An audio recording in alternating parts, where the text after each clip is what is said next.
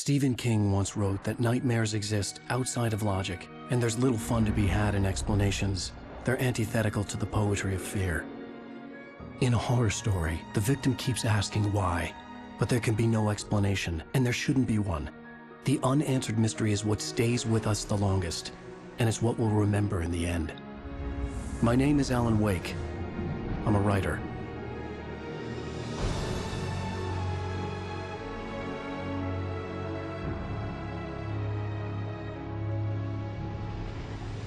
I've always had a vivid imagination, but this dream unsettled me. It was wild and dark and weird, even by my standards.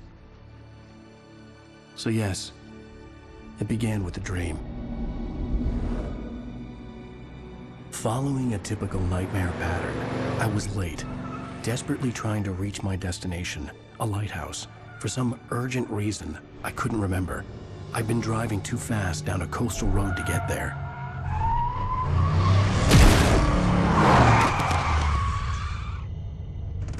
I'd seen the hitchhiker too late.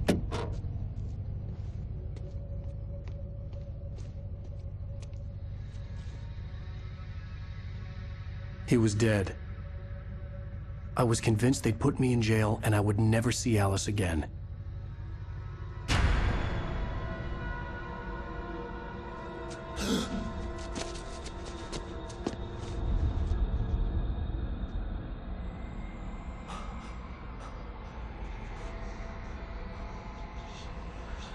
Suddenly, his body was gone. I was in shock from the crash. I could hardly stay on my feet.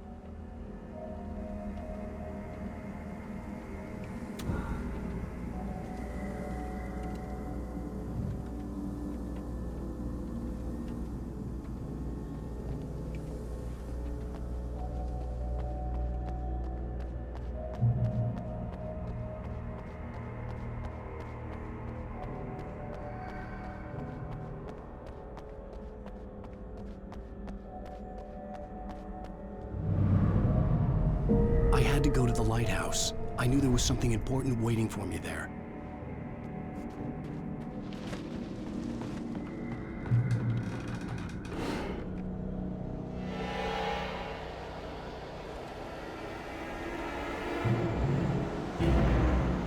You don't even recognize me, do you, Ryder? You think you're God? You think you could just make up stuff?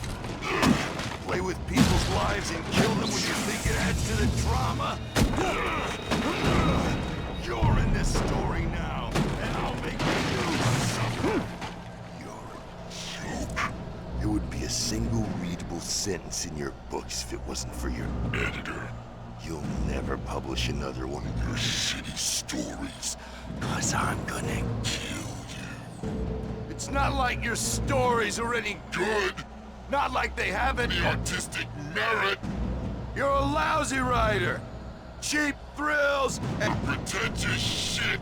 That's all you're good for. Just look at me. Look at your work.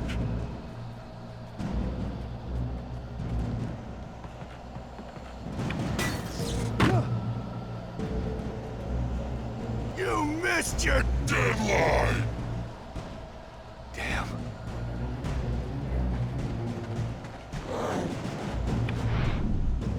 You can't stop me!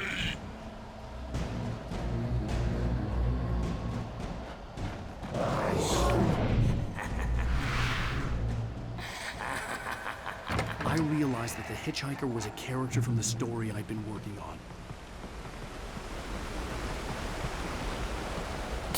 How does it feel to die by the hands of your own creation?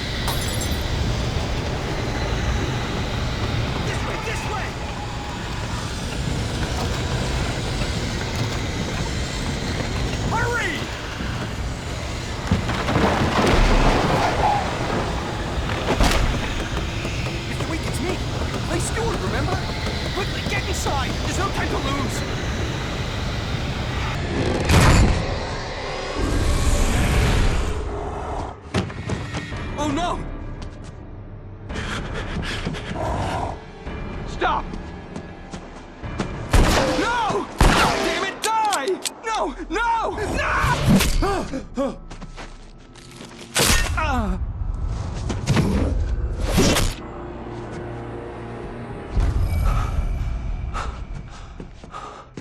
I was trapped. There was no way out. Die, die, die, die, die, die, die, die.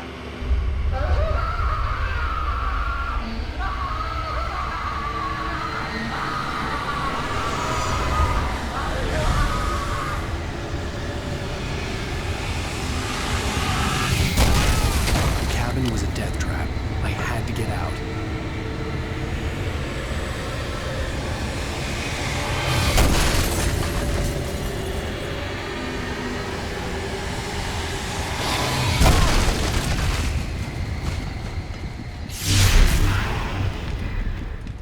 Follow the light.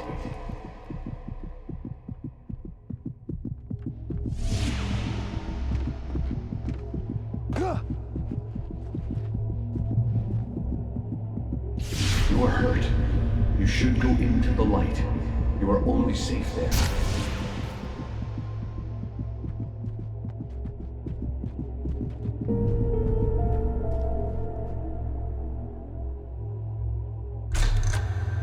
Well done. I have something important to tell you. It goes like this. For he did not know that beyond the lake he called home lies a deeper, darker ocean green, where waves are both wilder and more serene. To its ports I've been. To its ports I've been. Do you understand? No. Follow my light.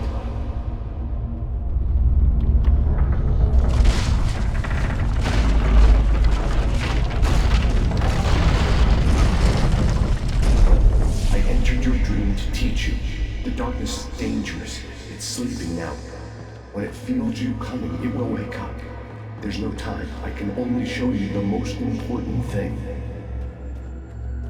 The hitchhiker has been taken over by the dark presence. You can't hurt him now. The darkness protects him from all harm. Only light can drive the darkness away and make him vulnerable again. Here, take the light. Turn your flashlight toward him and burn the darkness away.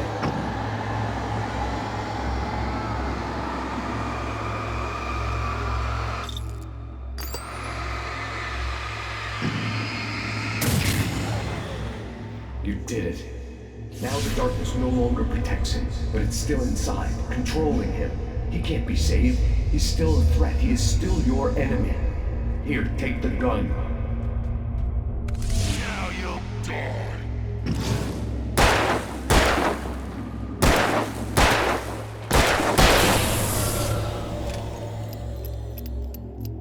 Good.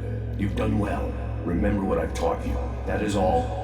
I will give you back your dream now. In the nightmare, a terrible darkness was taking over the world. The lighthouse was the last safe place on Earth.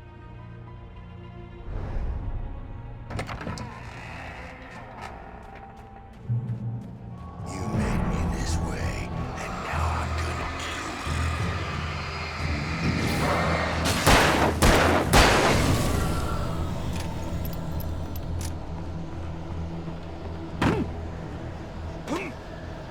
This isn't match.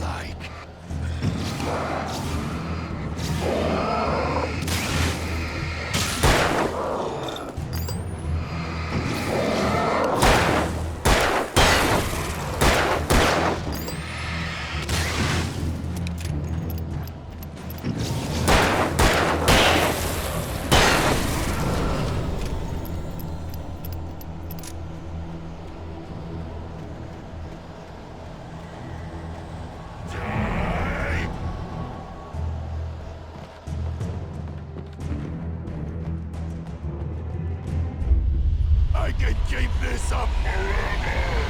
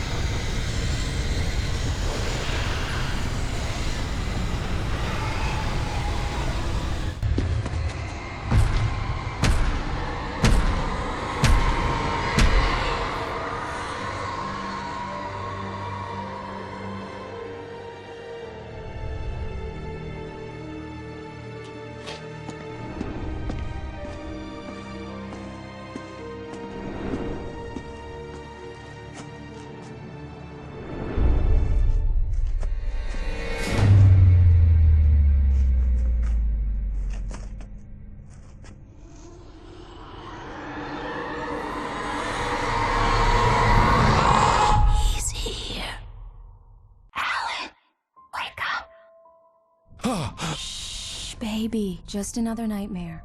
Everything's fine. You dozed off. Right. Anything more than dozed off would be news for everyone. Cheer up, handsome. We're here.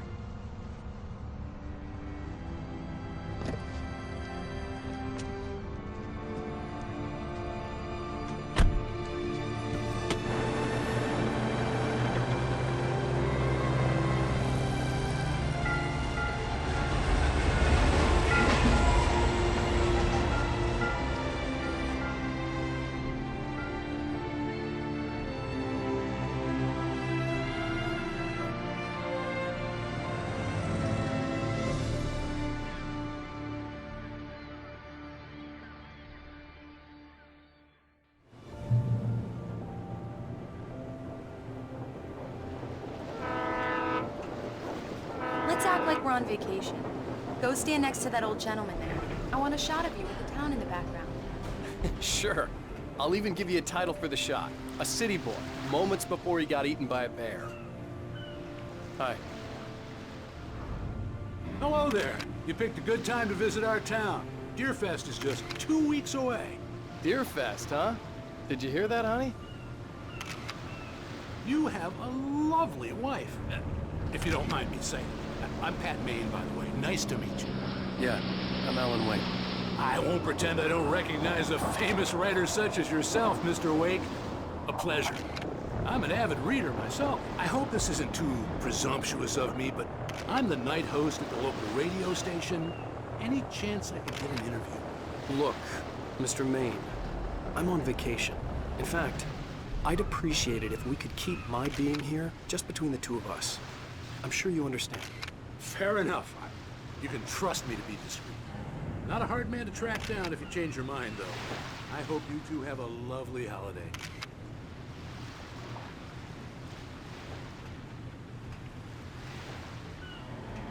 Very nice. I got a couple of really good ones. And I see you made a friend. That's cute. Right. Yeah? Hey, bestseller. How's my favorite writer? Are you there yet? Barry. Yeah, we just got here. Are the locals giving you trouble? Just say the word, and I'll hop on a plane and come make sure that you're left alone, Al. No, Barry, we're fine. Great, great. Just want to make sure you can relax and recharge. So, how is the place? Has it gotten your creative juices flowing? Barry, we're just settling in. Okay, Al. I'll call back later to make sure you're doing okay. And you call me if there's a problem, okay? Okay. I'm just looking out for you, buddy. Talk to you later. I love you too, Barry. You know he's going to be calling you every 5 minutes. Barry is Barry. I can always turn off the phone. What did I tell you? Text message from Barry. He says hi to you too. Alan, we're here. Come on, let's get back to the car.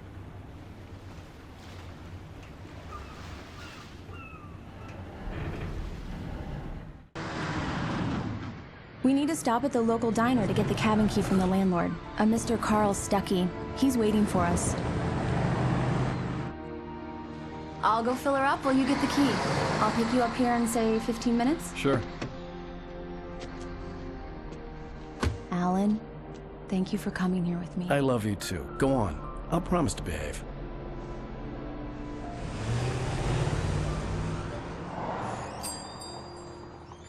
I'd forgotten there were still places like this. Towns where everybody knew everybody. Welcome to the Oh Dear Diner. Hi, I was wondering if you could help me. I'm looking for... Mr. Wake. Alan Wake. Oh, God! I am your biggest fan. I know people say that all the time, but I really am. I'm glad to hear that. Rose. Rose, I'm looking for Mr. Stuckey. Carl Stuckey? Carl? Oh, of course, Mr. Wake. He must have gone to visit the restroom. He'll be back in a moment. I can't believe it. I've got all your books. I got the cutout from the bookstore when they took it out of the window. And you keep it here. Well, okay. Good for you.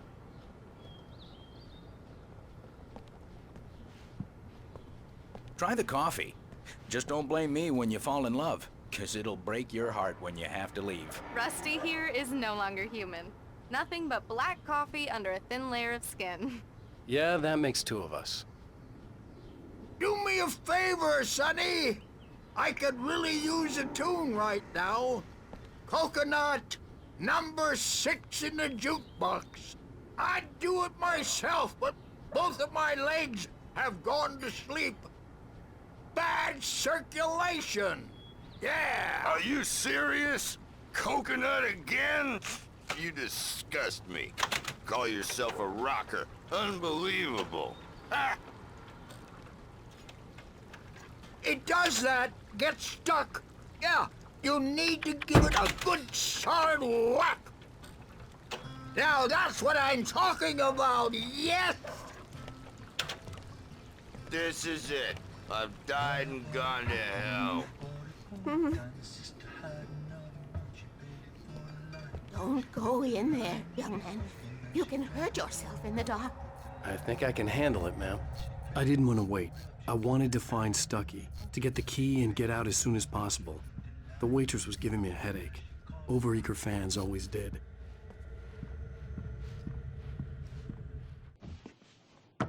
Hello? Mr. Stuckey? Carl couldn't make it. Unfortunately, he was taken ill. But I have the key for you and instructions on how to get to the lake. Okay. I wish you a good stay in my cabin. I'll come by later to check how you've settled in. And to meet your wife. I insist. Thanks.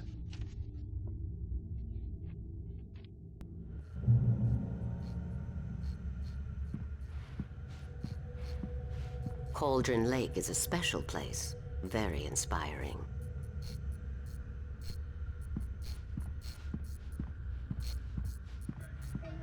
You got lucky this time, young man. You can hurt yourself in the dark. This really ought to be fixed, and then I must remind Sarah to change the lights at the station. It's been too long already.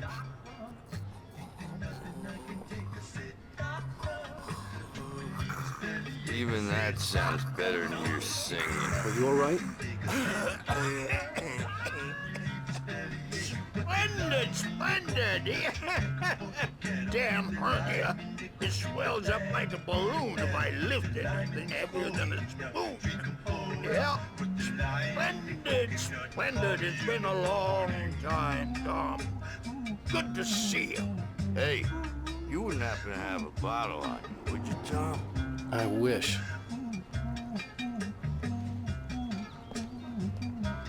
The Andersons, they're, local musicians. We're waiting for Dr. Hartman to come pick them up. They wandered off from his clinic at the Cauldron Lake Lodge.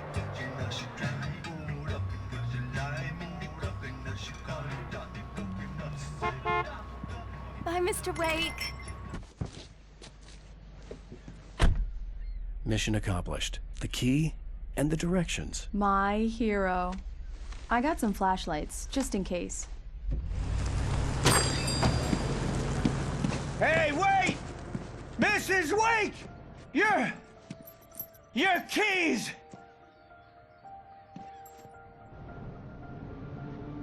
That diner was a real nut house.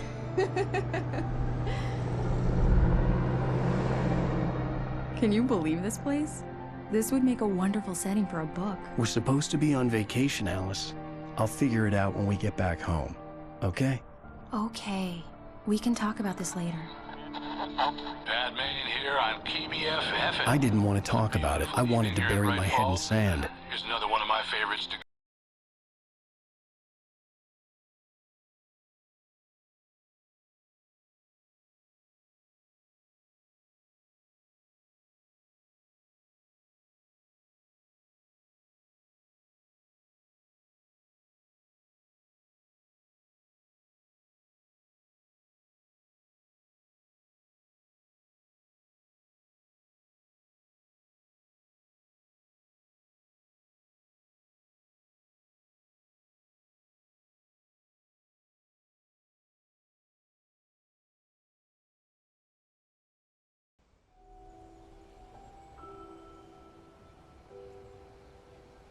Wow. It's gorgeous, Alan. It's something, all right. Don't worry, honey. I'll get you inside safe and sound before it gets dark. And I've got the flashlight. I know. I'm okay. Alice had a phobia, the fear of darkness. I wanted to make sure we were inside with the lights on before sunset.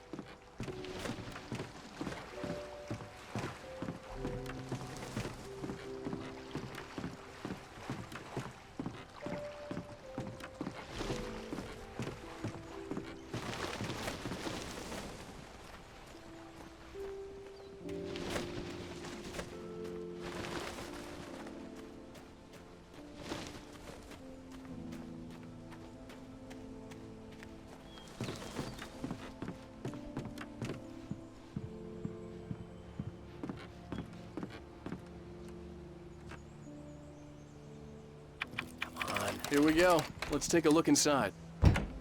It's dark in there. We need lights. Can you figure out how to get the power on, honey? Hello? Anyone here?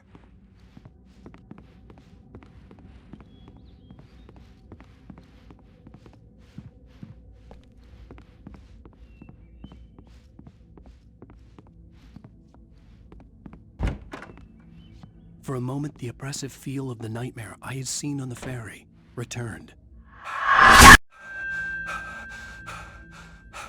Damn.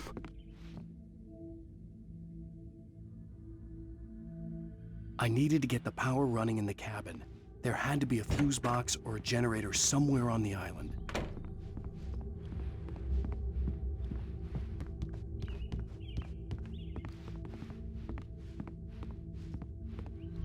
The power cable goes to that shed over there.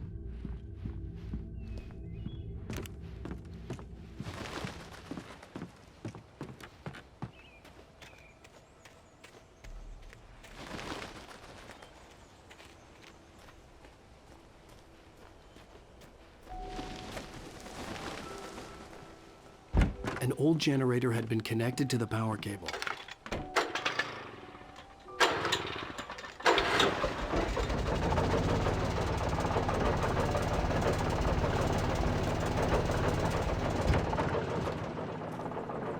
The lights are on! Good work, honey. I'll freshen up a bit and start settling in. Okay. I'll look around a bit. Sure thing! Have fun!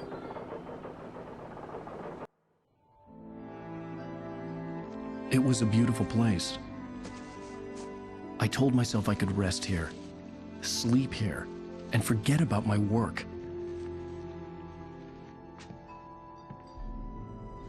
I thought we could be happy here.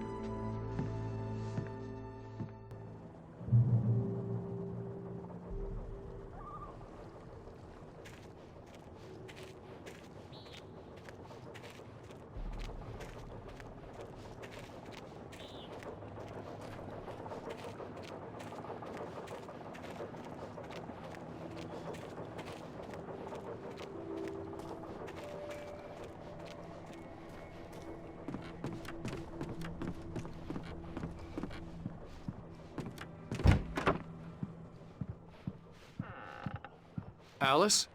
Honey? Alan, I'm upstairs. I have a surprise for you.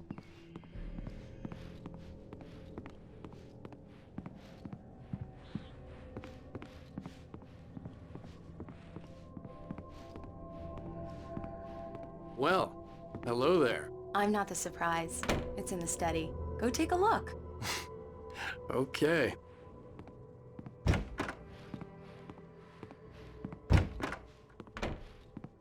Surprise! Alice? What is this? I guess I have a small confession to make. I thought maybe you could write here that a change of scenery would get you past... Damn it, Alice! Everyone Hey, hey, just hear me out! There's a local doctor, Dr. Hartman. I read a book of his. He has a private clinic here. He specializes in helping artists. Maybe... So now you want to get me committed? No! It's not like that. That's not... Alan? Alan? Just don't! I don't want to hear it! God damn it, Alice! God damn it! I knew she wouldn't follow me in the dark. I needed some time alone to think things through.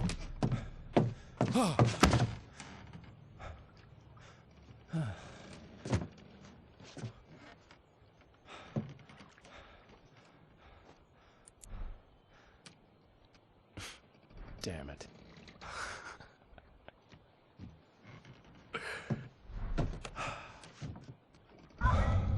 Alice? Alice? Alice! The cabin had gone dark. All the lights were out. Alan! Where are you? Help! Alice, I'm coming! It's all right, I'm coming! No! What the hell? Help me! Alan! Alice? Alice?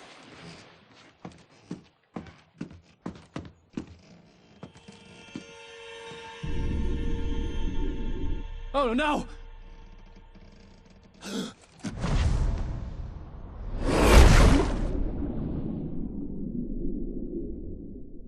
Keep going, Alan. Wake up.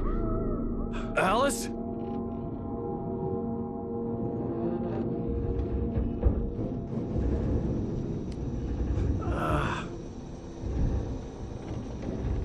Waking up in the crashed car felt like I had woken from one nightmare and entered another. I couldn't remember how I got there. All I knew was that something terrible had happened to Alice. The phone was dead. I'd have to find help on foot.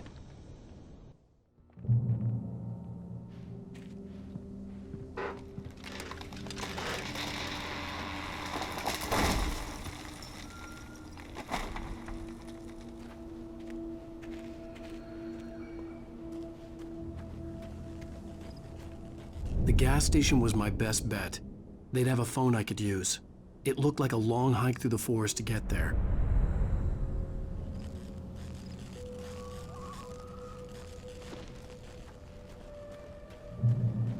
Damn.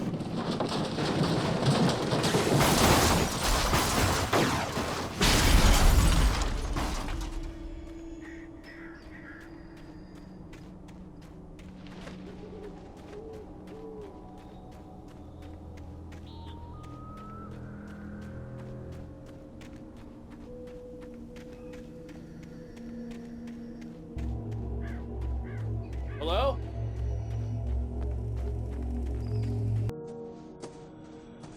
Hello? Someone there?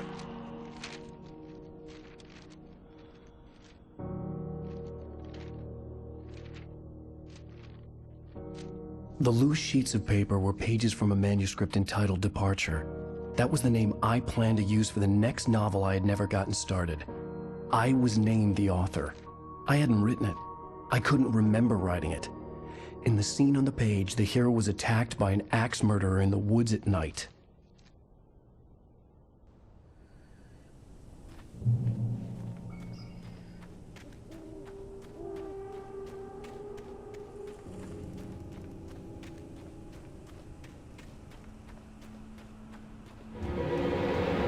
Anybody there? Please, I've been in an accident.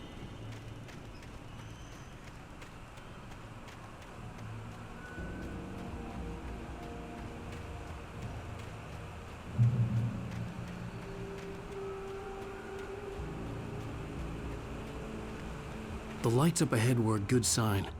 Maybe I wouldn't have to hike all the way down to the gas station to find a phone.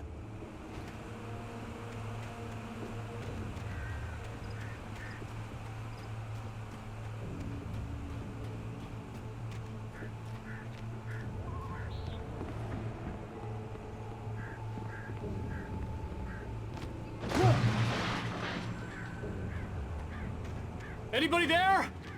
Please, I've been in an accident. Hey! Hey, you! Phil! There's been an accident. I need help. Listen, I need to... Premium cabins for rent in... Nightfall! Oh, hell. Carl Stuckey. Pleased To meet you. Non-refundable reservation deposit required. Fair and square. Ah!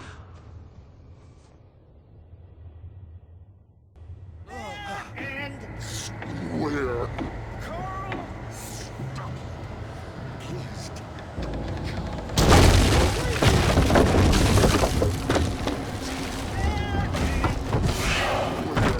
And balls to arrive. You lose. Shit. Digitize it. It's the latest. Great. Fall. I had to figure a way out of this. Any second now, and Stuckey would be knocking on the door with his axe like Nicholson in The Shining.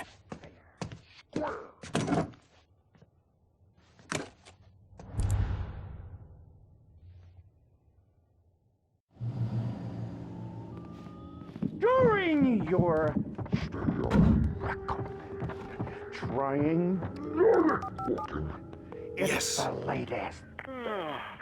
Great Falls Sheriff Station. Oh man. Hello? Hello? Woman! Let you shoot. This is bad.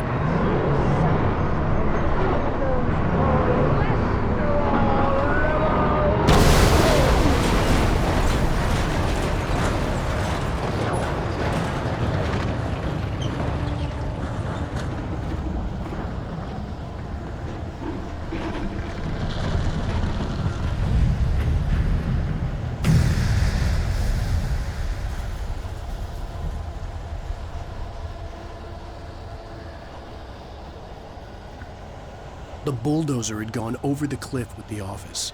I hoped Stuckey had suffered the same fate, but I wasn't planning on staying to find out.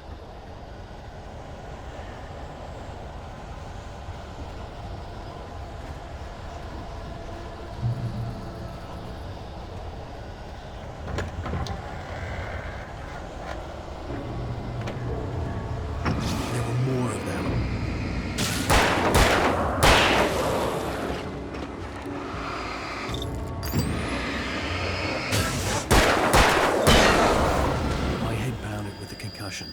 I'd never fired a gun outside a shooting range, and now I just killed someone, or something.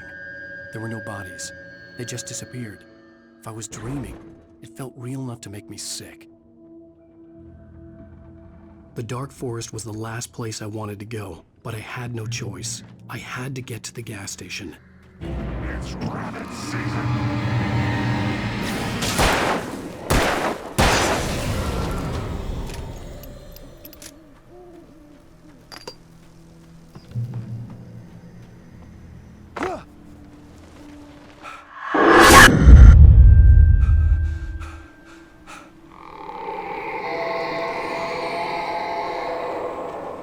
What the hell was that?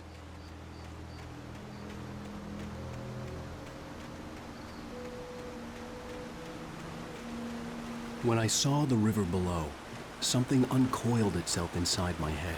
I realized that I'd have to find a way across. I didn't even want to look at the water.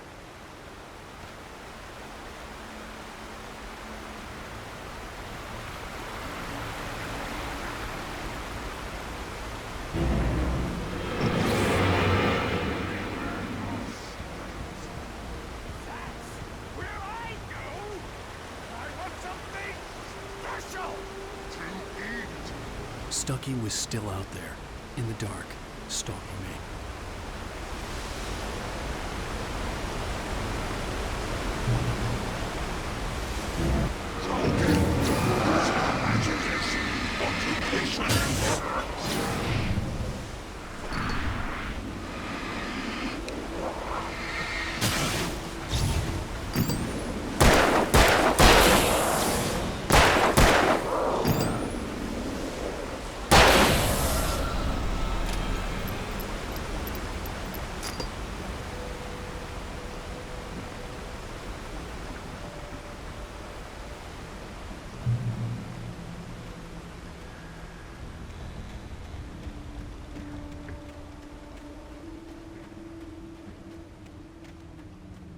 The staircase was broken.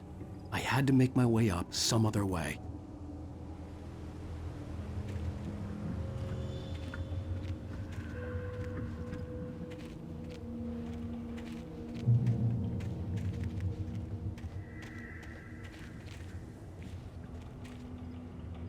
There was no power. There was bound to be a generator somewhere at the logging site.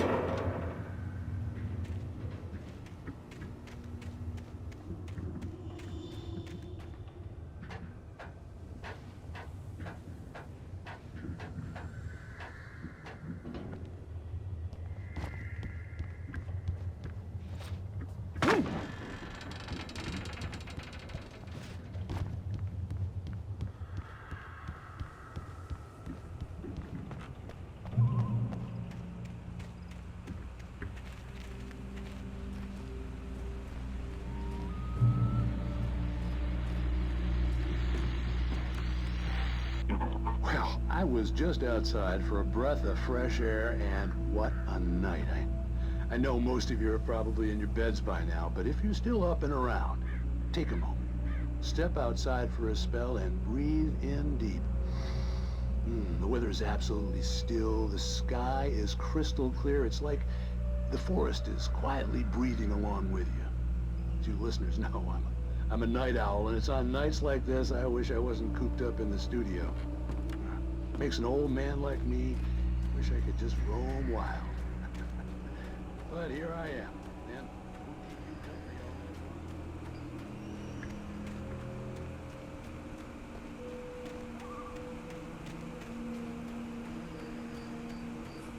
The gas station was closer now, its light welcoming in the darkness. Paul makes the best dogs in the state. Belly Burster is the best with no contest. Monster Dog is second best. The famous dog is...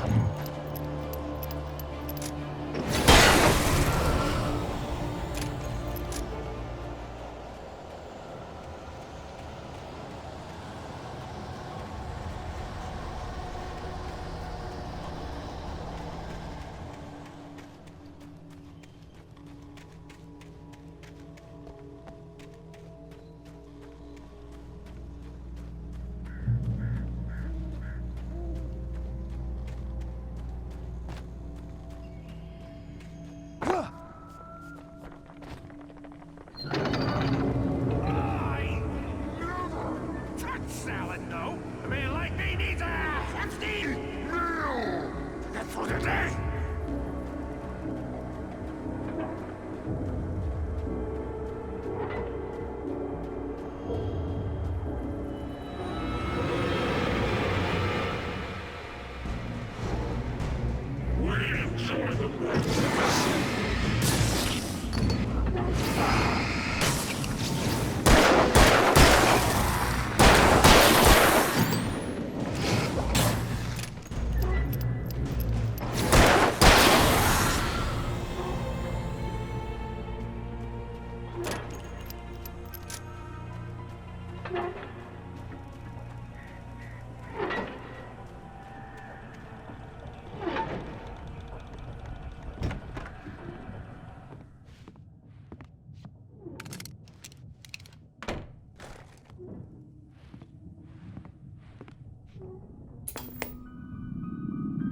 Science.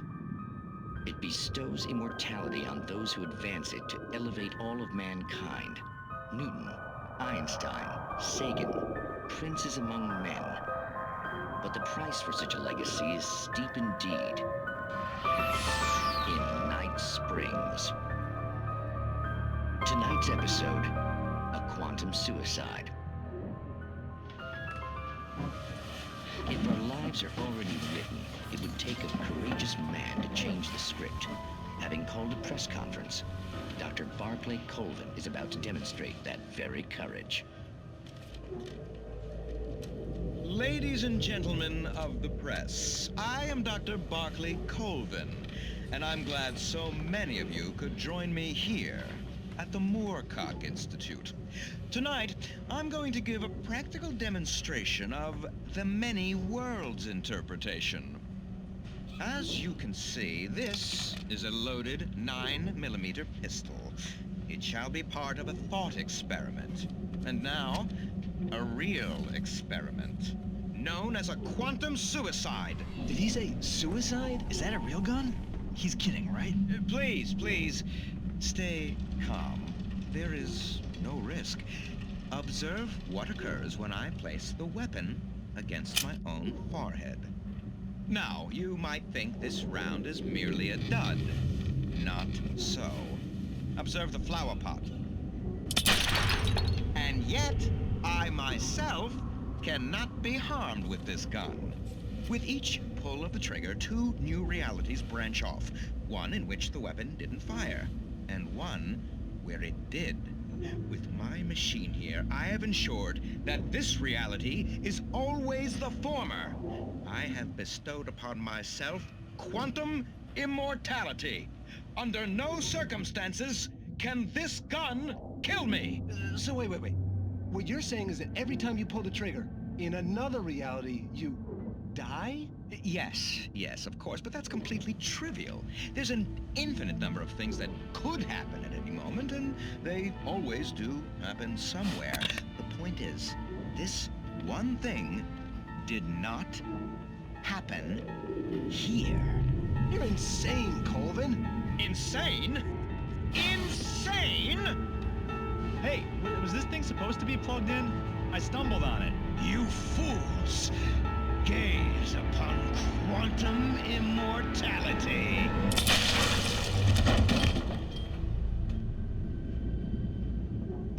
Poor Dr. Colvin, felled by his own hubris or the ignorance of the masses.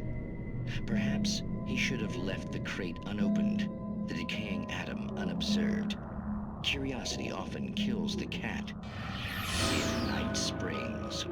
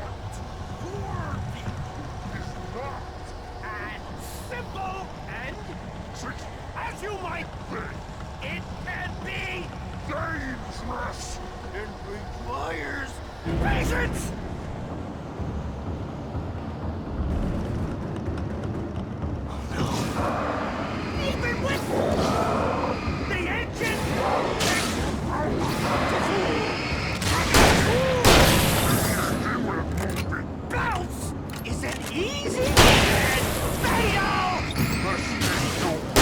Count your before! And after! This place too got needs! Engine has destroyed!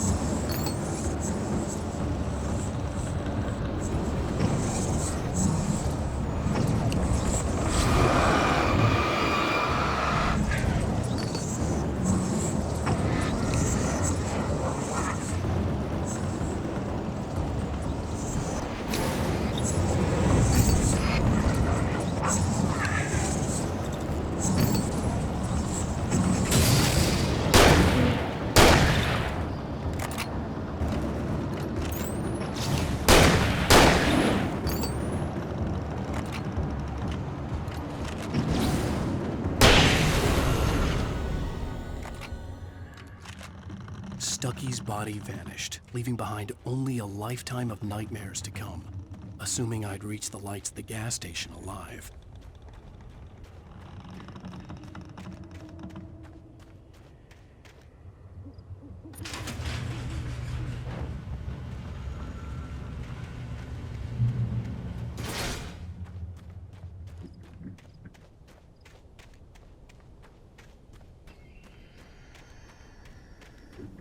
I recognized the parade float I had seen in Bright Falls when I first arrived with Alice.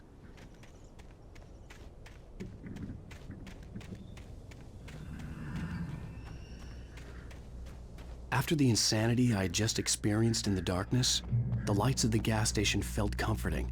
At least for a moment, the sane world reasserted itself.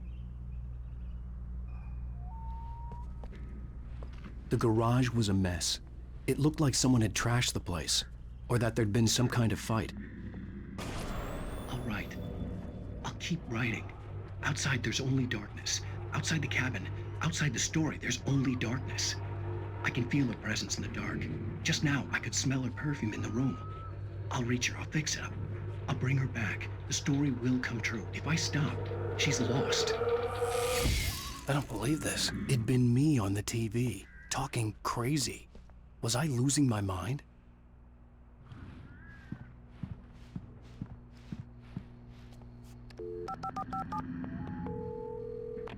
Bright Falls Sheriff Station.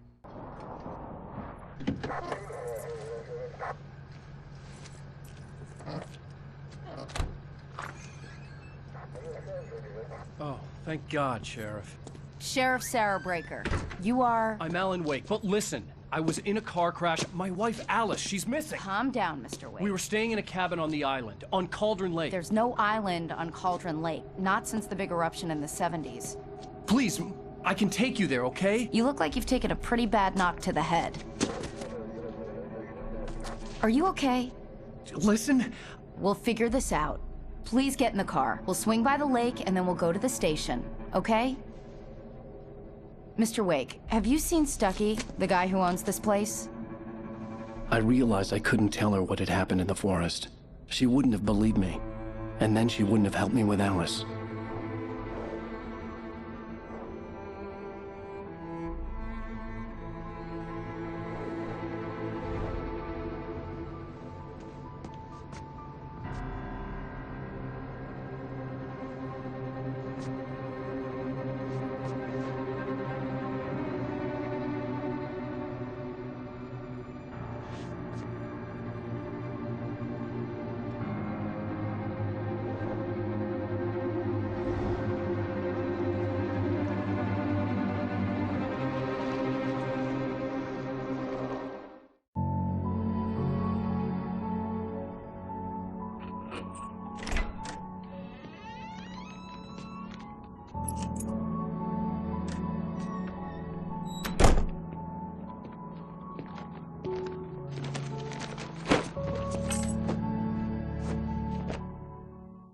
Honey, I'm home.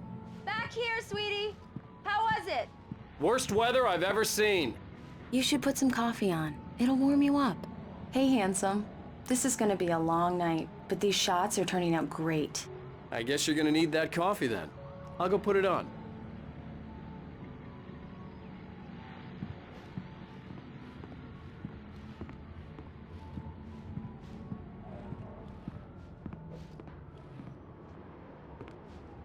Coffee's on.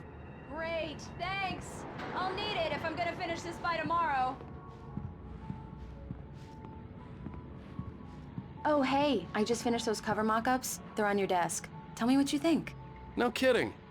I didn't think you'd get them done this quickly. On occasion, I can perform all sorts of miracles, my dear. Oh, really?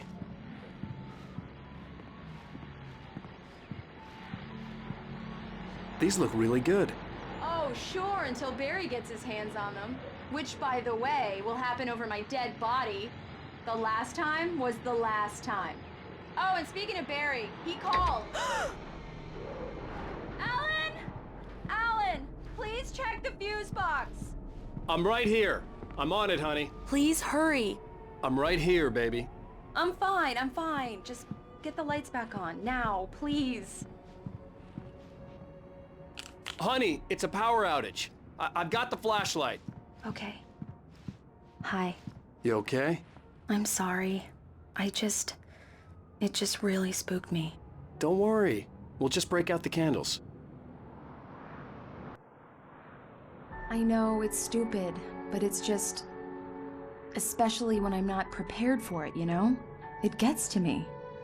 I love you. Tell me a story, writer. Okay. I used to have these nightmares when I was a kid. The dark really spooked me, too. When it got really bad, my mom gave me this old light switch. She called it the clicker. The clicker, huh? Yeah. If I ever got scared of the dark, I could just flip the switch and a magic light would scare the monsters away. Oh, sure. Here it is. Alan. Maybe it'll help you, too. Yeah, nice story, writer boy. You made that up right now, didn't you? No.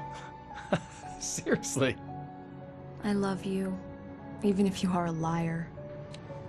Thanks for this.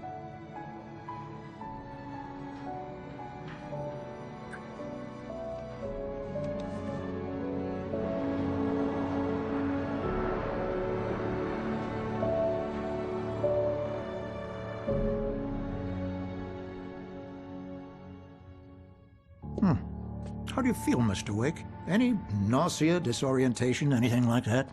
Mr. Wake, how are you feeling? I'm okay. My head's fine. I had to lie about my headache and memory loss. He'd send me to a hospital for tests. I couldn't leave without Alice. Very well. I don't think you have a concussion, but you've obviously been through quite a shock. You should take it easy for a couple of days. Thanks. Well then, Mr. Wake, we're done here. If the pain gets any worse or you experience any other symptoms, you should come see me. I'll let you get on with it then. Sarah, Sheriff Breaker, is waiting for you. She's very good at her job. I'm sure she can locate your wife in no time. Doc Nelson was the image of a small-town doctor. Sheriff Breaker had called him to the station to take a look at the cut in my head. I'm sorry you had to cut your morning fishing short for this, Doc. Oh, she's a beauty, ain't she? Not the biggest I ever caught, if you can believe that coming from an old fisherman like me, but she's right up there. Now, she's a largemouth bass, which is what you're after if you prefer a lure. Now, if you want either trout or salmon, on the other hand, then it's fly fishing for you. You a fishing man, Mr. Wake? Oh, doesn't really matter, I suppose. But it can be very relaxing out there. You can't get me off the water this time of year. Closest thing to heaven. I'll take your word for it, Doc.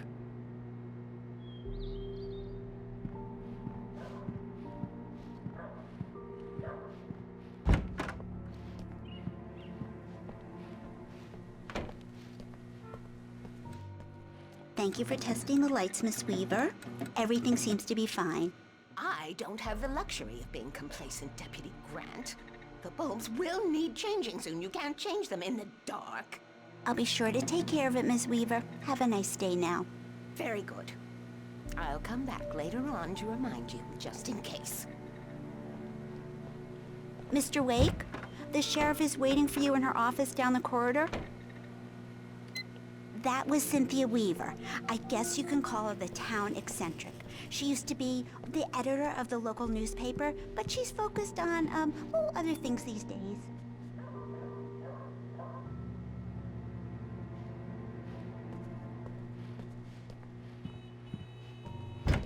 Come in, Mr. Wake. Your phone's on the desk. The battery was dead. It's charged now. Have you started looking for my wife yet? My men are already on it. Now, can you tell me what happened? I'm not sure. I can't remember. We were arguing. I walked out of the cabin. The cabin on Cauldron Lake? How did you end up at Stucky's gas station? I wanted to tell her what had happened last night, but I couldn't. She'd lock me up. Excuse me, I need to take this. Hello? Alan, please help me. Alice? Stop talking to the law. You'll do exactly what I say if you ever want to see your wife again. Who is this? Go to the back lot. There's a hole in the fence on the left. Look inside the junker. I left a little something there to convince you we're all on the same page here. After you ditch the cops, you're gonna meet me in Elderwood National Park. Mr. Wake, can There's I a spot help you called with Lover's anything? Peak. Midnight. Don't do nothing stupid, pal. We're watching you. I need to get some air. The sheriff said I could go out back. Of course, Mr. Wake. You can get there through the cell corridor. Just don't mind Walter in there. He's one of our regulars. I thought he quit drinking for good. Oh, no such luck. He went on a bender and beat Jamie pretty badly. He started shouting like that the moment he woke up. They don't understand. They won't listen to me. I need it to be bright in here.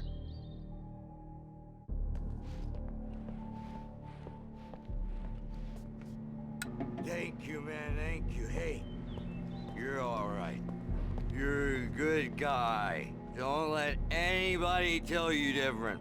You know, I shouldn't even be in here.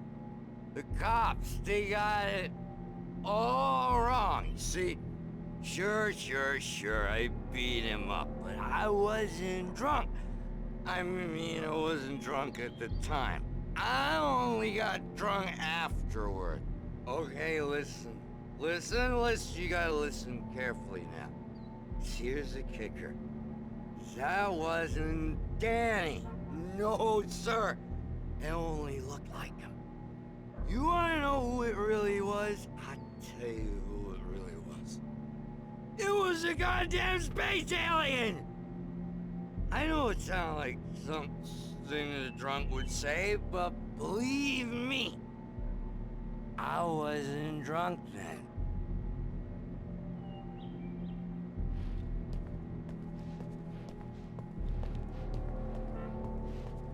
The early morning light hurt my eyes and made my head ache. The man on the phone had said, go through the fence on the left.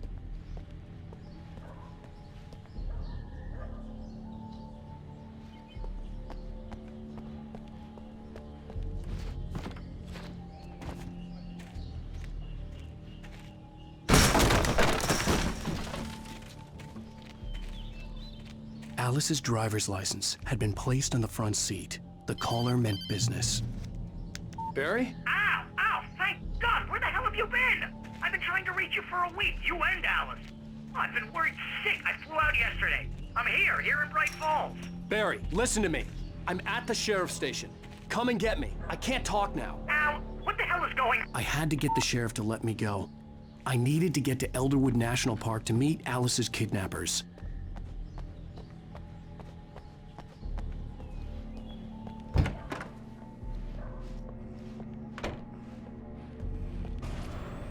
A writer is a light that reveals the world of his story from darkness, shapes it from nothingness. The way a sculptor carves a statue from a block of granite. If I stop, the world I'm making dies. Darkness will reclaim it. It's a long, hard journey into the dark. Alice's life is at stake, but I can't think about that, or I'll lose it. The dread lingers at the edge of perception. I'll push on. Anything is possible here. I'll write the story. I'll save her.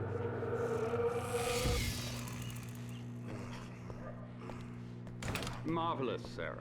I just wanted to settle all the damage the Anderson brothers might have inadvertently caused on their recent... Are you feeling any better, Mr. Wake? I'd like to leave. Am I free to go? Well, we still need to talk about... Am I under arrest? No, of course not. But I need to know where you'll be staying so I can get in touch with you. I'd avoid the motel. The Majestic is known for its roaches. The cabins at Elderwood are pretty nice, though. That sounds perfect. I'm Dr. Emil Hartman. I'd like to invite you to stay at Cauldron Lake Lodge. Did you talk to my wife? I had the pleasure of discussing your situation with her on several occasions. Did you set something up with her? I invited her here. My clinic is a place where... Oh! Hey! Oh, my! Take it easy. Hey, nobody move! Get your hands off of my client! Who are you? I'm Barry Wheeler, his agent. If you have business with Mr. Wake, you talk to me. You yokels won't know what hit you once I sick my lawyers on your asses. No harm done, Sarah. I'm all right. I don't want to press charges. Mr. Wake, my offer still stands. Get me out of here. What the hell was that about, Al? We don't need a replay of that thing with the paparazzi. I thought they were gonna lock you up.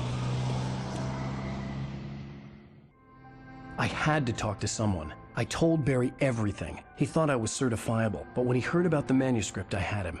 The fact that I'd written something, even if I couldn't remember it, was enough for him. He smelled money. And he believed that Alice had been kidnapped. Anything beyond that was another story. I had a midnight appointment with the kidnapper in a place called Lover's Peak, somewhere in Elderwood National Park. The plan was to rent a cabin. I don't like it, Al. I don't like any of it. It's not good. In fact, it's the absolute opposite of good. Mr. Wake! Barry, you found him! Hi, Rose. Oh, wow. I was just thinking about you, too. Great. I was just bringing Rusty some coffee. He's on the balcony, looking after Max. Poor thing. I really need to go. Great to see you again, Mr. Wake. Later! Who's Max?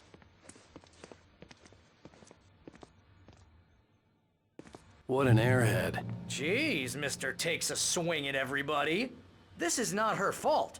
She's a very nice girl and, more importantly, a fan. She even has a fan site dedicated to you.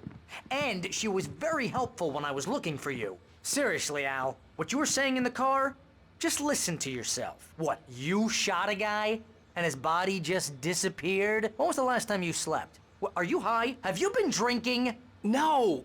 Look, Barry, I'm missing a week, and someone's got Alice. Do and you everything's understand what it sounds like when you say stuff like that? Don't get me wrong, it's a good story, could be a bestseller. But when you start confusing fiction with reality, you're buying yourself a ticket to the funny farm. Wait here.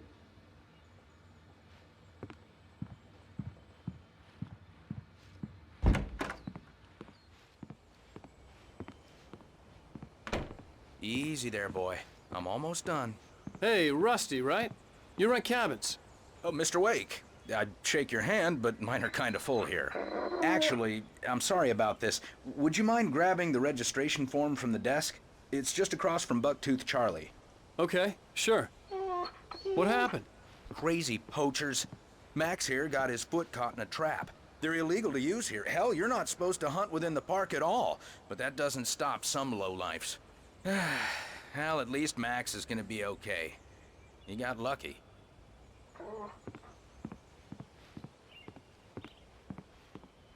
Seriously, Al, you can't just go and meet a kidnapper. Those situations always end up in disaster. You gotta talk to the cops. She's my wife, and it's my call. Can we talk about this later? No. This whole thing... Listen, you hit your head. I mean, geez, Al, come on. You gotta understand how crazy all this sounds. If you're trying to pull a joke on me, freak me out, it's working. Ha ha, let's have a laugh on Barry. Well, you had me going there real funny, Al. You can quit it now.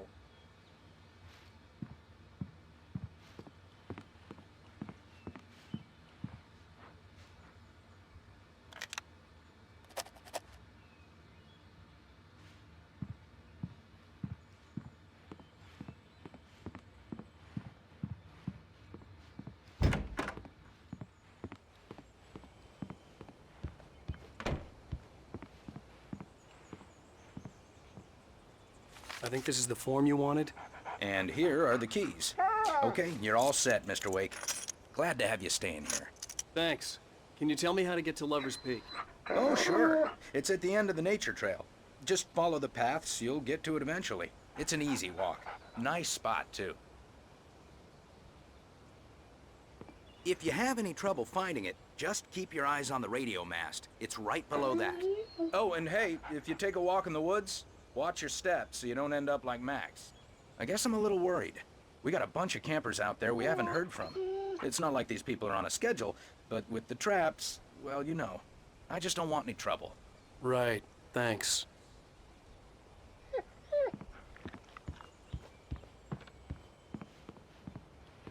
Look, Al, you're asking me to believe that you shot a dude who went poof into thin air, a guy who was bulletproof until you pointed a flashlight at him. You hear that from people who end up spending time in padded rooms, strapped to their beds, wearing white shirts with too long tangled up sleeves, and eating a healthy diet of pills. Al, you make cruel jokes about people who believe that kind of stuff. You're the skeptic. You gave me an hour-long lecture on homeopathy last month. What was it? If there's no proof, it's pure bullshit. Period. Guess the laugh's on me then. Al, come on! I mean, okay, maybe something weird happened to you, okay? Well, thanks for the heartfelt vote of confidence. All I'm saying is you gotta throw me a bone here, bestseller. What would you think if it was me?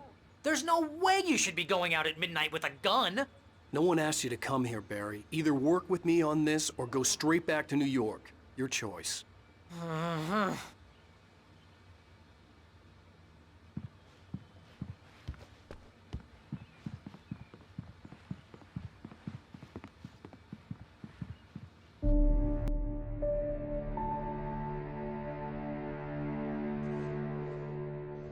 That's just crazy talk, Al.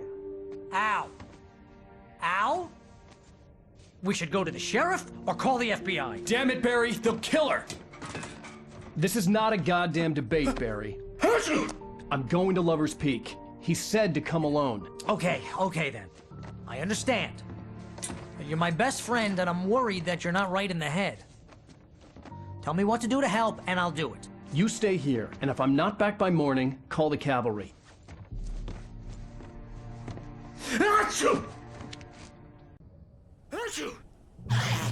Just be careful with the natives, Al. These yokels are dangerous. Everybody hates a tourist, or it'll be Deliverance all over again. Bless you. Oh, this place is trying to kill me. I'll bet there's mold in here, spores, poison ivy, God knows what. This is so not worth a 15% commission.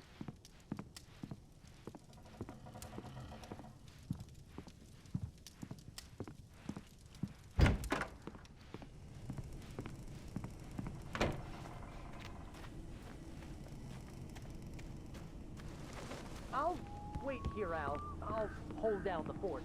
I'll be with you in spirit every step of the way, Al. Walk through the door now.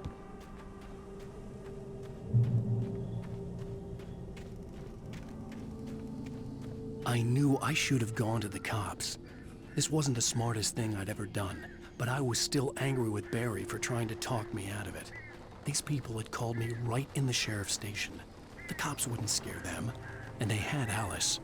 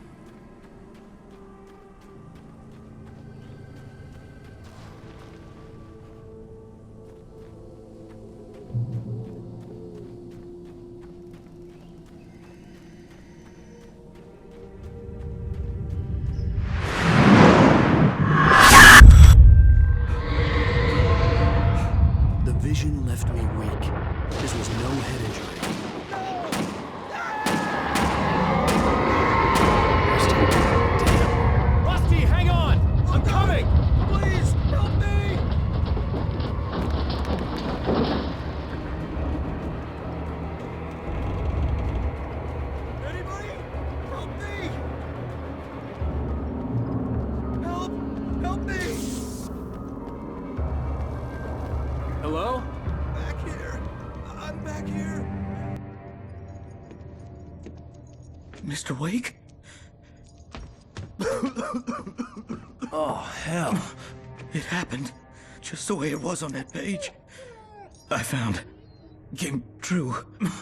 It knew. So dark. It'll come back for me. You must... The lights. In the office. I have the key. Okay, Rusty. Hang on.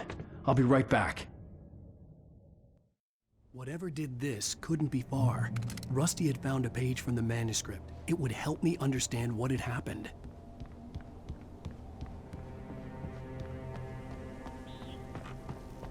The only way to make sure that Rusty was safe was to get the power running and the lights back on.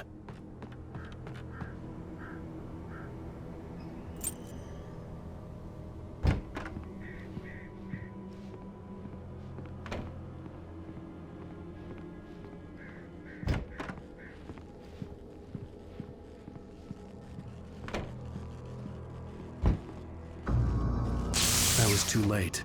Someone had destroyed the circuit breaker. There was no way to get the lights back on. Rusty!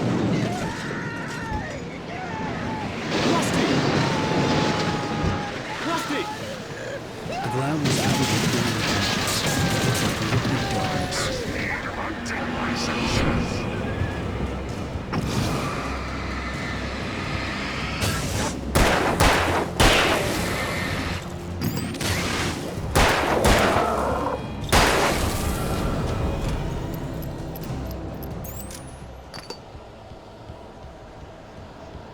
Something had torn a mammoth-sized hole in the wall. Don't feed the animals.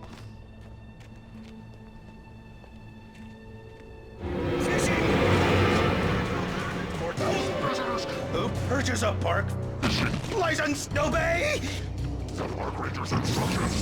at all times. Rusty? Rusty, no! Never. Two bears and wolves never approach any other wildlife closer than 25 yards. That's Ross Bailey. Never leave your pet unattended.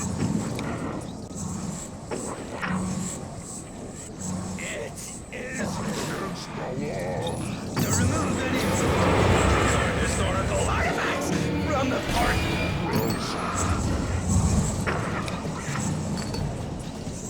This includes even you made or even simple berries.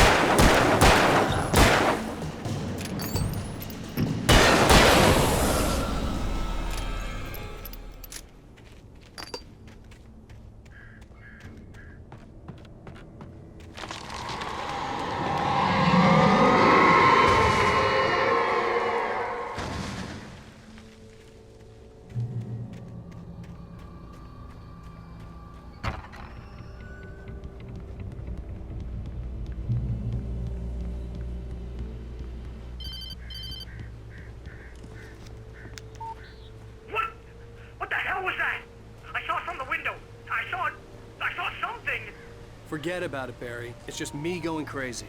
Oh, jeez. Oh, jeez. You're not crazy. I wish you were crazy, but you're not crazy. Ow, be careful. Stay in the cabin. Don't open the door for anyone. I mean it.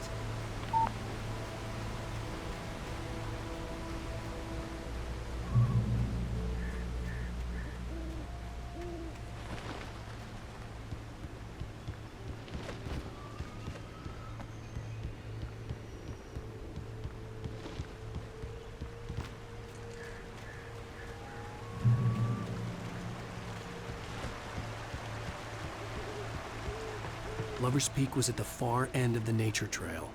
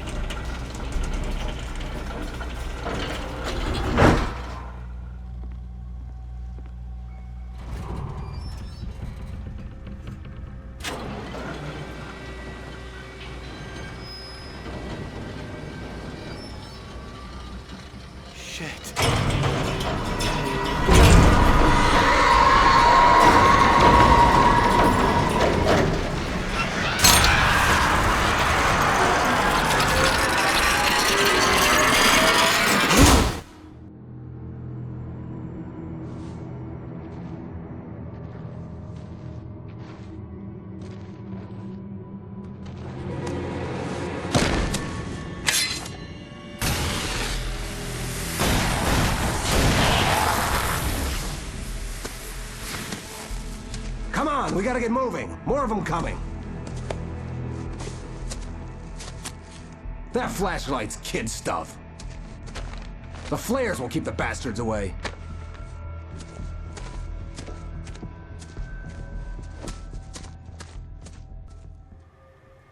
You can see them too? Hell, of course I see them. Come on, we gotta move. Why? Because that's the way the story goes. Yeah, but... Let's move!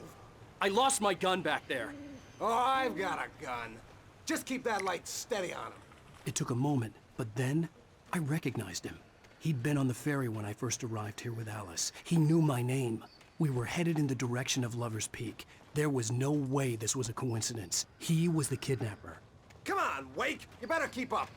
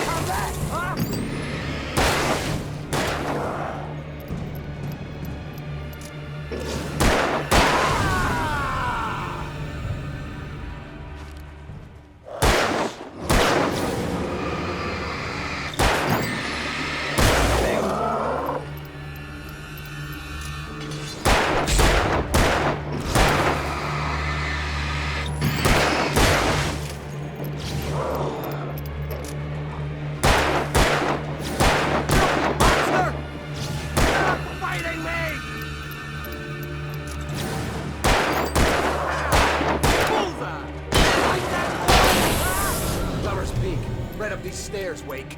Use the flares from the emergency box to hold them off while I get these boards off. Give me the gun. Yeah, no can do, Wake. Are you kidding? Give me the gun! No time for back talk. Hold them off, damn it.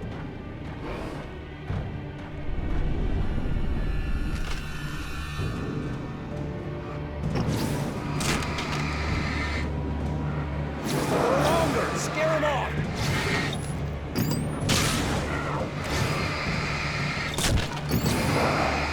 Get some light on those bastards! That'll keep them off us!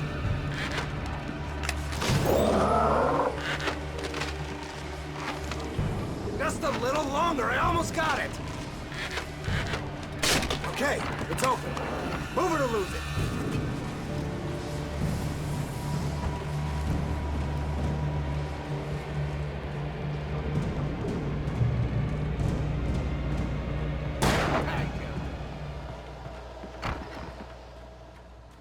Better get ready.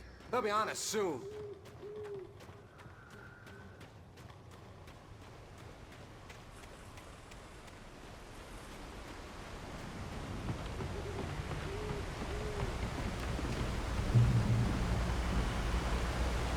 This is it, Wake. Last stand. There's more players here. Get ready. We fight them as long as they keep coming. Give me the goddamn gun! They're coming! That's not how this goes. Get with the program, Wake.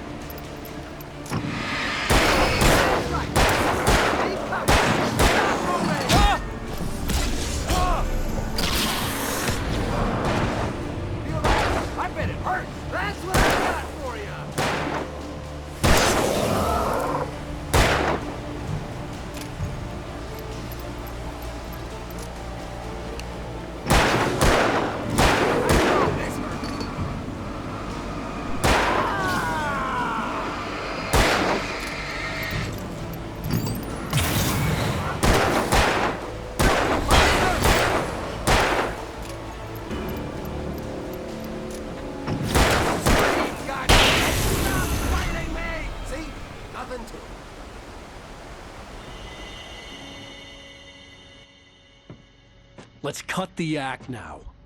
Where's my wife? I knew you were gonna say that. I read it all before. You're a hell of a writer. Congratulations. You're gonna bring about something glorious and terrible once we get you some proper editorial control. What the hell are you talking about? Where's Alice? I want the entire manuscript, or she's gonna suffer bad. You touch her and I'll...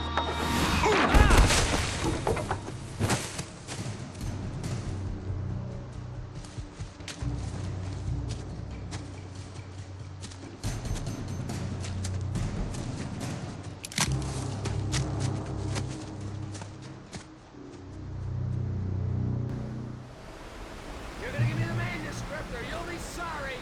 No! Come back here! I swear I'll kill you if you hurt Alice! Do you hear me? Come back here! He had Alice, and he wanted the manuscript because he thought it held some magical power. But I had no manuscript to give him. I had to get back to Barry and figure out my next move.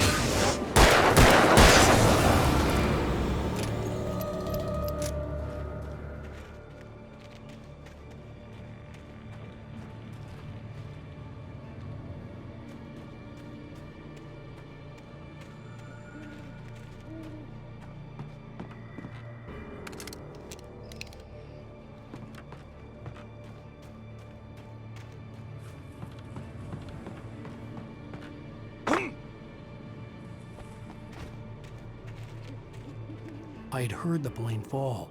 It made no sense. It was clear that it had just fallen here, but it was very old and obviously hadn't flown in decades. Looking at it sent a shiver down my spine.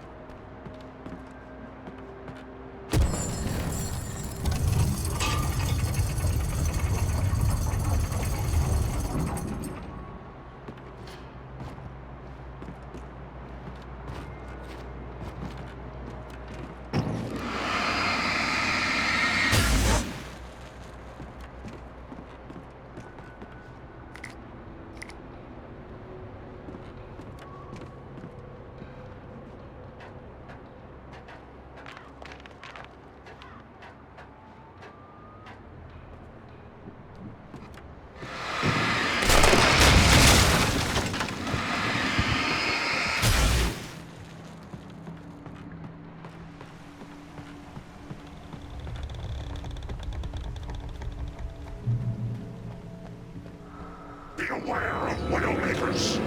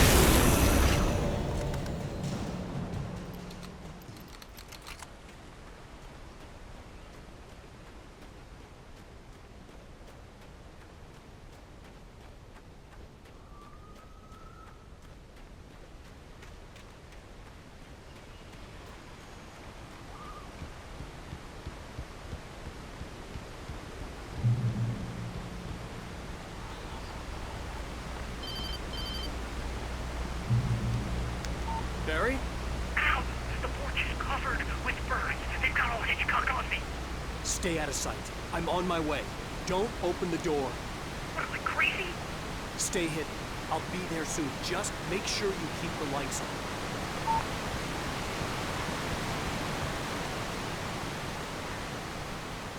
I still had to reach Barry at the cabin, but at least I was out of the woods.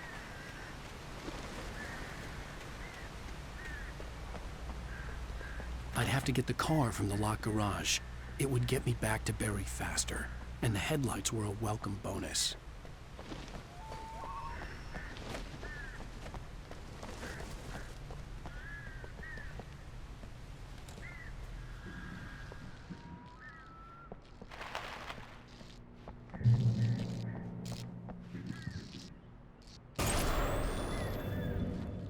A story is not a machine that does what you tell it.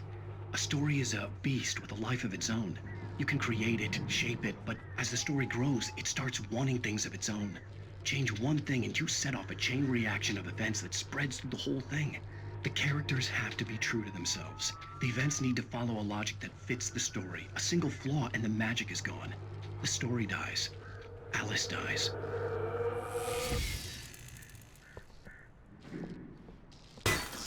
You can learn about nature and yourself.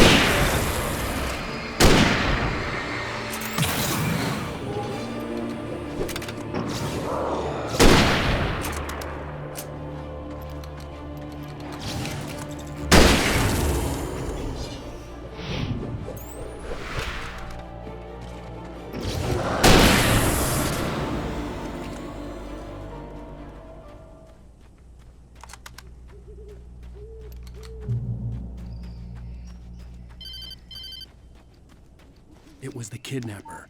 You son of a bitch! Where's my wife? Enough horseplay, Wake. You deliver the manuscript, and you can have your woman back. Simple as that. I don't... Listen. I'm gonna need time to finish it. I still need to write the ending. I need a week. It's not done? I need a week. 2 days. The old Bright Falls coal mine is nearby. You can find it easy, city boy. The main building, there at noon. You bring the manuscript, you'll get your wife. If not, well, get me? Yes, I get you.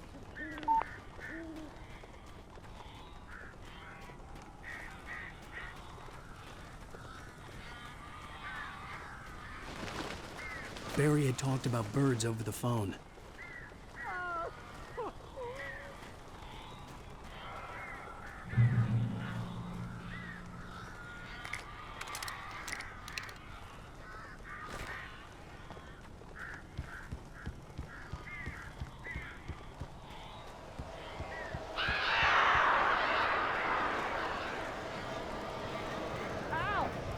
I am so glad you're here.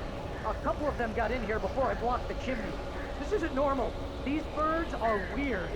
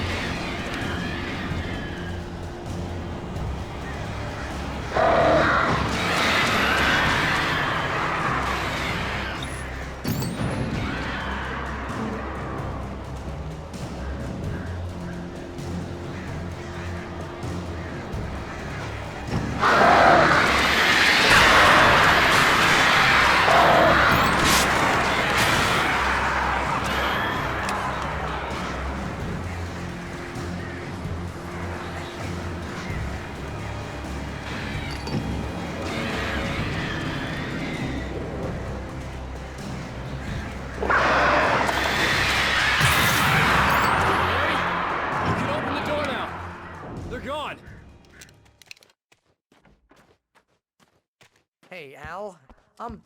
I'm sorry for thinking you were having a psychotic episode, man. I sent Barry to the town to ask around about a man fitting the kidnapper's description. He'd go through the archives of the local paper. Perhaps he could learn something. Anything about the island and the cabin that had disappeared. The man wanted a manuscript. I had to try to write him one to get Alice back.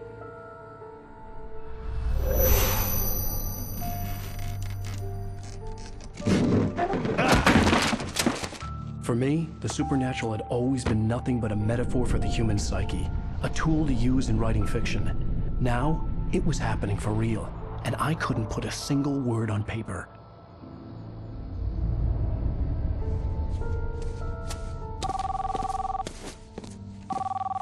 Barry Wheeler speaking. This is Rose. Rose? I found Mr. Wake's pages. Oh, you sweet, brilliant girl. Could you and Mr. Wake come get them? I live in the trailer park outside the town. We'll be there in less than an hour. Bye now. See you soon. Have a great day. Hope you come back soon. Welcome to the Oh Dear Diner. Good girl.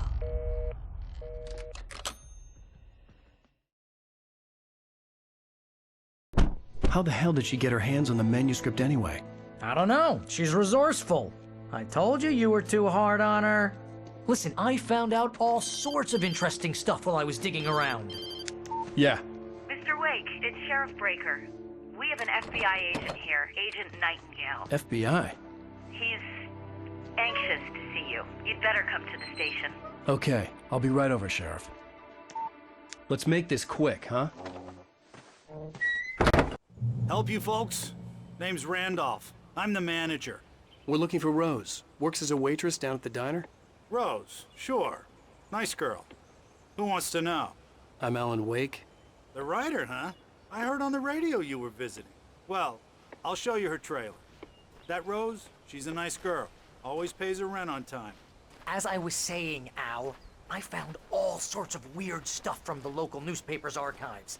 This place is crazy. Disappearances, mysterious deaths, urban legends come true, and get this, most of this stuff takes place around Cauldron Lake. Well, you ain't wrong, mister. The Indians thought the lake was a doorway to the underworld. I'm the God-fearing type myself. I don't hold with that sort of thing. Yeah, okay. Anyway, there was an island there owned by a guy called Thomas Zane. Now, some of the articles I found about him make him out to be a famous writer, but I ran a bunch of searches, couldn't find a single thing he wrote. Zane was heavily into diving, so much so that the place came to be called Diver's Isle. But the volcano under the lake erupted in 1970, and Zane went down with the island.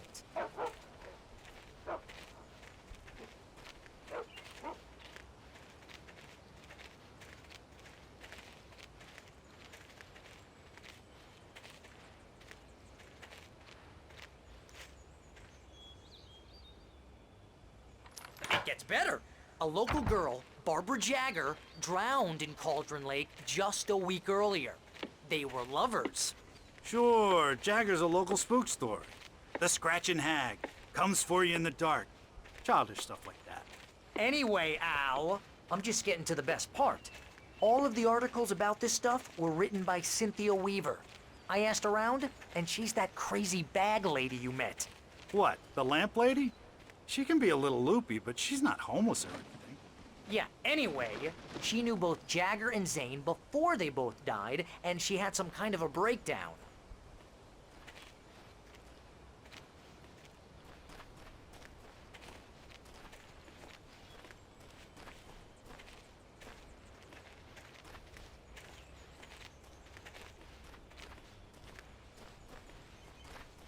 Well, mister, this here's Rose's trailer.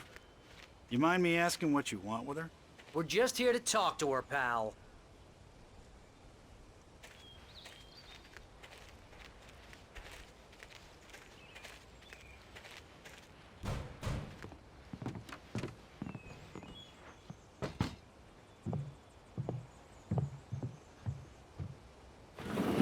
Welcome to... Oh dear, Mr. Wake. I'm so glad you're here. Rose, you have my manuscript? Oh. Oh, yes. Yes. Please, come in. Hey, this is really good. Rose, Yes, my manuscript. I really need it. I understand. I know what you need. A muse to inspire you. Oh, for Barry? She doesn't have anything. Yeah, hey, Al? Al, what's... Oh... Barry! What? What?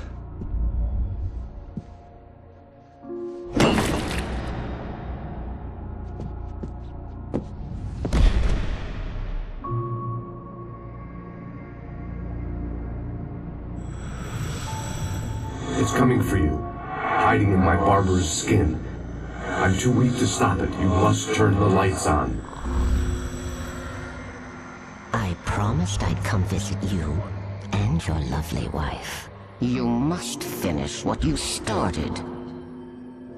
I insist. You must turn the lights on. Turn the light on. Back to work, boy.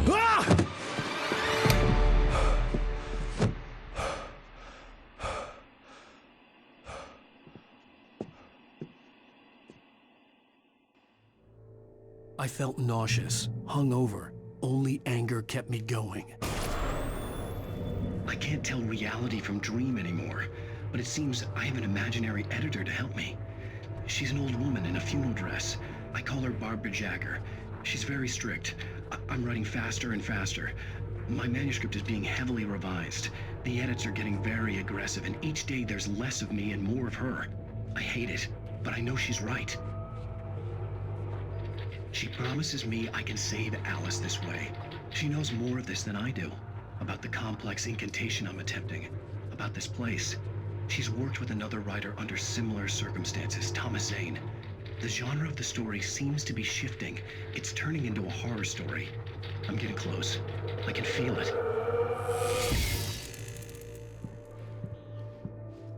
Rose took a day from me. I had less than 12 hours left to meet the kidnapper. All I could do was get Barry into the car, work something out once I got on the road. Welcome to the Oh Dear Diner. What can I get you today? Coffee? I couldn't work up much hate for Rose. Something had used her to get to me and left its mark. First refill is free. Milk and sugar on the counter there. Would you like to hear today's specials? Thank you. A nice day. Come back soon. Barry was out of it. He was way too heavy to carry. You're right. I deserve more money. I'm so handsome. My gun and flashlight were gone. I'd have to find a way to get Barry into the car as quickly as possible. There was no time to waste.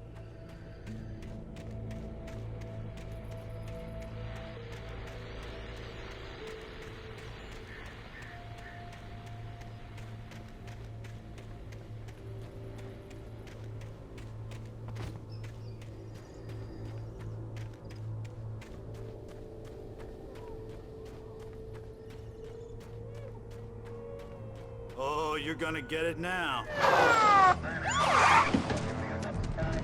God knows what you've done to that poor girl. This is Agent Nightingale, FBI! Get him up, Hemingway! You're under arrest! You move a muscle, I'll unload right in your goddamn face! Stay right where you are, Spillane!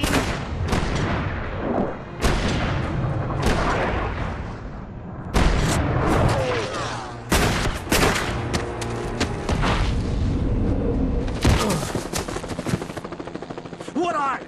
I'm standing right here, you goddamn maniac!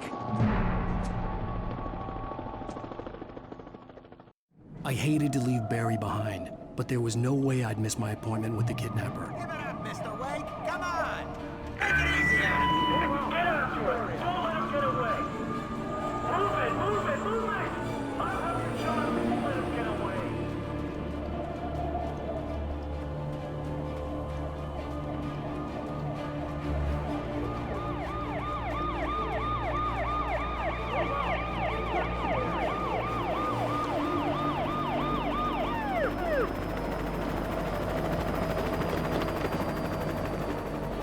Stop running! We have the suspect in sight!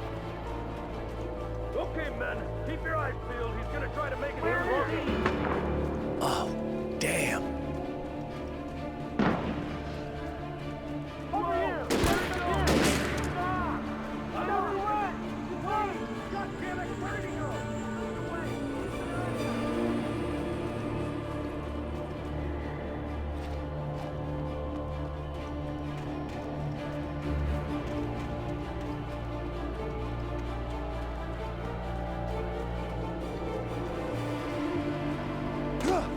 He's gone! Come on, guys! We need to head him off!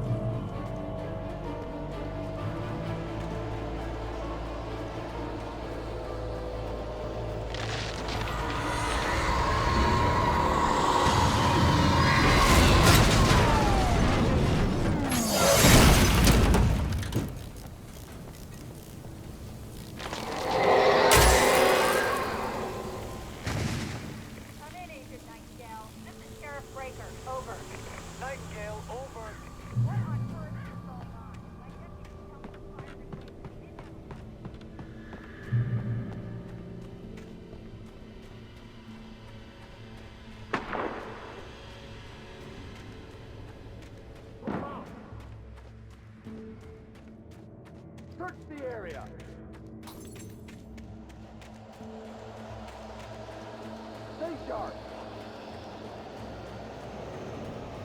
This way. Over here.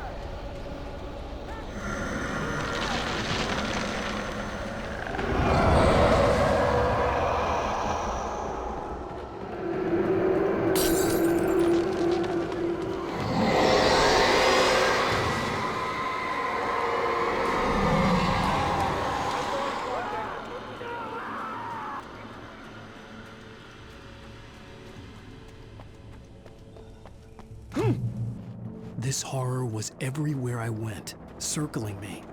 The cops didn't stand a chance. They were after a writer, not a monster. You on the ground. Hold it right there. There's nowhere to run. Freeze!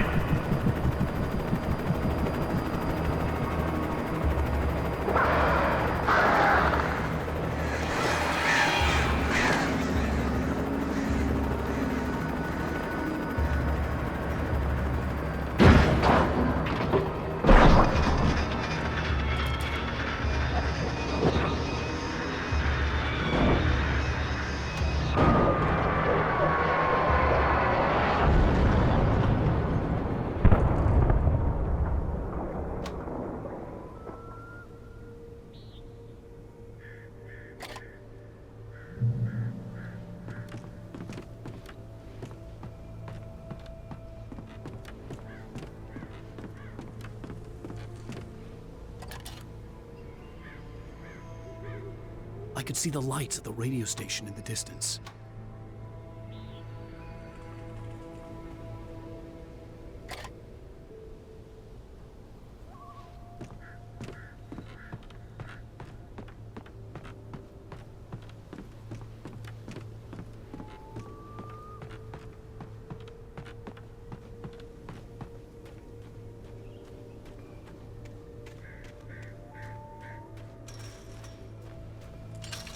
I imagined that the broadcast tower in the distance was part of the local radio station. Maine seemed like a decent guy. Perhaps he could give me directions to the coal mine.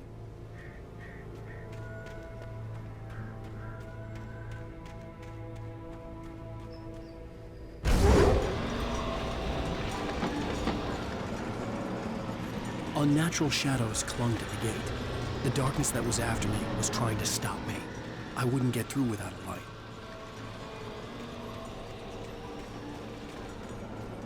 There was no power to the searchlight.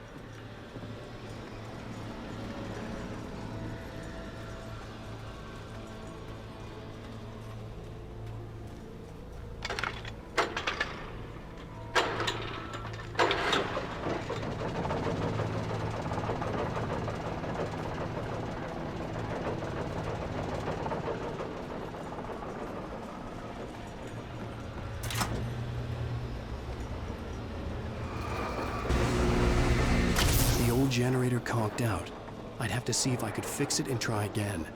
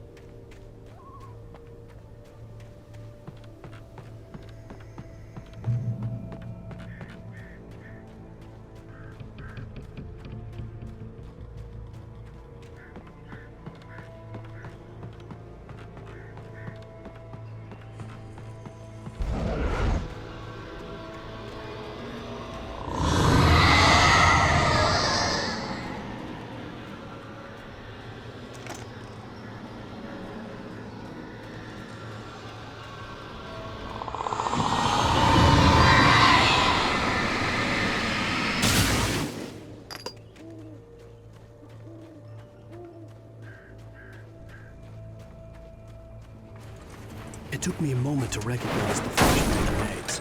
They were an ideal weapon for my situation. Team 1, come in. Over.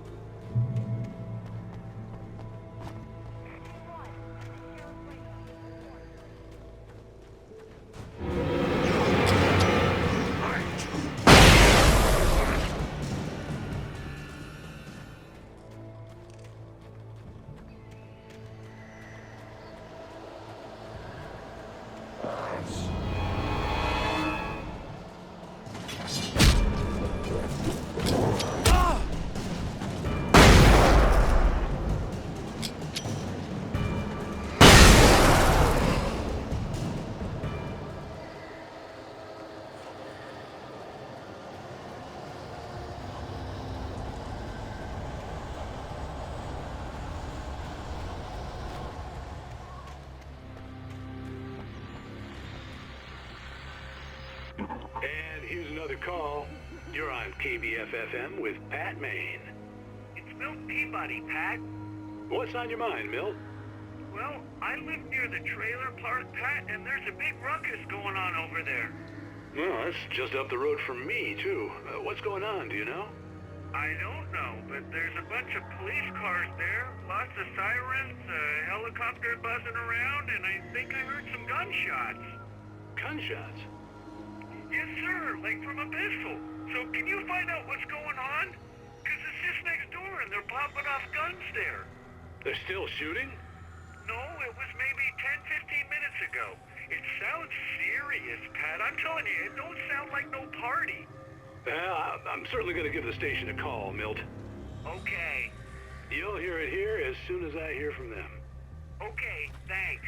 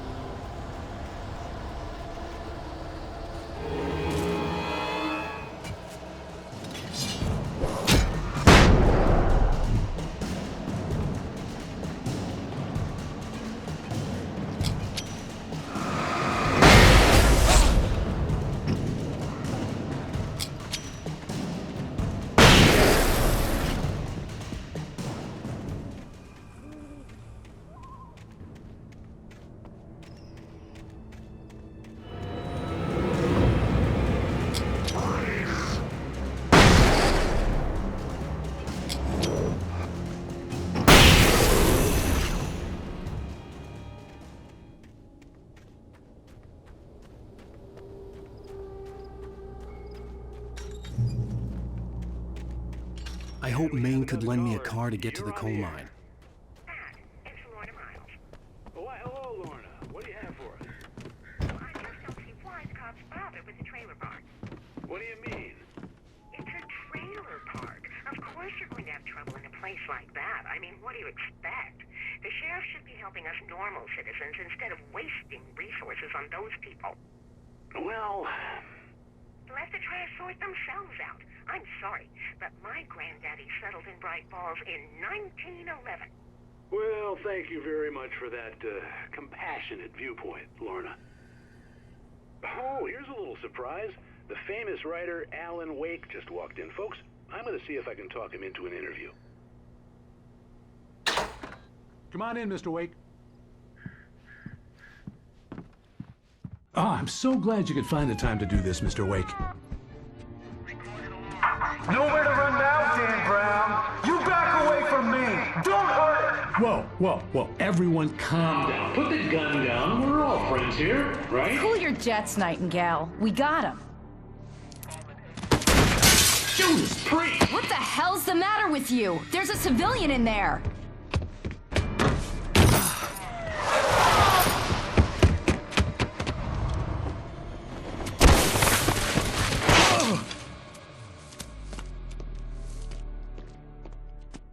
I'll get you yet, even if it kills me, you hear me? You hear me, H.P. Lovecraft? I had fallen off so many cliffs it was ridiculous. That's what you get for naming a book The Sudden Stop. It was probably good I hadn't had the chance to tell Maine where I was going. I'd have to lose the cops and find my own way to the mine.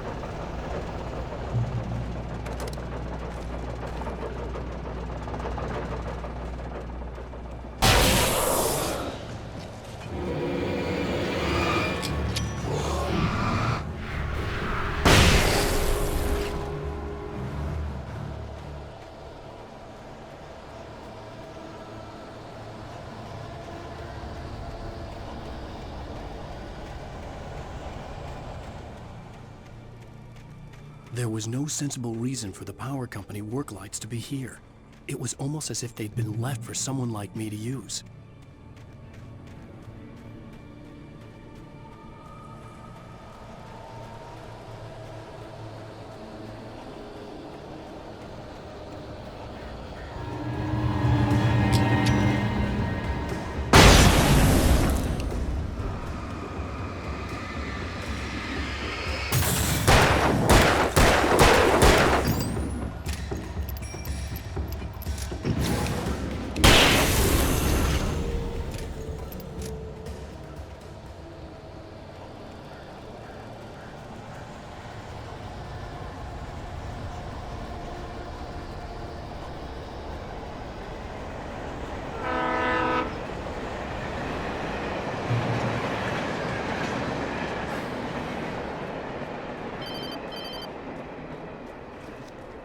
Hello?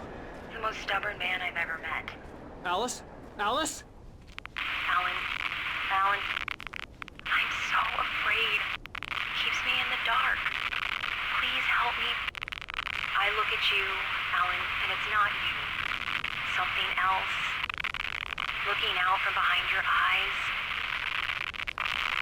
Alice, I'm here. I'm so alone here. It's all gonna go to hell. You need to be careful. Cooperate. The connection had been terrible, but that wasn't the only thing that hadn't been right with the call. She sounded wrong somehow, but she had called me. I could see a railway bridge up ahead, and a warehouse of some sort on the opposite shore. I hoped I could find a car from there.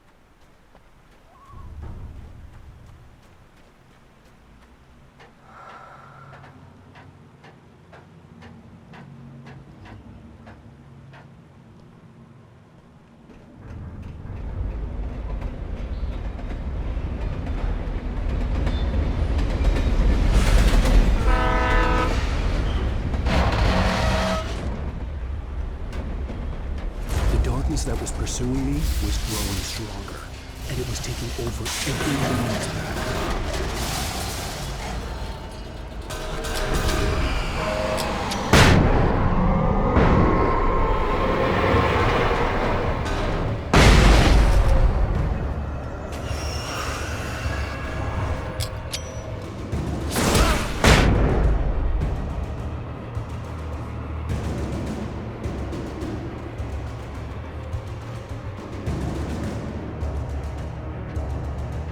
As a teenager, just starting to get interested in writing, Stephen King had been a source of inspiration to me.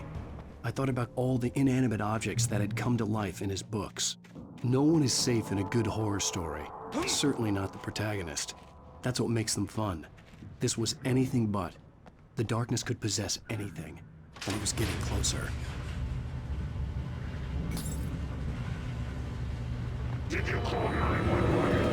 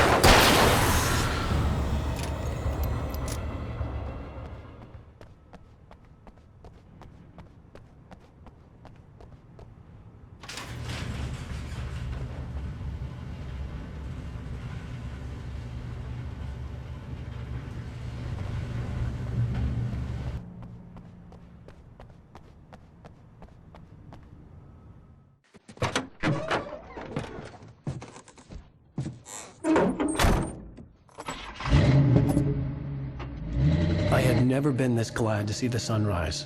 I had a couple of hours to get to the coal mine.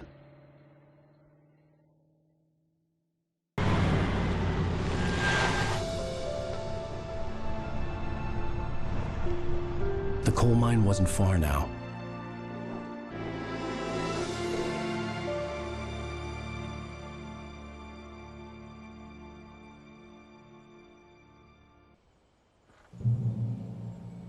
Today, I would meet the kidnapper, and he would give me Alice. I wouldn't give him any other choice. A drowning man will clutch at a straw.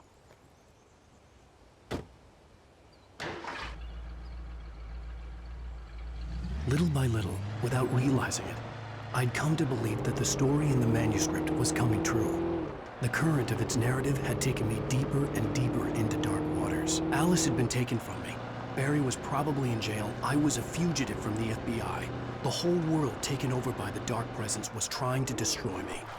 It all felt real, but it matched a textbook case of insanity.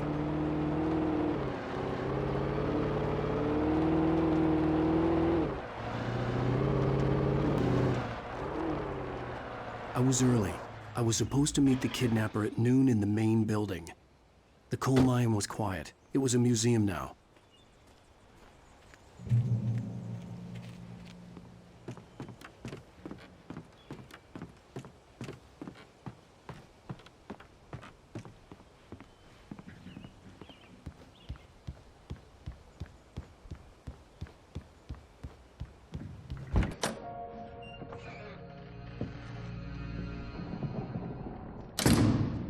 I didn't want to go outside.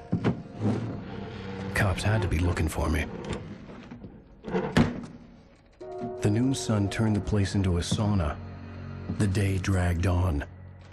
Different scenarios ran through my mind. Ways of how I'd torture the kidnapper to get Alice back. Or the different horrible things he could have done to her. I imagined her dead. I had no way of knowing she was still alive. It was killing me. I was running on blind hope. It was all a waste of time. The bastard never showed up.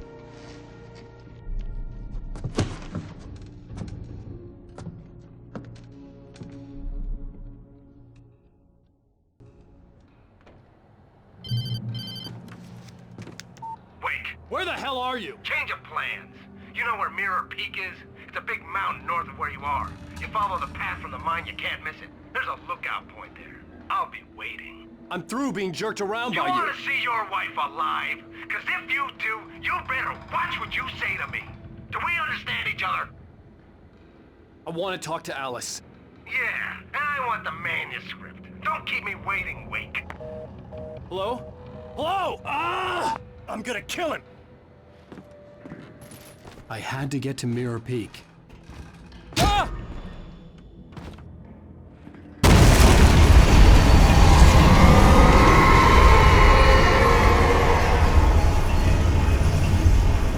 It was close. Maybe closer than ever before.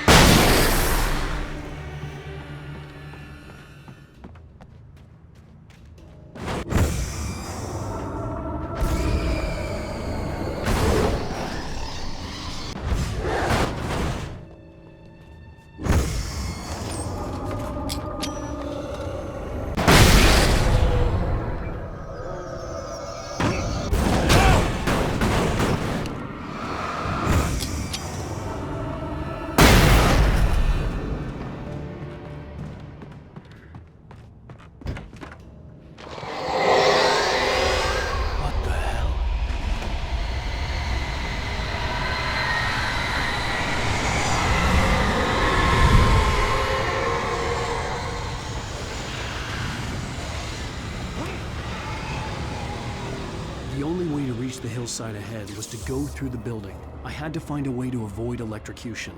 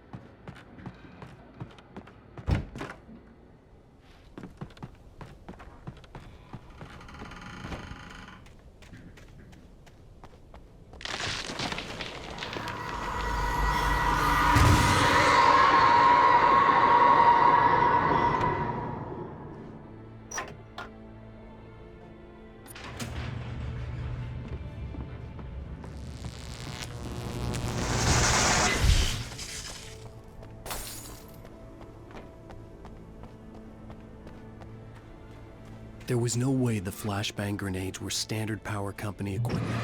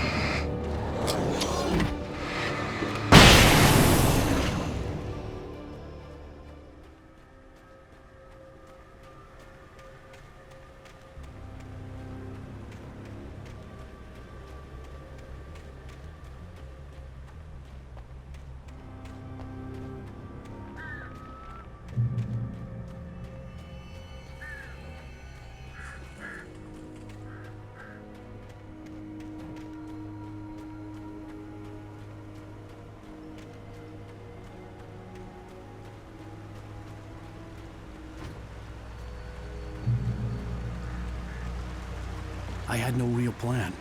I was going to give the kidnapper all the manuscript pages I had for Alice.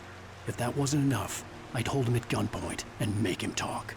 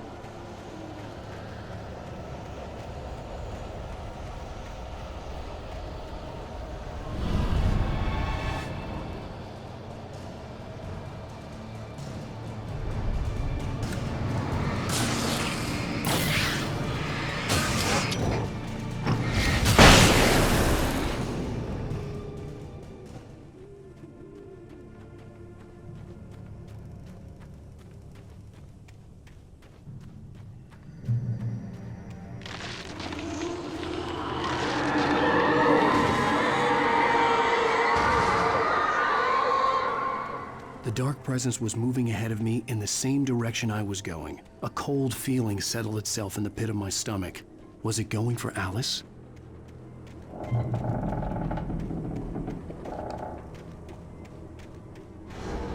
The graveyard shift may cause cancer.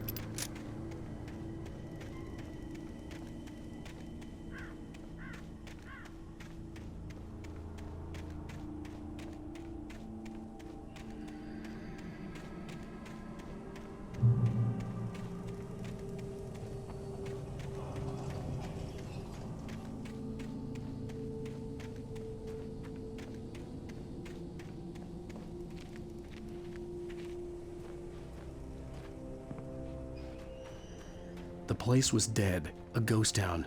Had been for decades, maybe a century.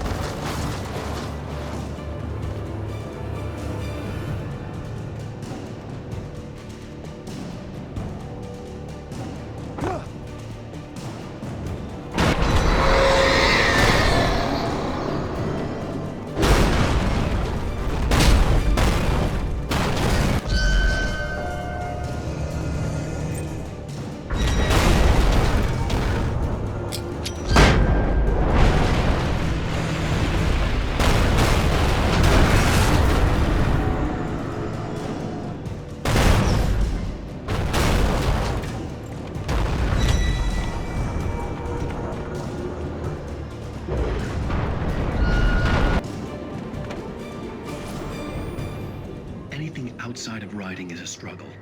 I feel ill. I managed to make my way downstairs. There's a shoebox filled with books and papers by Thomas Zane. It's very hard to focus, but I managed to read some of it.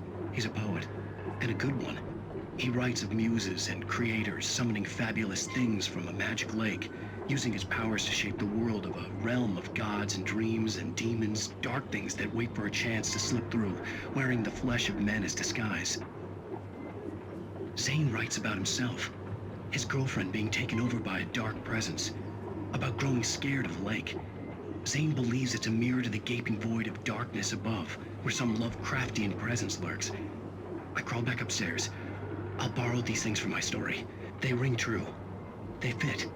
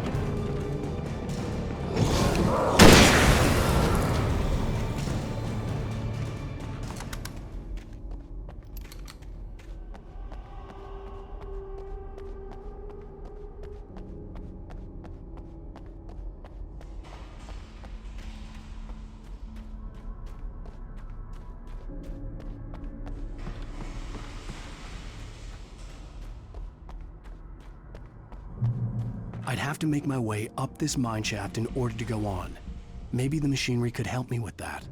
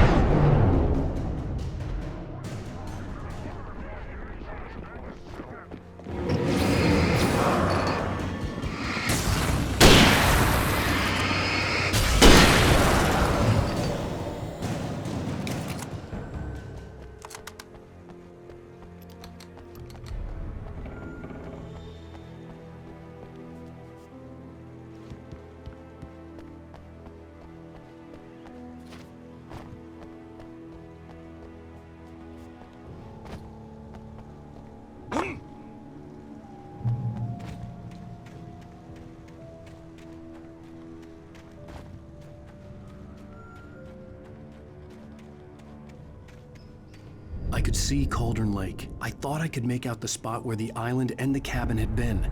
There was a light near it. It had to be a boat.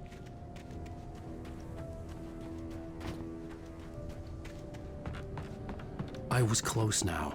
I had to get there fast. I dreaded what I would find.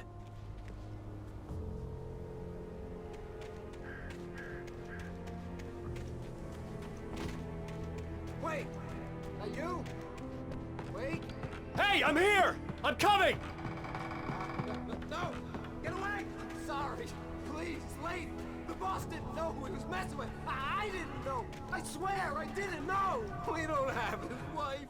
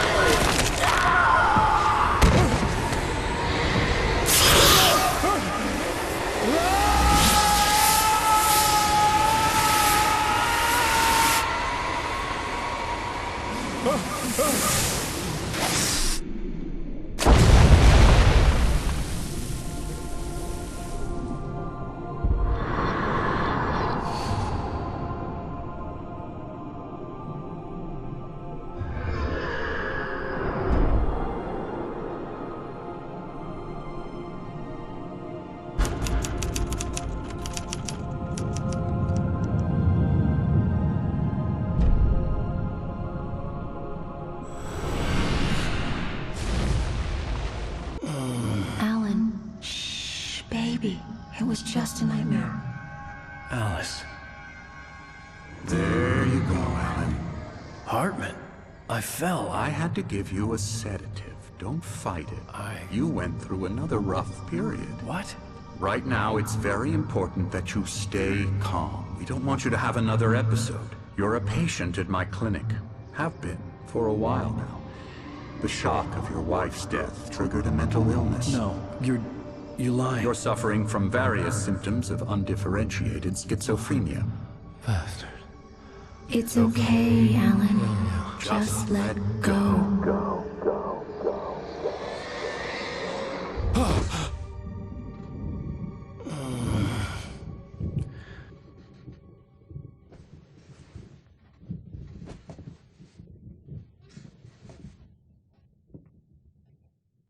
I felt groggy. Whatever Hartman had bumped in me was making me numb. I felt like this was happening to someone else. Someone I was watching on television. I couldn't think. Couldn't focus. There were only empty sheets of paper here. No manuscript pages.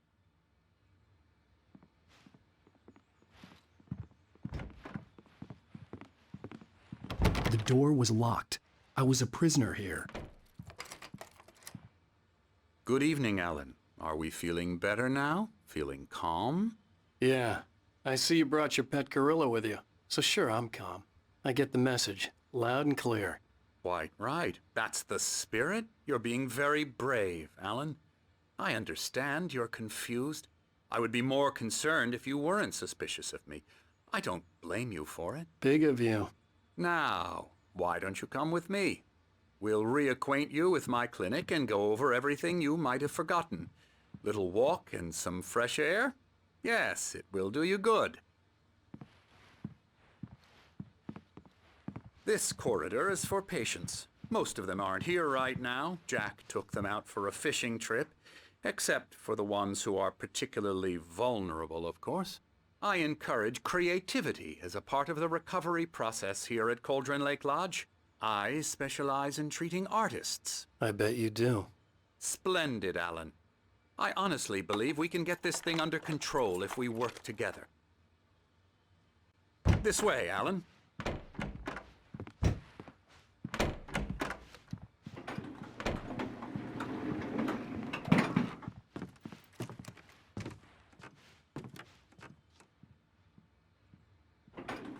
Now, Alan, from past experience with you, I know I need to get right into the heart of the matter as quickly as I can after an episode. So I'm just going to say this. Alice is dead. No. You're in a very vulnerable state until you understand and accept this. Alice drowned, and you couldn't face that. You're suffering from hallucinations, paranoid delusions, unusual thinking, an obsession about light and darkness, a feeling that everything revolves around you, your thoughts and dreams. Your mind has constructed an elaborate fantasy scenario in which your writings are affecting reality. She has been kidnapped, and supernatural forces of darkness are trying to stop you.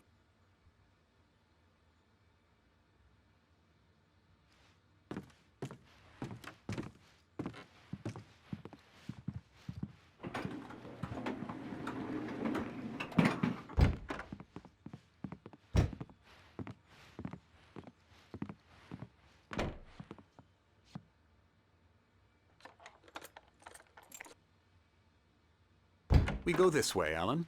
I wasn't ready for another shot, so I went along with it. He had to be lying.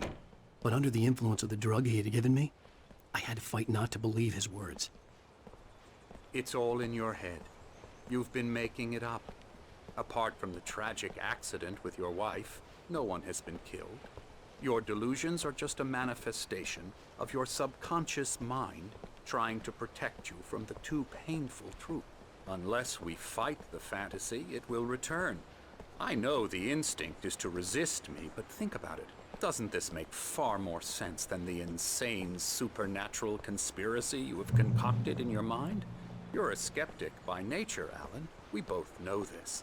Everything can be explained logically.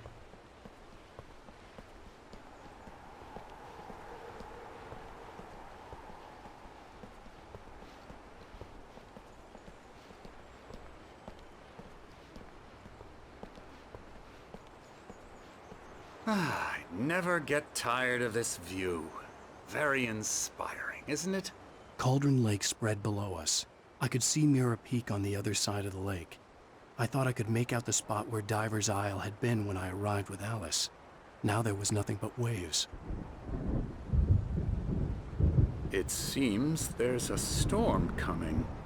Funny, I don't recall there being a mention of that in the weather forecast. Well, no matter. This way. Follow me. Alan, what I'm telling you is good news. Right now, we're in control. Every time you have a relapse, it gets more and more difficult to resurface from the dark depths of your imagination. Not surprising, considering your profession. Imagination is what you work with. After all your nightmares, this should come as an immense relief to you. If it doesn't, why is that? Because I'm lying? Or because you don't want to admit that you're not well? It's very natural for you to think of me as your enemy. It's part of the illness. I let him talk. Hartman obviously loved his own voice. His words echoed madly inside my head. I dug my nails into the palms of my hands to stay focused. You need to work with me. Once you accept that, we can begin the journey towards your recovery. Come along. Let's go inside.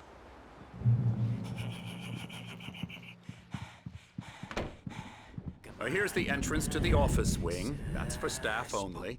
You were impressed by my trophies when you first arrived here. I do love to hunt. The great outdoors, man versus nature. It's wonderful stuff. Pretty damn wonderful, yeah.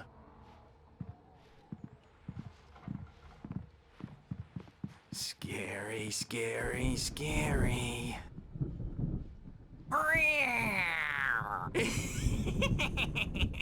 Emerson.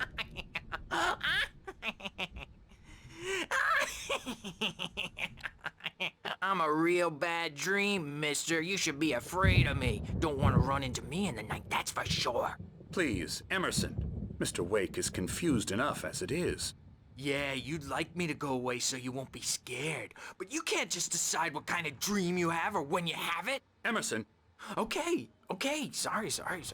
Ew. That's Emerson. We're actually making some progress with him, I'm happy to say. He works on video Elbow games. strike. Ooh, It's trash, of course, but it does involve some small creative effort, which makes him receptive to my therapeutic methods. No kidding.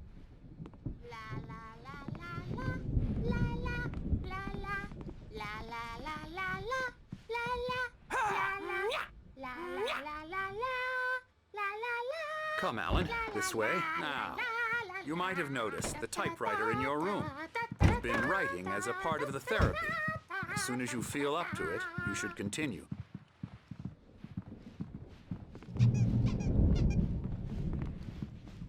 My rheumatism's killing me. There's a storm coming. Oh, what a storm. I hope it wipes this place off the face of the earth. And these two are the Anderson brothers, Odin and Tor. They had how should I put this? A heavy metal band in the 70s and 80s called Old Gods of Asgard. They even adopted new first names to complete the image of Viking gods. After the band broke up, they lived on a farm nearby. They are, well, in advanced stages of dementia. They're well cared for, TLC and all that. There's nothing more that can be done. I'm afraid that the rock and roll lifestyle has left its mark. Oh, that won't do. I'm so sorry to cut this short for now, Alan. The power has been acting up. I'd better go check on it. We'll continue this soon. Meanwhile, when you feel up to it, return to your room and try to write. It really is for the best. Don't you think? I'd like to bash his head in with a hammer. Oh, he'd love to fish out our secrets, but he has no clue. He's not crazy enough. Not crazy like us, Sonny. Yeah! Being crazy's a requirement, Sonny. Who else could understand the world when it's like this? It takes crazy to know crazy. That's the sanest thing I've heard in a while. Zane! You're all right, Tom. Hey, we like him, don't we, bro? He's got to go to the farm. The Anderson farm. Valhalla! We wrote it all down, lest we forget. A crash course. All you need to know to get your head right. You need to find the message. Here, Sonny, here's something for you. Gave me a rash, but I kept it safe from these bastards.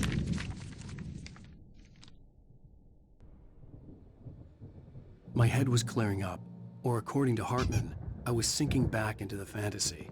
I was convinced he was lying to me about everything. Crazy or not, the Andersons made more sense.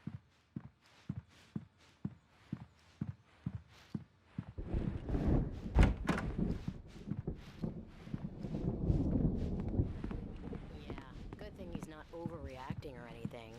Well, he's the boss. I may need a hand here later on, Birch. The storm's bound to make you-know-who jumpy. You know how they get. Gotcha.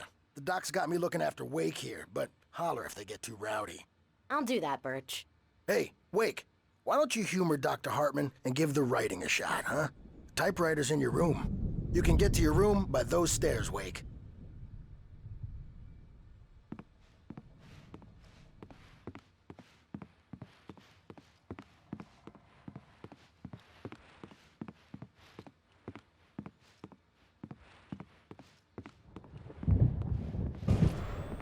Something's wrong. I'm not myself. It's hard to think. There's a shadow inside my head. I can only focus on writing. Everything else is a blur. I'm trapped in this cabin. Have been for days, but it's always dark outside. My editor is real. I saw her again. She's not human. It's not human. A dark presence is wearing the old woman's face. She was covered in clinging shadows. There's a hole in her chest where her heart should be. I think I've made a horrible mistake. I don't think I'm any closer to saving Alice. It's been lying to me, using me to get the story it wants, and the story will come true.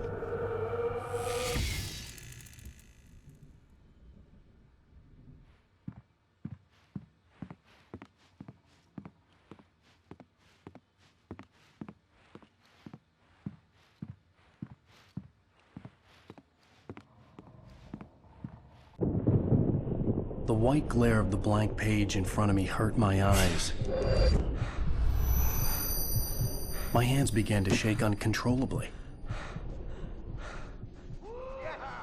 Everybody, calm down. Put that down. Bert, I need help. Hey, Wake, you stay here. I'm gonna go see what's up. You just keep doing what you're doing. Be cool, okay?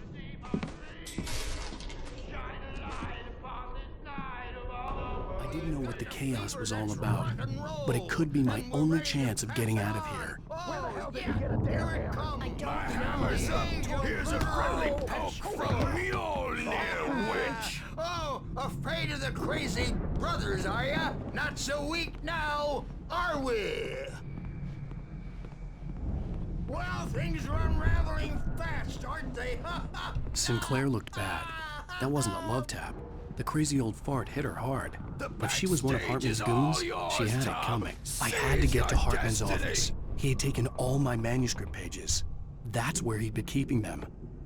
Come out and face the music, Birch! It's time to pay the piper! Maybe you could come out and beat our way. Don't diapered asses words, since you're so tough, Birch. The photo on the wall caught my attention. In it, the clinic staff was standing outside the lodge. I knew the man next to Hartman. He was the kidnapper. Hartman had been playing me all along. Let me out of here! Hartman, do you hear me? I'm gonna chew your crazy quack ass to shreds! Barry? Ow! About time! Barry, man, am I glad to see you. We need to get to Hartman's office. It's right next door. You okay? Yeah. I mean, no! The cops found me at Rose's trailer, but they didn't hassle me too much. I'm obviously a victim in this, and I demanded to be treated as such. Or else I'd sue their asses. Speaking of asses, that Fed gave me a real hard time, but I had no clue where you were. That guy's crazy, Al. But he let me go, and then I get a call from Hartman, that son of a bitch, who tells me you're here, and I should come pick you up, but when I got here, 2 goons clobbered me and stuck me in there. What's with the cutout? I stole it from the diner to piss off Rose after what she did to us. That'll teach her. Yeah, that's a harsh punishment. Come on, pal, we gotta get going.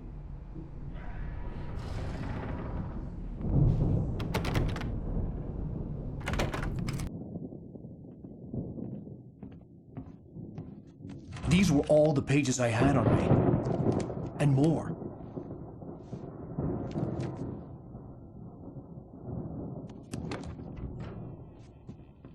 Alan, please. You're sliding back into the... Tell me one more lie and I'll shoot you in the face. Ah, well, it was worth a shot. Really, Wake, come on. Let's work together on this. You have no idea... Hartman, shut up! Barry, get out of here. I'll catch up with you. Get a car. Oh, Al, let's just... Go! Wake, listen to me. This is a mistake. Don't you see? Together we can create something absolutely wonderful. With your ability and mine.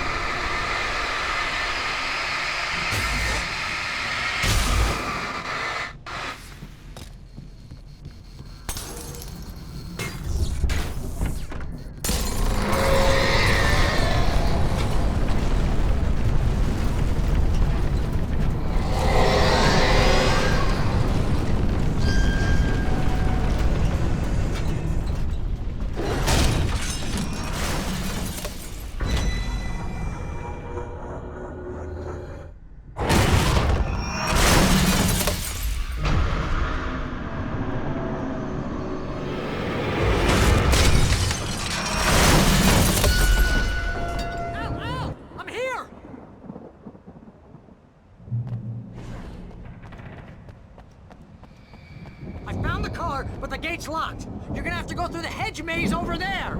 Barry, I don't have a light. Take this, Al. Oh, God! Look at the house, Al! Look out!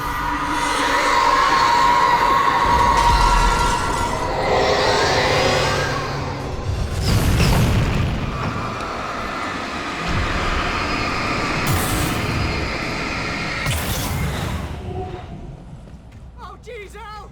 The house looks bad! Let's get out of here!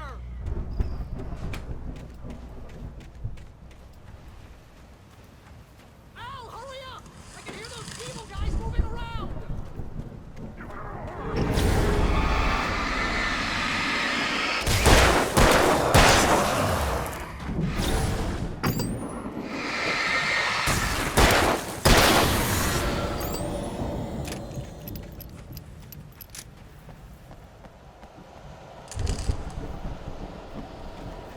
Al, be careful!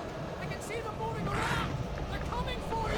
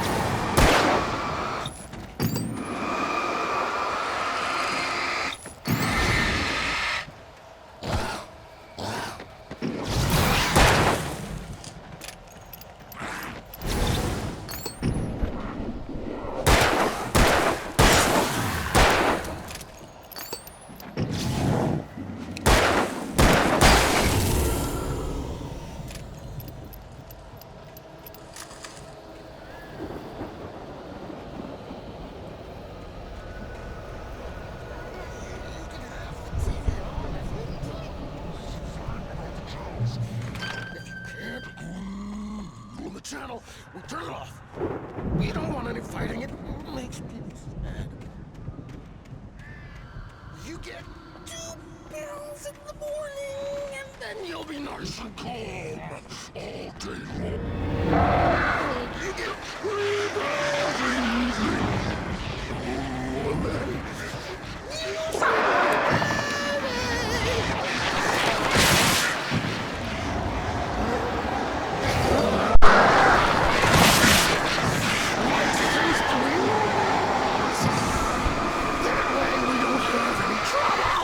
And I don't have to.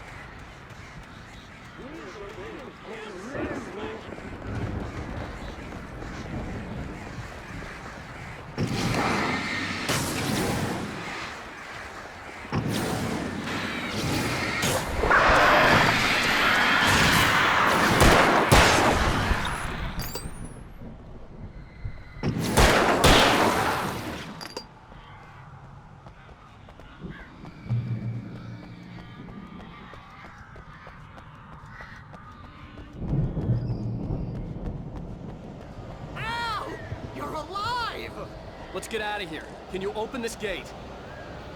Maybe. Barry. Well, I slammed it shut when the nasty showed up, and the key fits kind of loose in the lock, so, Barry! I'll find it, don't worry about it!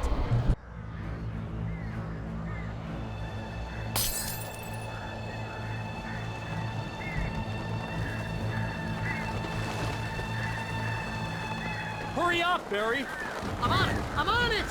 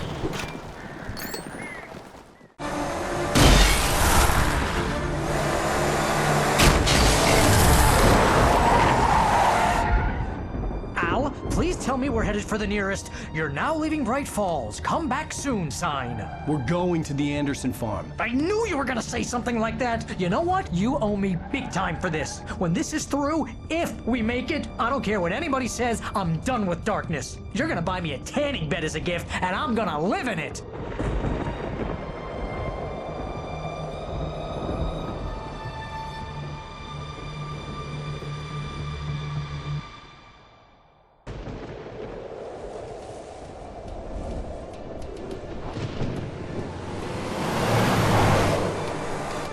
I'm crazy, but that's fine, Barry. Oh, you got that right, Al. You're barking mad. You are by far the craziest— But maybe that's inevitable when you deal with crazy stuff like this. It helps.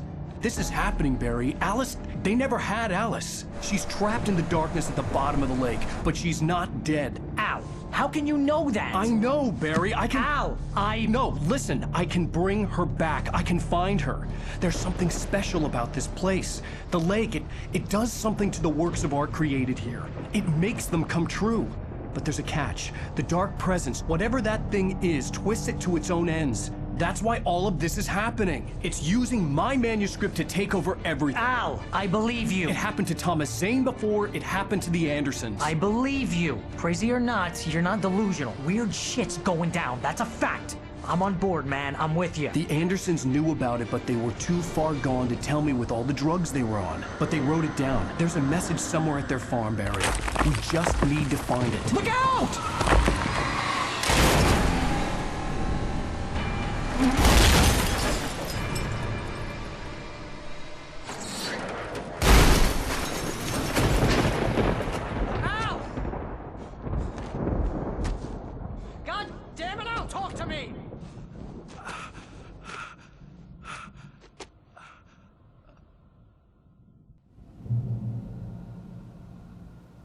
I had lost my gun in the crash.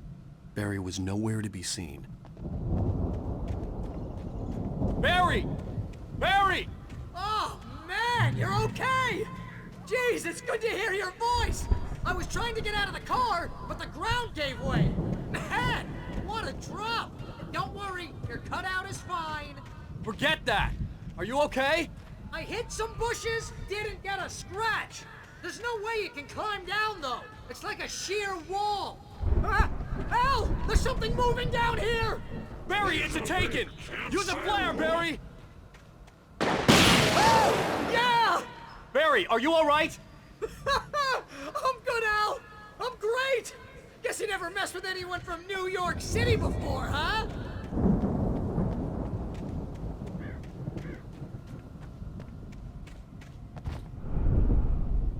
You're gonna have to find your way around to the farm, Al! I'll be waiting!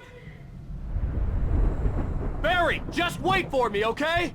Al! I'm not staying here! It's suicide! I'm going to the farm! I'm gonna go ahead and secure the area! You can catch up! Don't worry about it! I'm on the case! Now he's Rambo. This would turn into a disaster if I didn't catch up with Barry.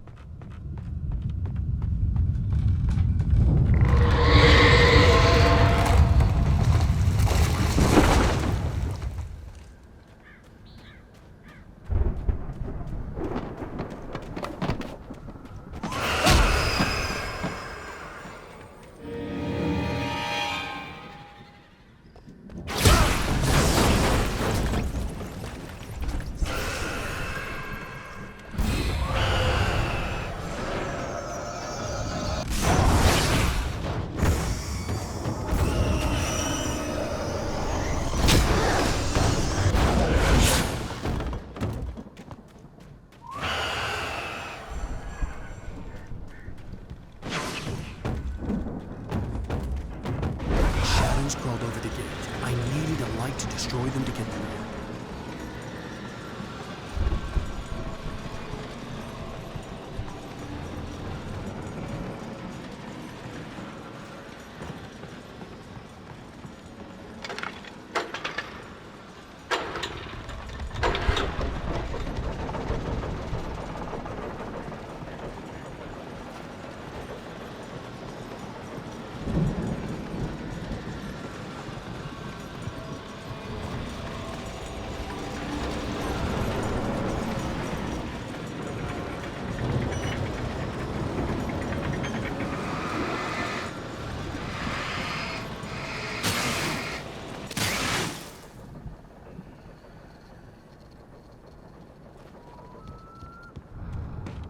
I could sense the movement in the woods ahead. Facing the enemy without a weapon was dangerous, but I had no choice.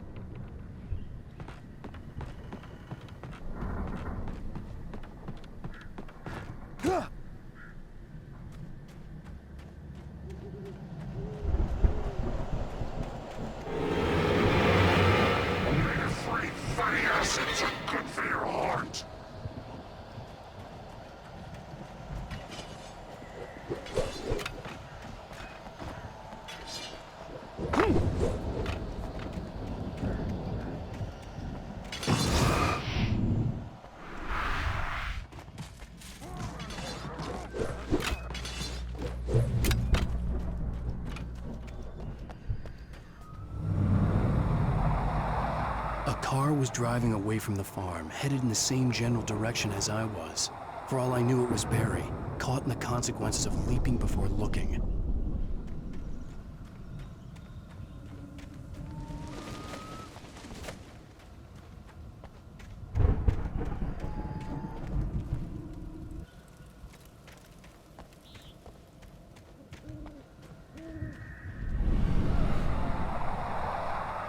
The car was heading for the cabin up ahead. It wasn't far. If it was Barry, I would see the damage soon.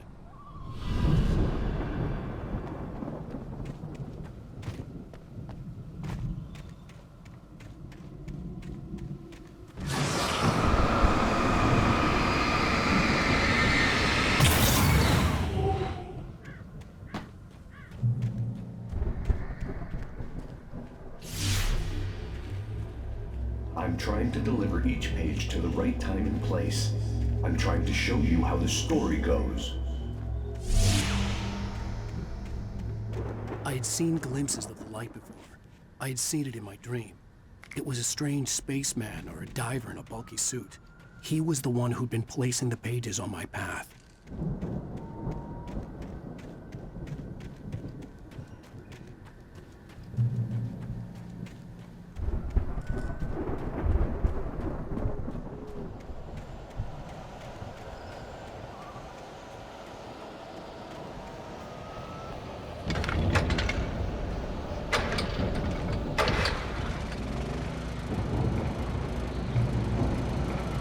Someone had left a gun behind.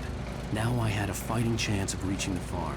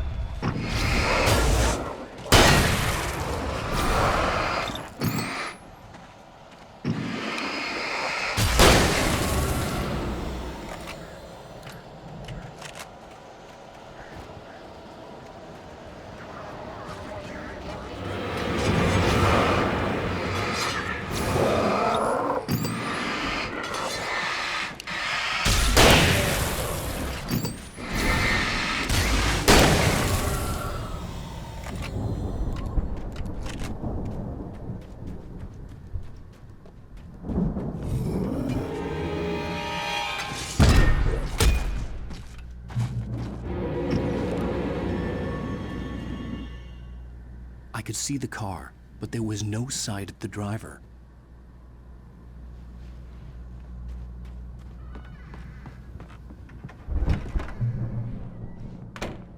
Hello? Anybody here? Barry! No! Danny, you're not! Please!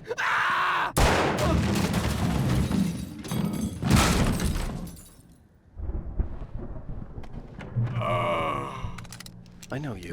You were in jail the other day. I went to the farm again for the moonshine, you know? It makes you see. They're not gonna miss it. They're in the loony bin. But my buddy, Danny, I lost him. Something's gone wrong with him. It's not him. Like a real bad follow-up to a real good movie where the best friend's suddenly the bad guy who wrote this crap anyway.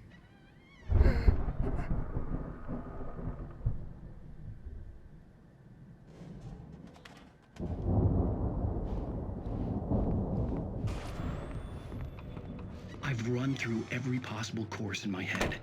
If I continue like the Dark Presence wants me to, the story I'm writing won't save Alice.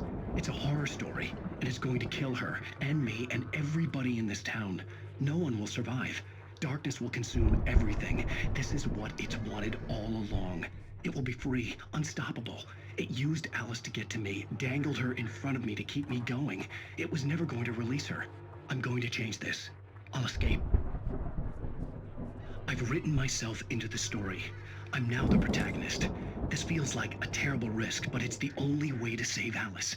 I'll be bound by the events of the story just as much as anyone else who's been woven into it. The story must stay true for this to work. There have to be victims along the way, near escapes, cliffhangers. In a horror story, it can't be certain that the hero will succeed or even survive. He almost has to die. I'll write my own escape into the story next. I need help. Zane's going to be the one who'll help me. I'll make it happen.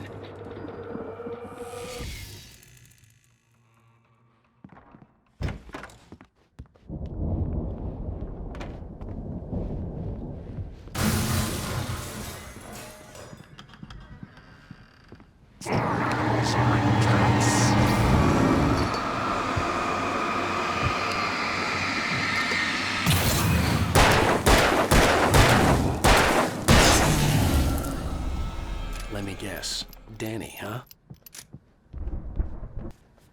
The farm was still a good distance away. I'd need a car to get there fast. If Barry wasn't up here, he was probably in trouble down at the farm. For a moment, I felt bad for doubting him. After all, I'd made it this far myself. But Barry was Barry.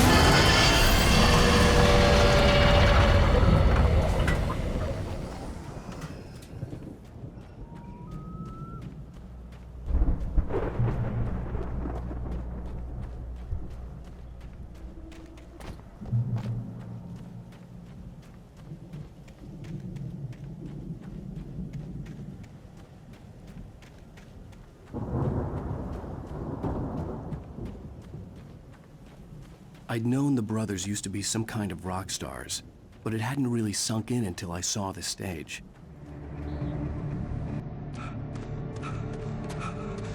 Al!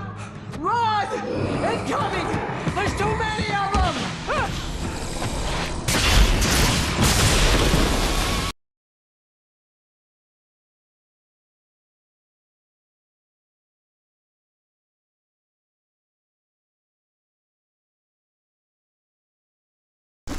I'm so glad you decided to go it alone, Mr. Bronson. Shut up and shoot! Al! We have to fight him off! I can set off more of the fireworks from here and help you out! Hey, Al! Did you notice there's a lot of ammo and stuff around? This place is stopped! Al, hold on! I'll try to get the stage lights on!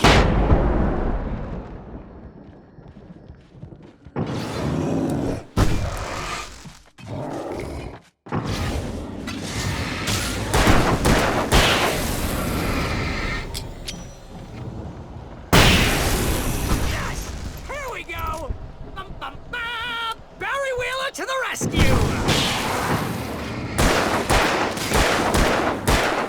No! Damn it! Goddamn turn of the century wiring! Hang on, Al! I'll get them working again, I promise!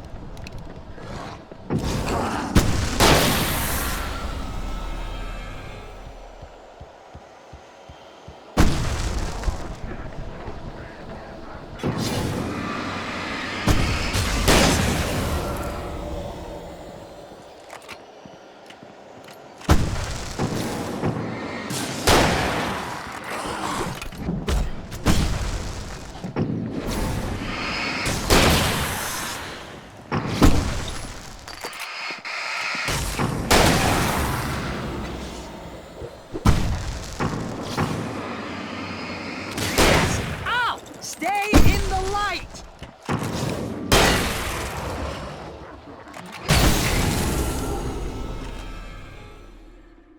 No, no, no! Why do you keep doing this to me? Do it for Barry, please, please, please!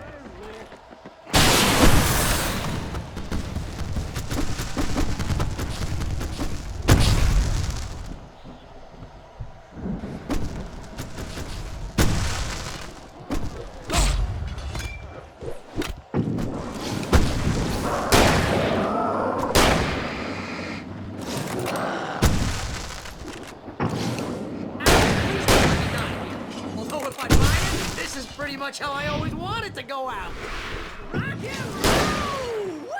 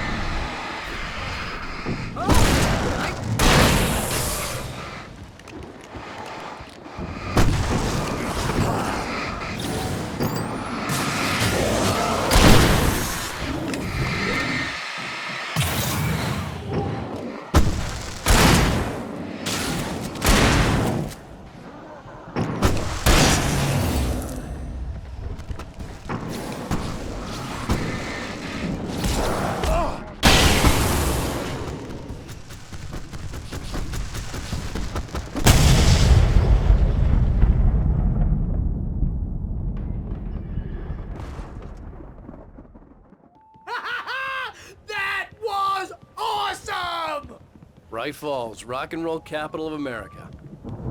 Hey, Al! This way to the farm!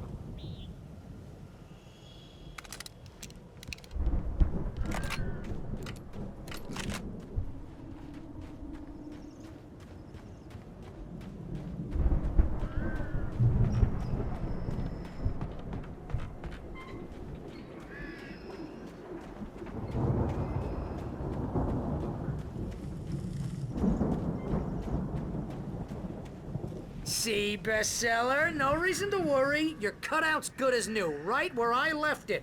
I'll come back for it once we have the place secured. Yeah, that's been my biggest worry all this time. We need to get this thing moved out of the way. This is as far as I got before they ambushed me.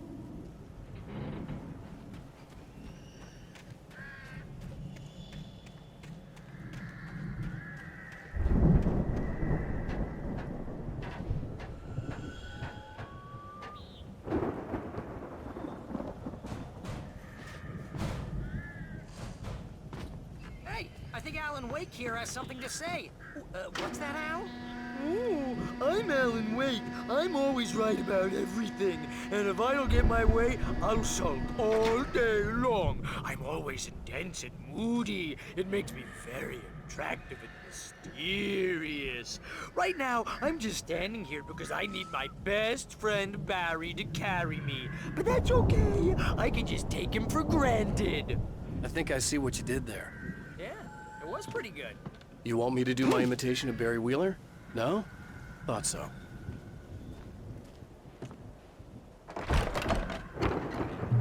Wow! You look at that thing, Al! They really went all out with this Viking crap, didn't they? Look at all this stuff! They must have done okay for themselves, so how come I never heard of these guys before? Sleep. We all spend a third of our dreams in its soft embrace, somewhere between fantasy and Hey, remember when I got you that gig? But Your dreams first have a real way of writing forcing job, what got you themselves into started? waking life, Was this one of your or vice episodes? versa. In Night Springs. Tonight's episode, The Dream of Dreams. That's by someone else. We join Mr. Jones as he explores the endless dreamscape, only to be brought to a sudden stop by a decidedly mundane situation. A long line of people. Hey, Jones, right? Listen, we're gonna have to wait until His Highness over there is good and ready. Oh, wow. Who's that? You don't know him? What are you, new? He's the guy dreaming us. Well, not just us. He dreams everything. All of this. But wait, no. I'm the one who's dreaming. I'm asleep. Isn't this my dream? Oh, yeah. Sure. Get real, pal. You're just another dream. I'm a dream. You're a dream. The weirdo in the diving suit is a dream. And the girl made of smiles and sunshine is definitely a dream. But I'm pretty sure I'm dreaming this. Well, maybe you're a really confused dream. What am I, a shrink? All I know is I'm going with the smart guys. And they say that's the guy doing the dreaming. Right there.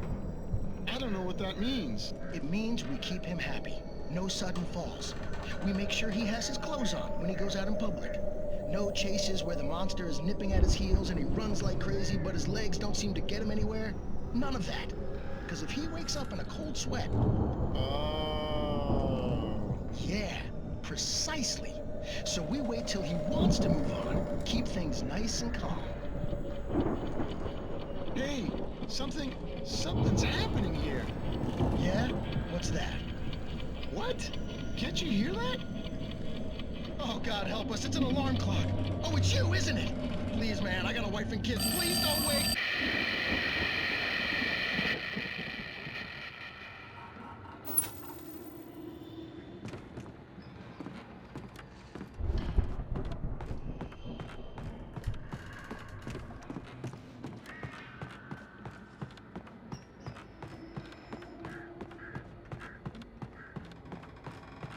The Viking boat looked imposing, almost like a battering ram.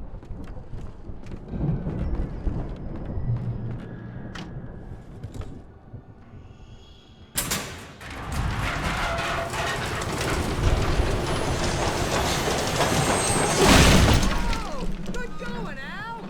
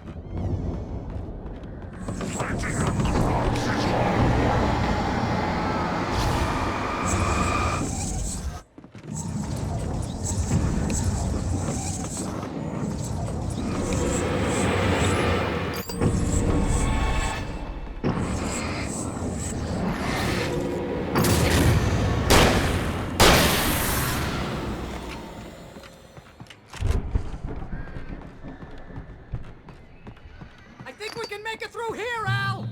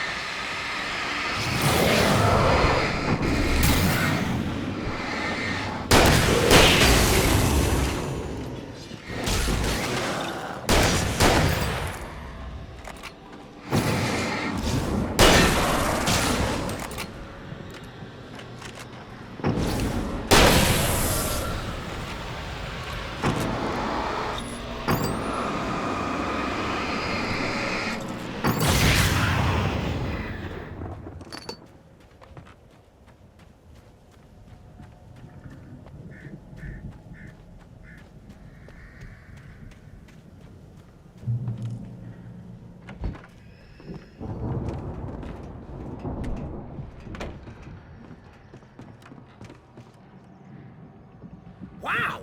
Those geezers had quite a production going on.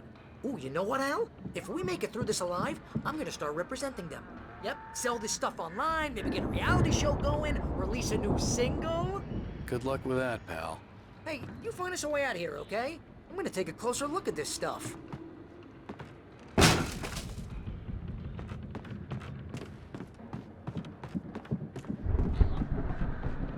Be careful, Al!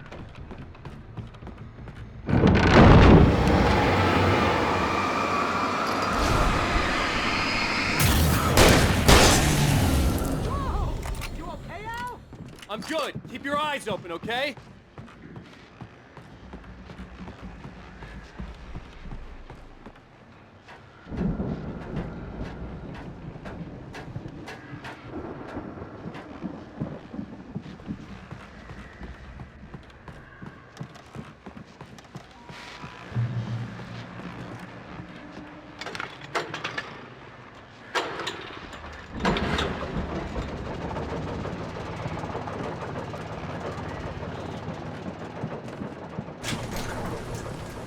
I could see the building that had to be the Andersons' home on the other side of the field. It wasn't far now. I wasn't worried about trusting the ramblings of two burned-out geriatric wrecks. They had the goods.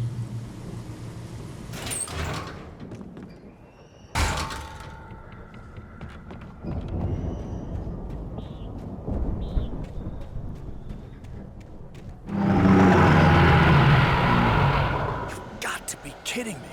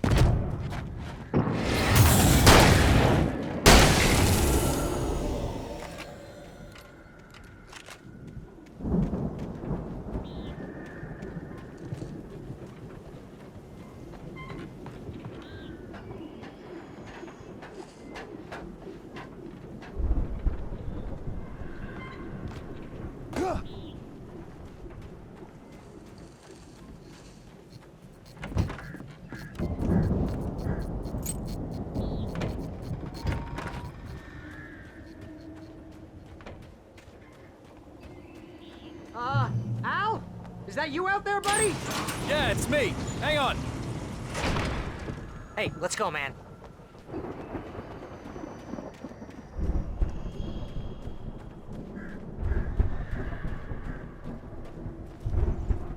I think we're gonna have to work together to open this gate, Al.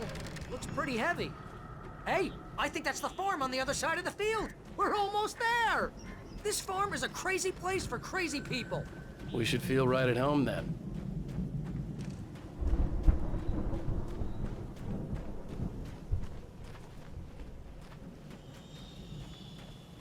Come on, one more gate. Let's do this thing.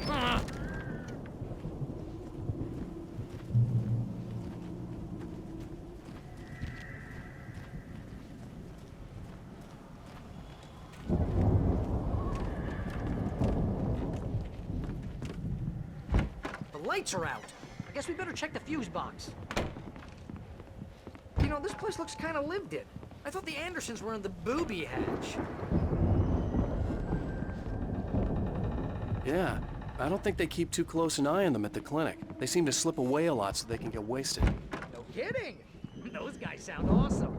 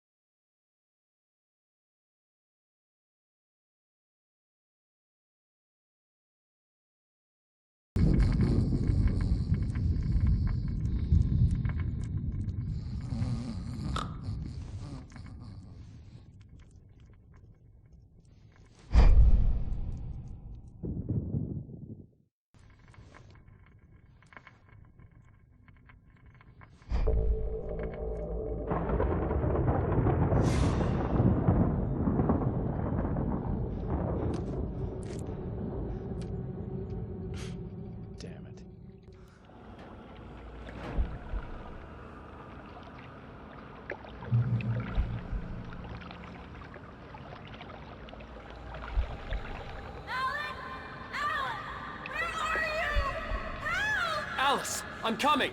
It's all right. I'm coming. It was a crazy, drunken dream, and yet it was more than that. It was the truth, a suppressed memory unearthed by the Andersons' moonshine. I was there, an out-of-body observer. This was the night Alice and I had arrived at Bright Falls, the night Alice had disappeared. I had a chance to find out what had happened. I remembered being surprised to see the cabin dark. Alice would have never turned the lights off.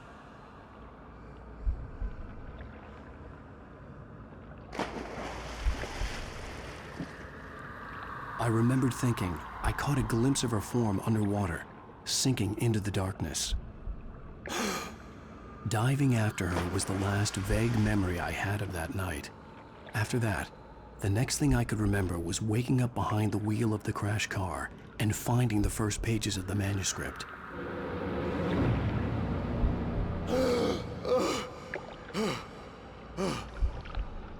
I couldn't find her in all that blackness. I must have thought she drowned.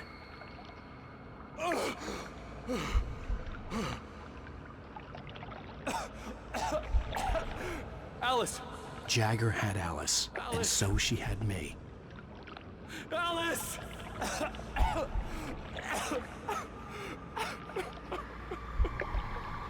I'd been easy prey. Look at the cabin. Is there someone in the window? Alice? Maybe she didn't drown after all. Maybe she's inside. Alice! Yes. The dark presence had touched me. She had dug her nails into my brain and used me, made me her puppet.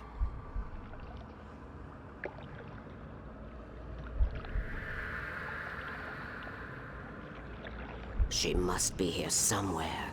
Maybe upstairs in the study. Alice! Yes, that's where she is.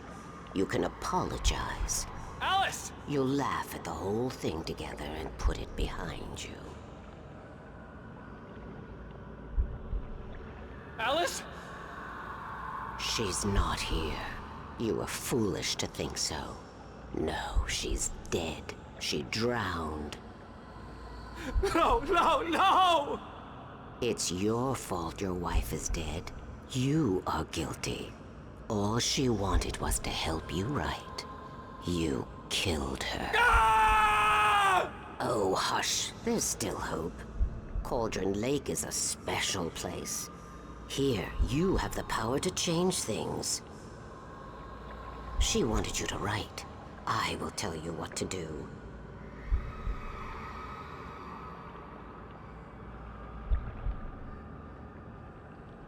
You can write her back. The story will come true, and all will be well again. She had Alice, and the manuscript was the ransom for her.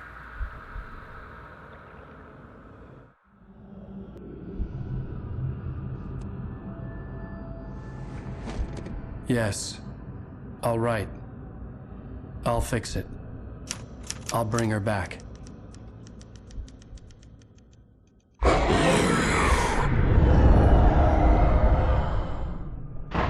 No. I wrote it. I remembered it all now. In the dark, I'd written for days, a week, almost a complete manuscript of a novel entitled Departure.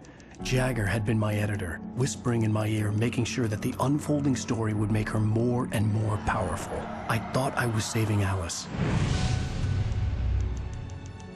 Even with the cobwebs she put in my head, some part of me had been aware enough to write my escape into the story, to bring a light into the cabin to release me before I could finish, to interrupt the horror story before the ending, where darkness consumed everything and everyone. Zane was weak and far away, but I had written him into the story, and his light had been enough to set me free. It isn't here now. I'm here because it was written. I brought the light to set you free. You must hurry. We'll know I'm here. It will be back soon. It stole the skin of my barber a long time ago. She looks so old.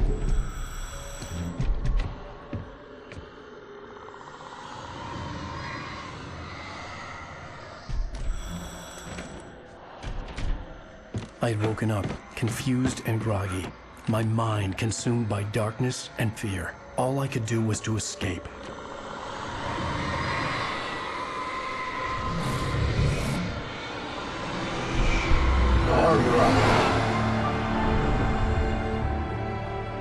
The week spent in the cabin had taken its toll. I was barely conscious, and fading fast. It had to have cost Zane terribly, thrown him even deeper into whatever dark place he now haunted. But he had managed to weaken the dark presence, kept me safe that night.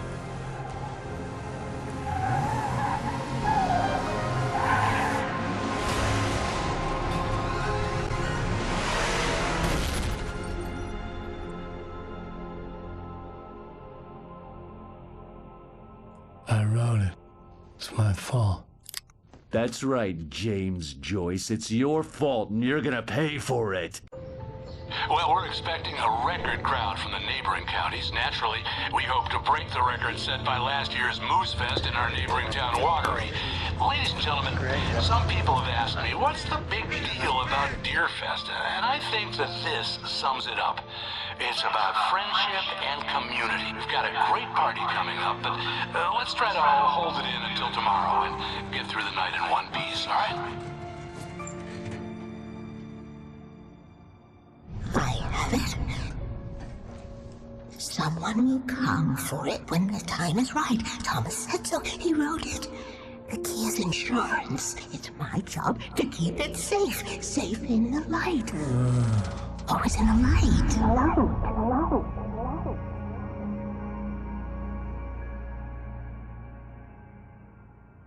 All the manuscript pages were gone. The FBI agent had taken them. I think my tongue just took a crap in my mouth. Ugh. Oh, wait, we're in jail now? Al. Al, this is not good. That about sums it up.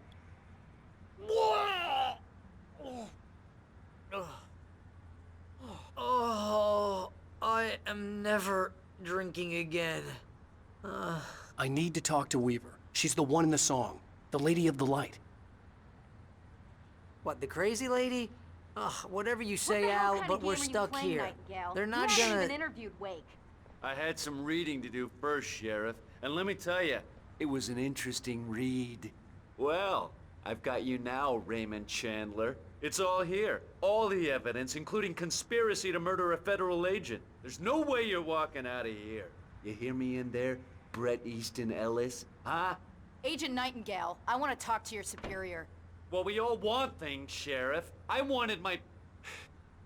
Look, that's not possible right now. Agent Nightingale, I insist.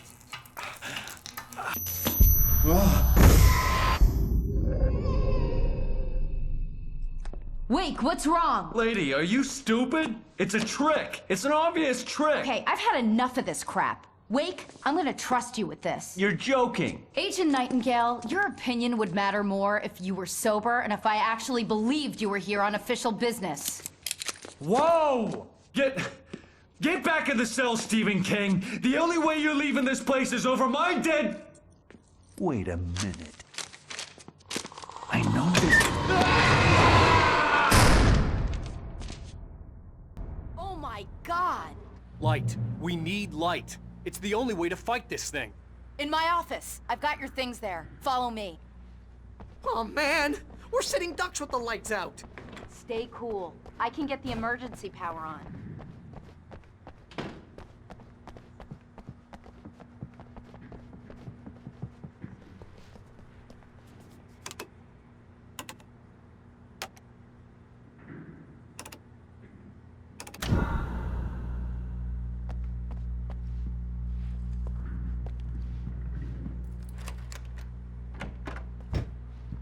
Here are your things. Wake, what do I need to know? What do you need from me? They can be hurt in the light, only in the light. And I need to find Cynthia Weaver. She can help me stop this. Light. Check. Cynthia. She lives in the old decommissioned power plant. I can get you there pretty quickly in the rescue chopper. Come on, let's get back to your friend. Wheeler, I need you to stay here. What? No! We're going to fetch our ride, but I have friends who need to be warned about this, and I can't be in two places at once. I need your help. Well, okay. Here's a list of people and phone numbers. I need you to call them and tell them you have a message from me. Night Springs, okay? They'll know what to do. Night Springs? Like the TV show? Gotcha. Oh, hey, that radio guy is on the list, Maine. Who's Frank Breaker? He related to you? My dad. Hey, is this like a secret society? Can you do this? You'll be safe here. The backup power's on. These guys need to be alerted, just in case we don't come back. You'll come back for me though, right? As soon as we get the chopper ready. Thanks, Wheeler. I owe you one. Okay, let's go, Wake. Through the back. My hangover wants a pizza. You think there's any way I could order one, Al?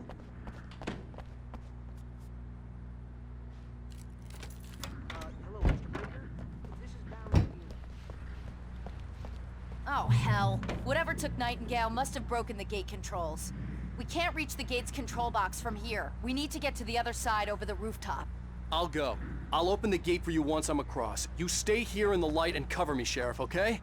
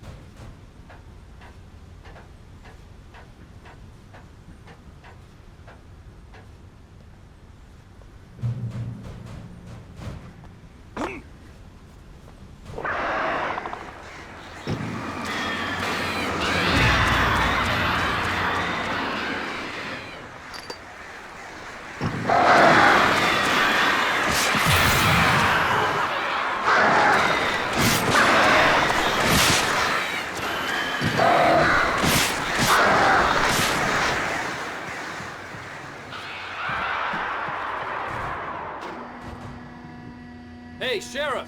Your password. Night Springs? What's that all about? It's a stupid joke we have. That Bright Falls is the original inspiration for the TV show. This town can get weird at times. Never this weird, though. You need to bypass the damaged control box. What am I, an electrician? Hold on! Ah, man! That's smart. Good job, Wake. Okay, stick close. Our first stop is the town hall. The keys to the chopper are there.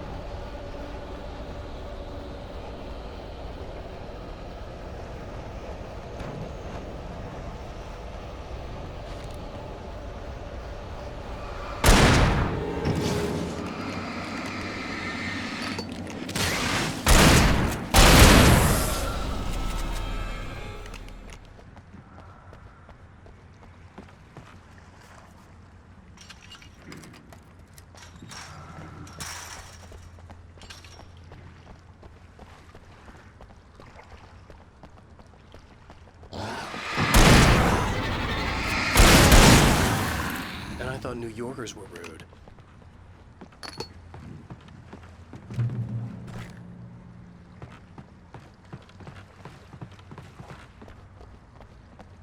You have the right to understand these words.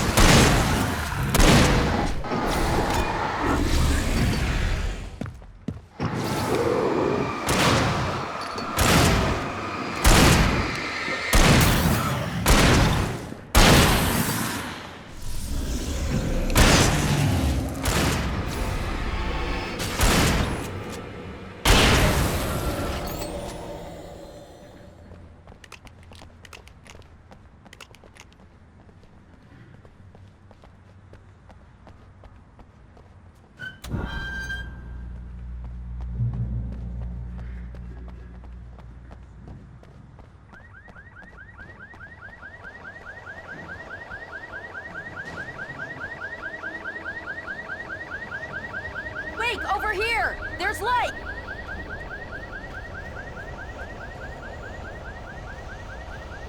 I have a key. Watch my back, Wade.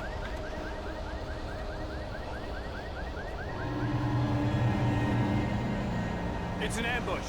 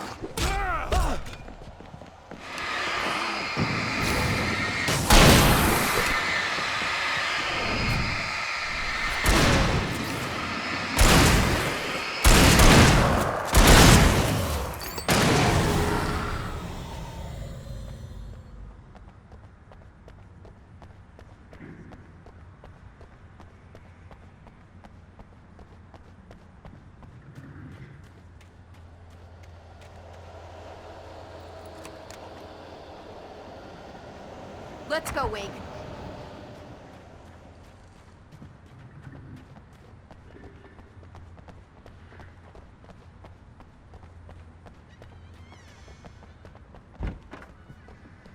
Okay, someone's messed with the fuse box here, but you should be able to jury-rig it while I find the keys. I already got electrocuted once today. How about I look for the keys and you get burned for a change? Fine. They should be in the clerk's office on the other side of the building, near the main entrance. Gotcha.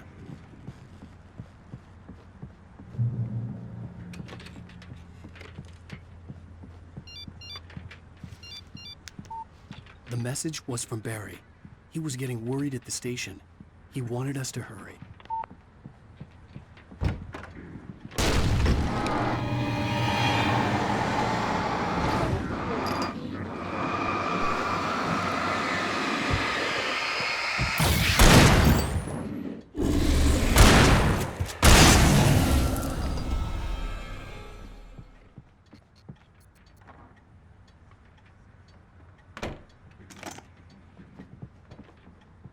Okay, Sheriff, I got the keys.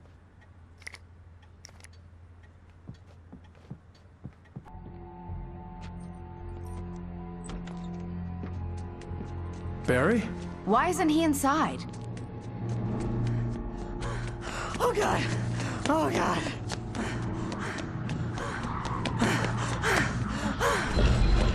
Barry! Look out! Barry, move!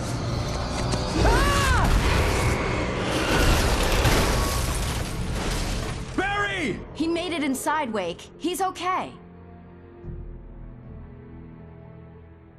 The storefront's blocked. Come on, Wake, let's go around. We can meet him in the back.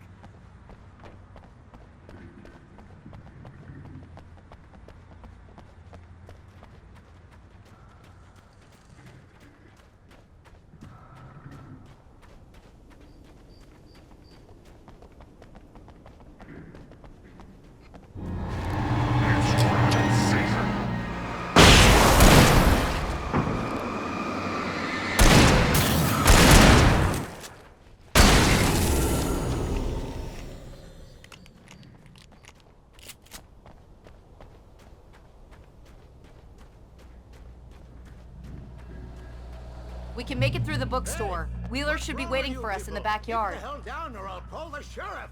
Oh, hi, Doc. I've got it. Don't worry about it. Sarah, about time somebody showed up. All this shooting in the air is idiotic. One of these days they'll kill somebody. and over Deerfest. I know! Go back to bed! He's got a point, Wake. Look, this town can't take this. It's me they want. The sooner I get out of here, the sooner you can all get back to life as usual. I hope you're right.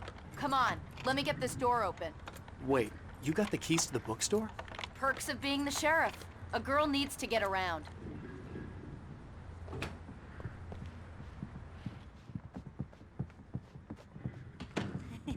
They're really taking advantage of your presence here, Wake. I heard they're selling a lot of your Alex Casey books. Right now, I'm not a big fan of my own writing. I don't see Barry. Look! Wake! Maybe that's him. That's the way to the chopper.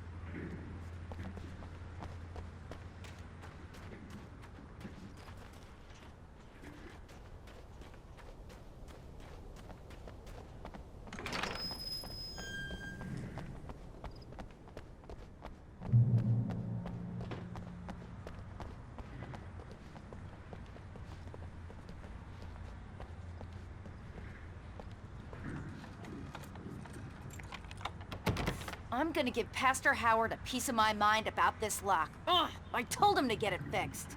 Here they come. Physical labor. Let's take a break.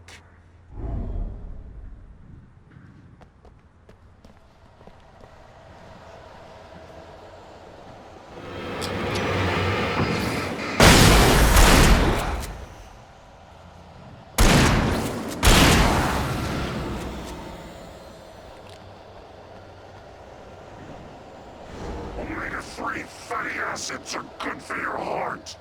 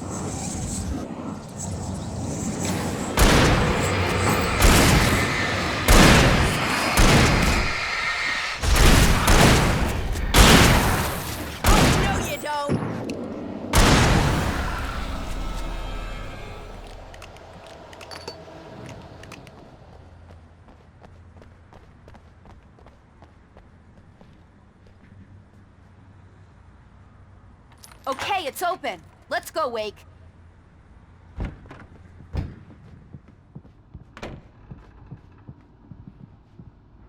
Wow. We keep them lit all night long on the night before Deerfest. Why? Well, it's tradition.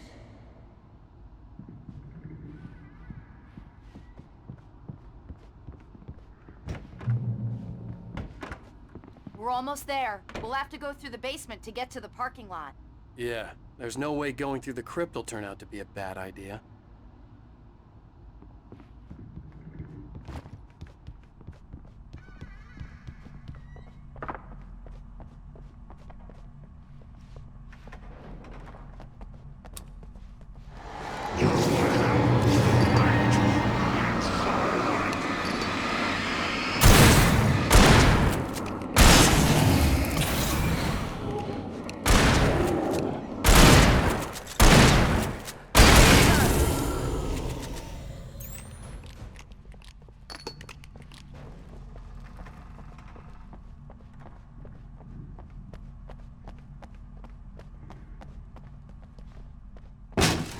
Did you call 911?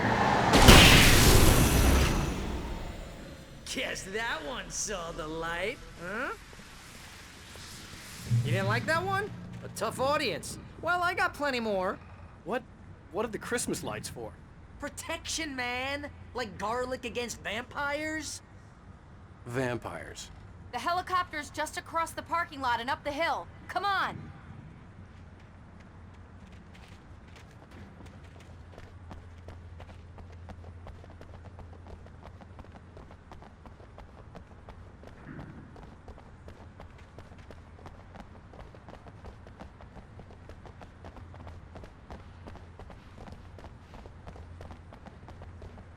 Bright Falls General Store is now my favorite place in the entire world. See this headlamp? It's like a superpower. I can just look at one of those things and they die. It's my flaming eye of Mordor. I wish I didn't say that. Yeah. Hey, I want a headlamp. Last one. Bastard.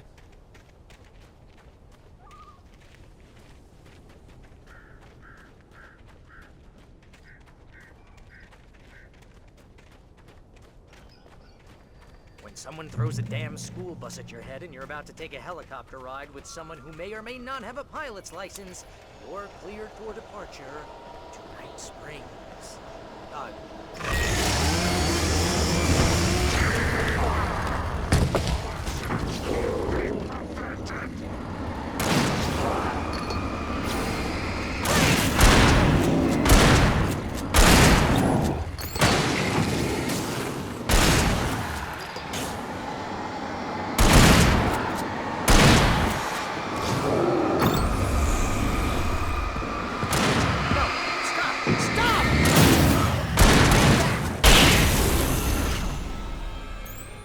I'm never gonna get used to this.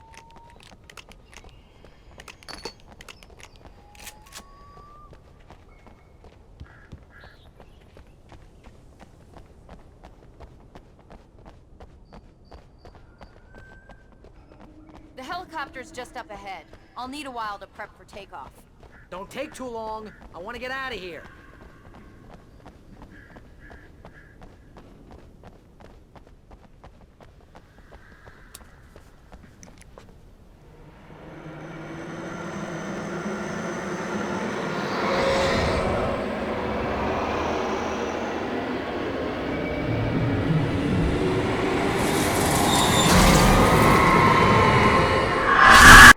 You will never get her back. We're not ready to take off yet.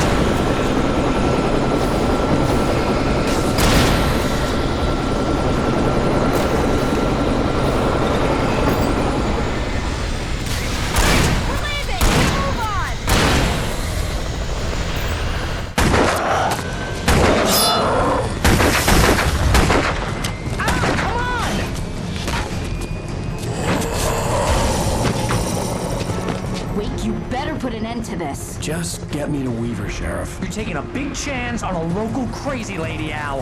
I hope you're right about her, or we can kiss this town goodbye.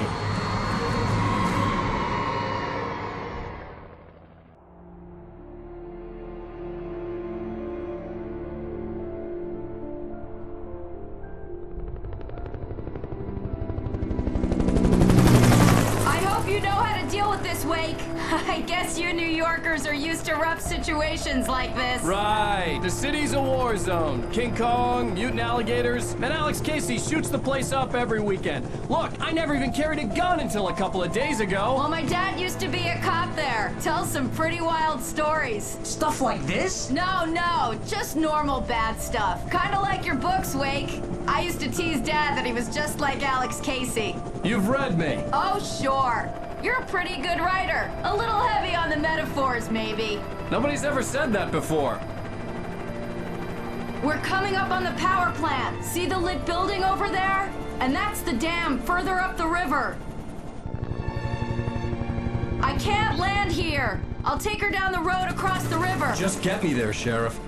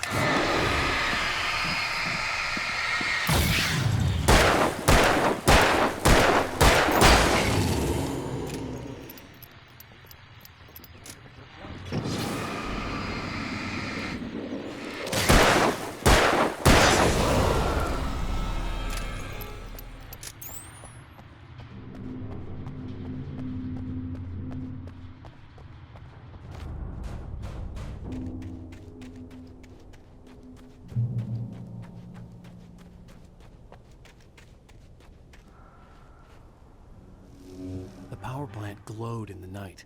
It was close, but I had to find a way across.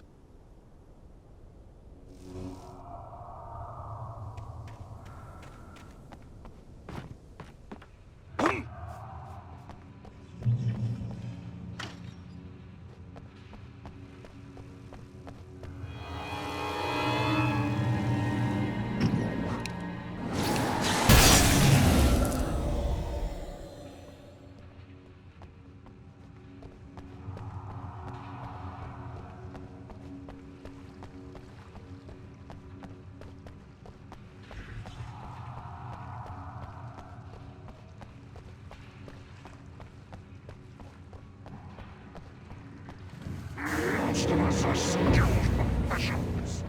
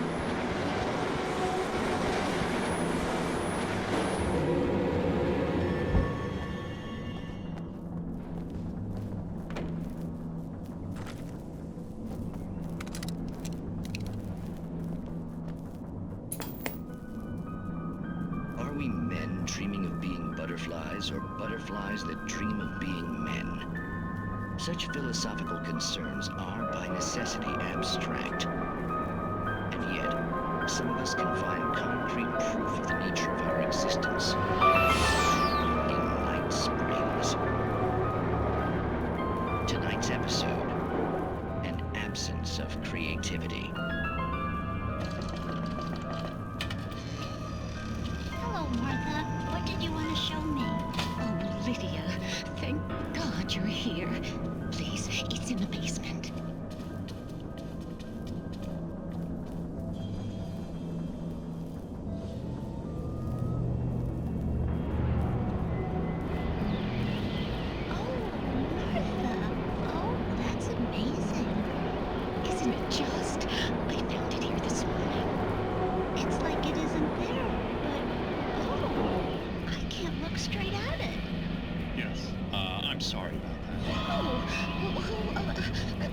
How did you get here?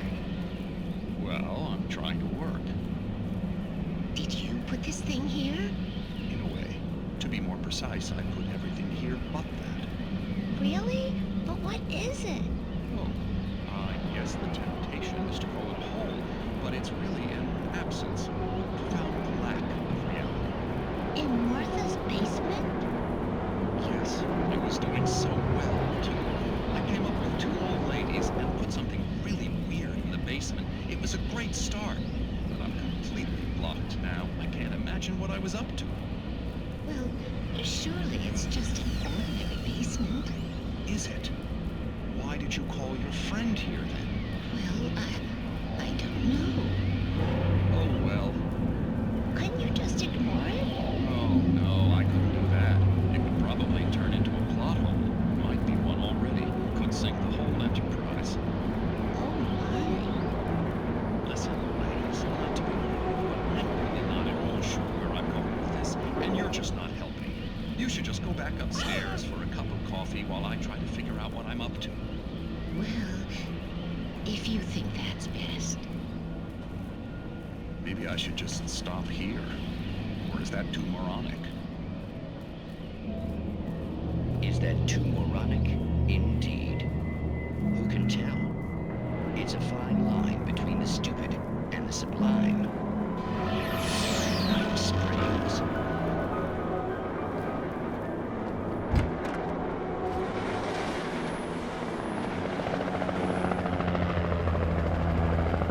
We managed to lose the flock! You're almost at the power plant! Keep going! We'll give you support!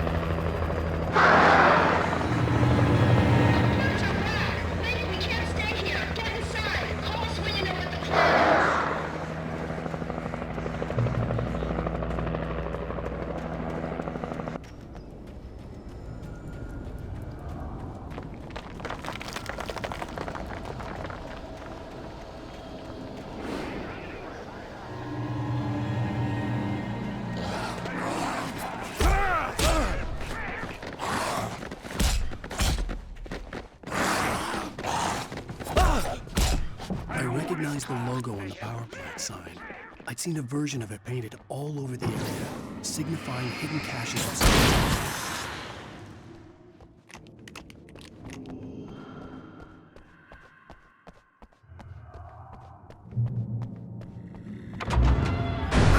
Hold it right there! Miss Weaver! Cynthia! I'm a friend! Prove it!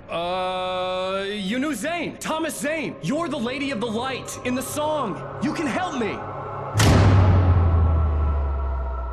About time! Young man, I've been waiting a very long time for you. It's in the well-lit room. Excuse me? What you'll need to drive the darkness back. The well-lit room is at the dam. I built the room to keep it safe. Will it help me find Alice? Will it get me back to the cabin? Fine, let's go. I can get my friends to come back with the helicopter. Oh, we won't go outside. Never at night. That's rule number 1. You've been breaking the rules, young man, and where has that gotten us, Oh, I have a secret route, a lit route, an old water pipe. Something was damaged at the transformer yard. It's draining all the reserve power. Without it, the pipe will go dark. The power to the yard must be cut. Let me guess. You want me to do it? Young man, you're the one who likes to break the rules. I can't be outside in the dark. The kill switch is outside.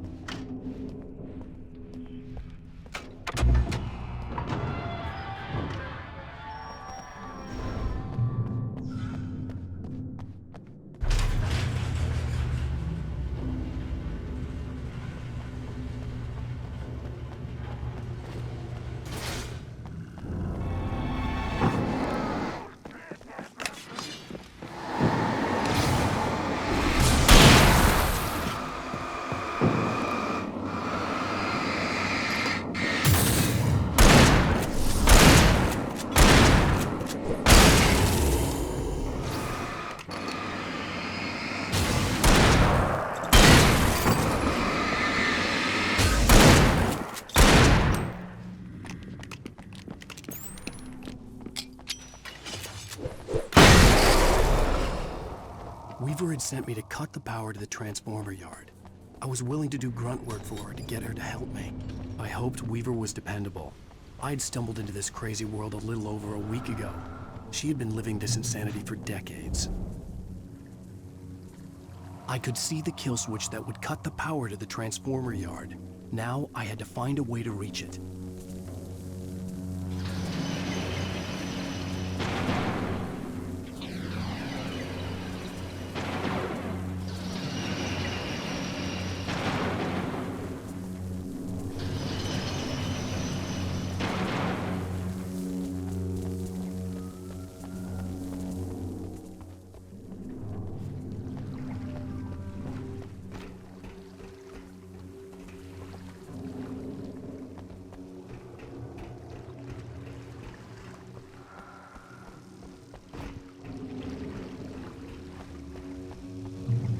Designs these things.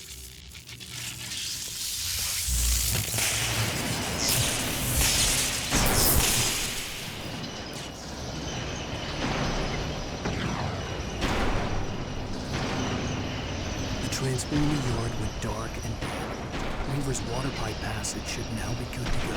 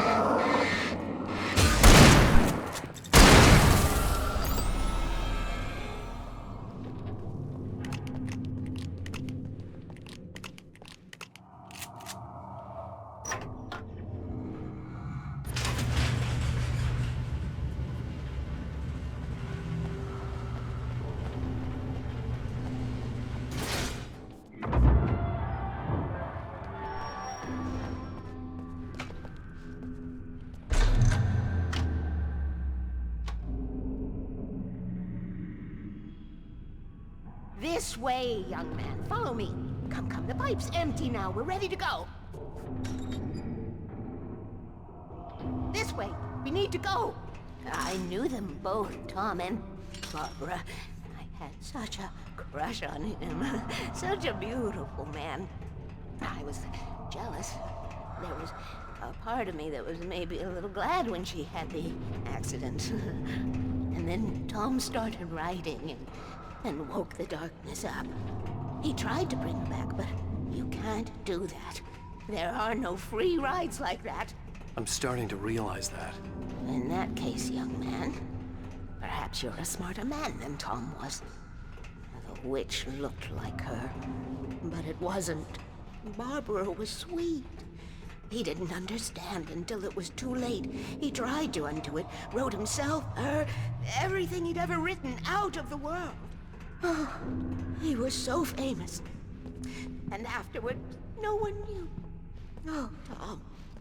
He left only one thing behind in my care, in case it happened again. Insurance. He trusted me. Or perhaps used me a little. Tom knew how I felt. Knew I wouldn't refuse him. I built the well-lit room and put it there. It's been waiting for you. We are characters trapped in a story you have written, and none of us will survive to see the end of it if the darkness isn't stopped. She'll twist the story to her own dark ends. How do you know all this? Tom, that's the way he wrote it. He still talks to me, you know, in television, beyond, from below. We have both been touched by the darkness, young man. He saved us both with light, but the darkness stays with you. Leaves a stain.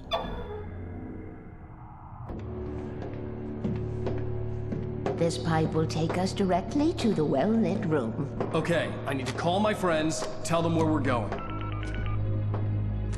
Hello?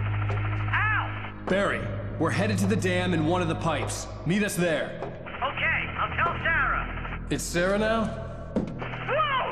No! For the sweet love of... Barry! Barry!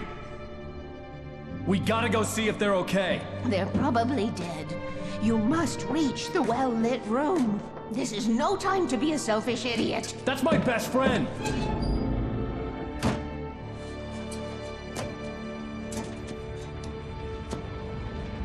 Well, be a fool. I'll use the pipe. I'll meet you at the dam if you make it.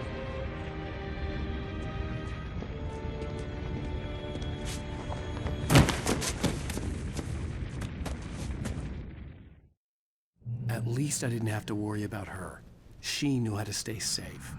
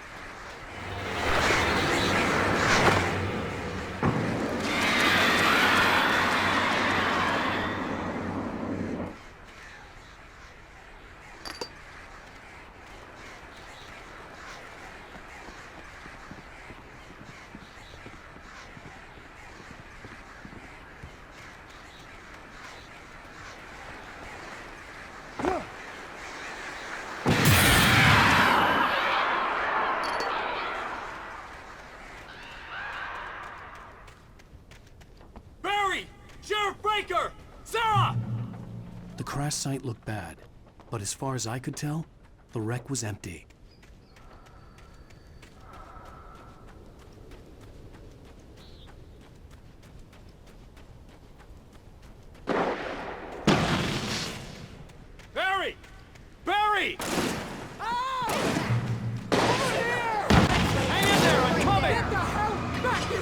Oh, no, you don't. Oh, no, you don't.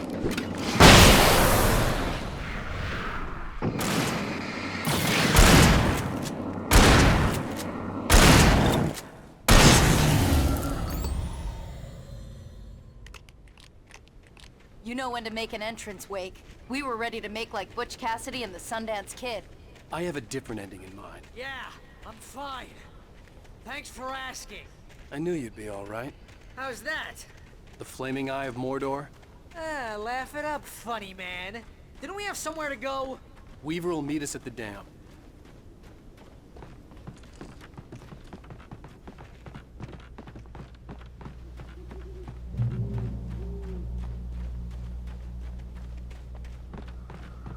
Oh, I should've kept that gym You membership. see those lights? That's the elevator we need to take.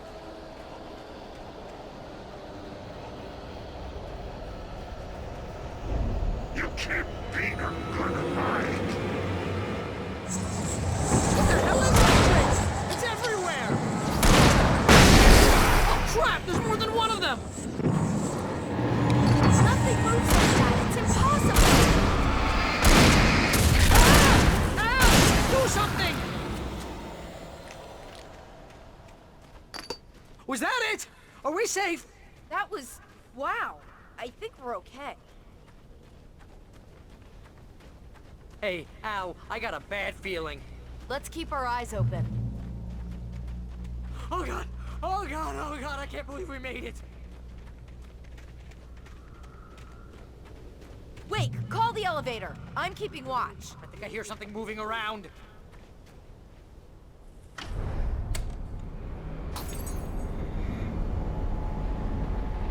Heads up! Here they come! Oh no! Oh no! They're coming! We have to hold them off! There! You know. Shooting!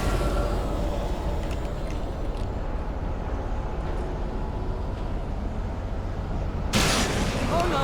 Oh no!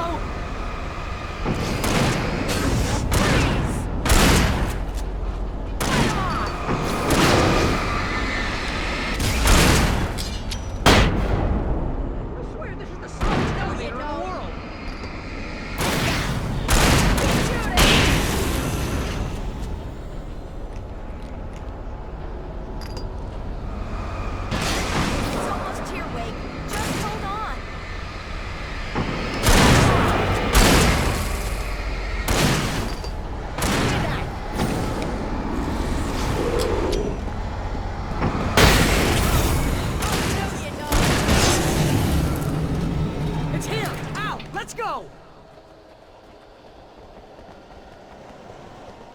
Ow.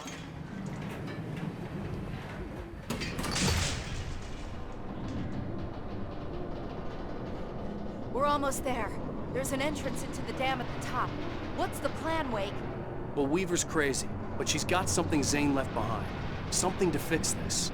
Gee, could you be a little more vague? Thomas Zane? Seriously? Might as well be Paul Bunyan or Bigfoot. Yeah, well, he was real.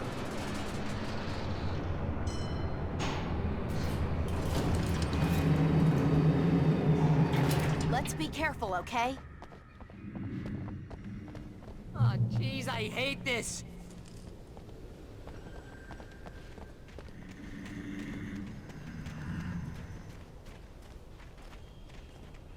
Okay, Wake. There's a button over there that opens the door. I think something's broken. Hold the button down so we can get in.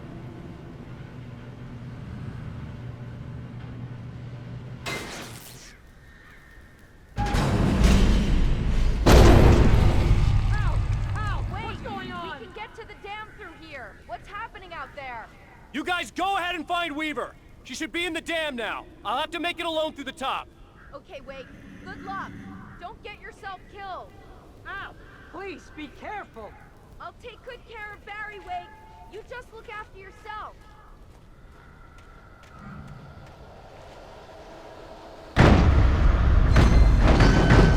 You gotta be kidding me.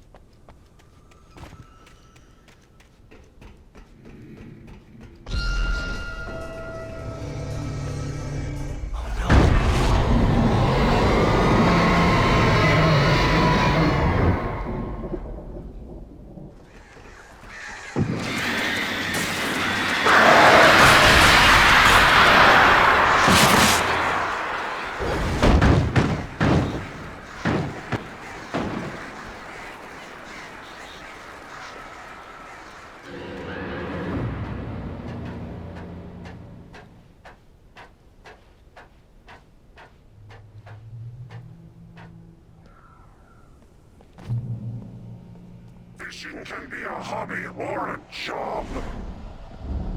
I was ridiculously outnumbered. The searchlight could even the odds.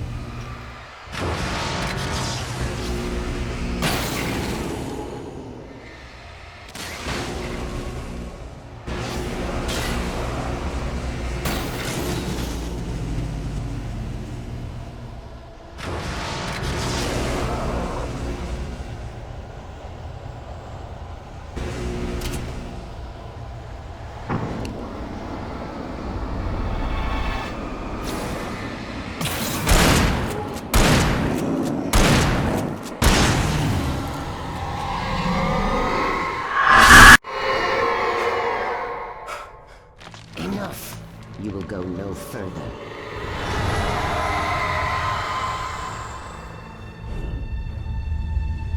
Stop now.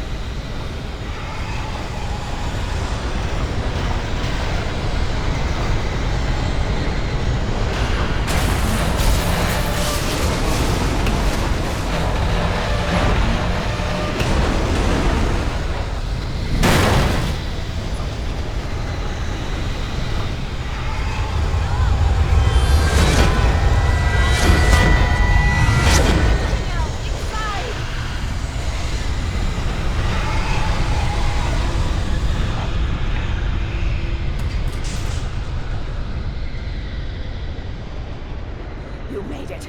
Well done. I'm glad I was wrong. But it was a foolish chance to take. Don't worry about the noise. We're safe here. I have looked after the well-lit room for many, many years now. There is no shadow in the well-lit room. The power is fail-safe, and all the bulbs are numbered and changed regularly based on their make and model. Right.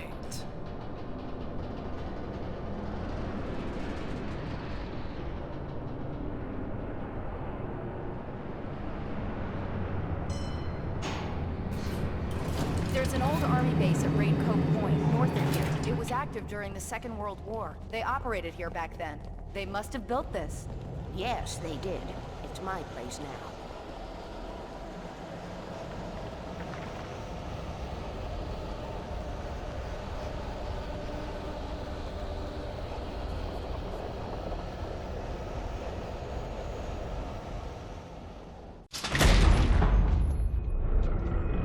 Take it, and I won't need to worry about the room anymore, because 6 and 33 and 118 need changing soon, and I don't want to climb up the ladder to change them because it's very late, and I'm tired. And if you take it, I won't have to do that anymore. The page was autobiographical, a memory from my childhood. But I didn't write this. It was a page written by Thomas Zane. None of them were supposed to exist anymore. Alan, 7 years old, would fight sleep to the bitter end. When he did sleep, he soon woke up, screaming, the nightmares fresh in his mind. One evening, his mother, sitting by his bed, offered him an old light switch. She called it the clicker, and flicking the switch would turn on a magical light that would drive the beast away. To imbue the talisman with all possible power, she added that it had been given to her by Alan's father. Alan never knew him, and anything of his took on mythical proportions in his mind. With the clicker firmly in his hand, Alan finally slept like a baby.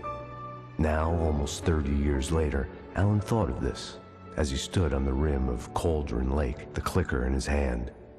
He took a deep breath and jumped. My mind swirled. I'd given the clicker to Alice, yet it was here. Zane had written it into existence in a story I had written.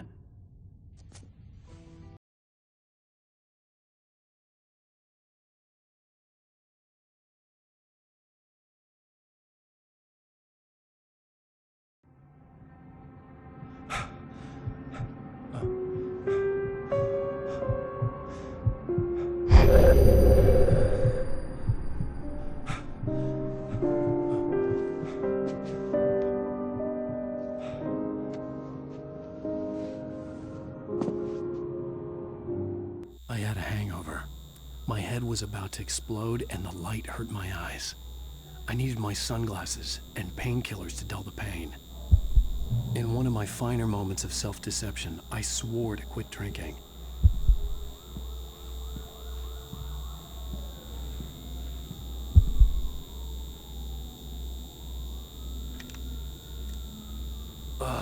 The sunglasses made the world look bearable. Now I could keep my eyes open without feeling like a vampire in the sun.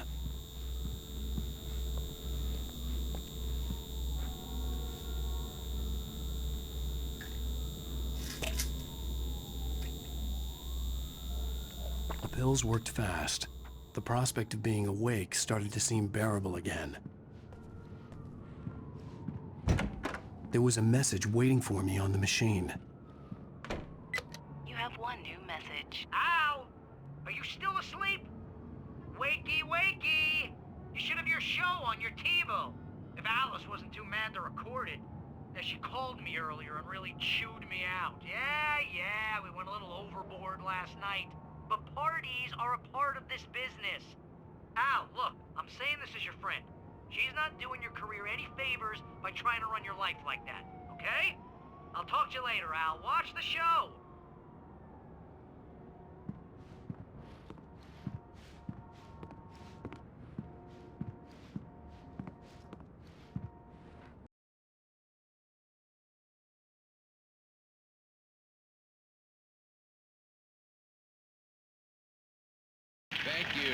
Thank you, everybody.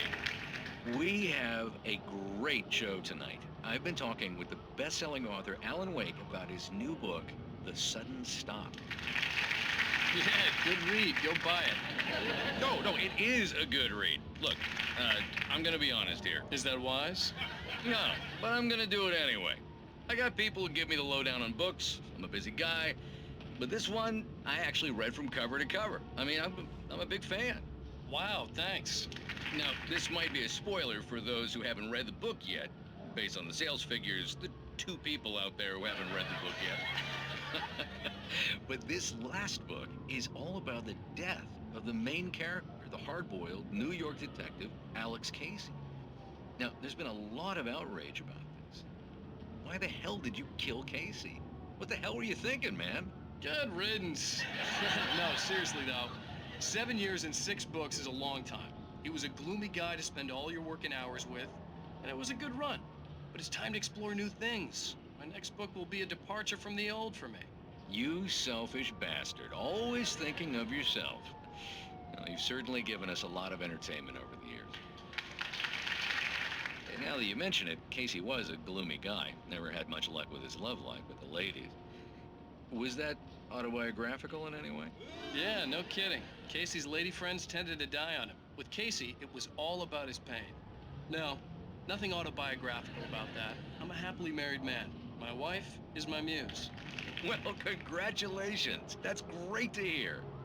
So, how's the publicity tour been treating you? Good. Great. But I gotta say, I'm glad to be back home in New York. Well, you've certainly been on the news a lot lately. Lots of parties and, you got into a fight with some paparazzi. Oh, man. Well, that guy was really in my face. I lost my temper. I know that wasn't cool. Well, you are famous for that temper. Well, I did also write several books. Well, your latest novel is called The Sudden Stop. and it's in bookstores now. Go get it. That means the two of you out there who haven't bought it yet. Ladies and gentlemen, that's all we have for you tonight. I want to thank all our guests for the evening. Alan Wake, Sam Lake. Once more, do the face for us, Sam. There it is. And our musical guests, Poets of the Fall.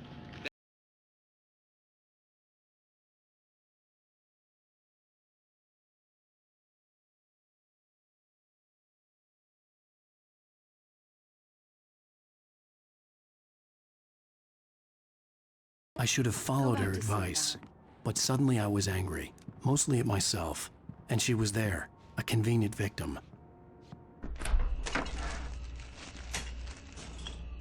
What? Now you can't even talk to me? Well, this morning I was angry because you said you'd be home at midnight and you showed up at 7 a.m. and passed out in mid-sentence. Now I'm over it. Are you angry? This goddamn tour. It's gotten out of hand. Oh, honey. It's almost over, right? We can get back to normal, then you can start writing again. I'm sorry, honey. Alan, you're not thinking straight. Just take a shower and go back to bed, huh? Yeah, you're right, honey. I'm sorry. Once this is over, let's go away together. A vacation. Just you and me. Some peace and quiet.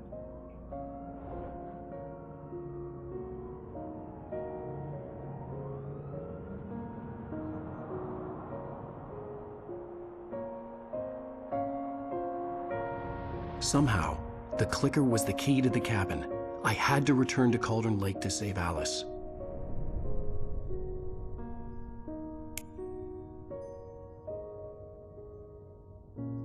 I'm going back to the lake to finish this. I'm going to write an ending to the story in the manuscript on my own terms, to make it all right. Why can't you just write it here? The last page is still in the typewriter. I need to read it first. Everything needs to be just right. Zane tried to cut some corners, and it didn't end well. Okay, ready when you are. I'm sorry, Sarah, but I need to do this alone. Barry, take her gun. Miss Weaver, close the door when I leave.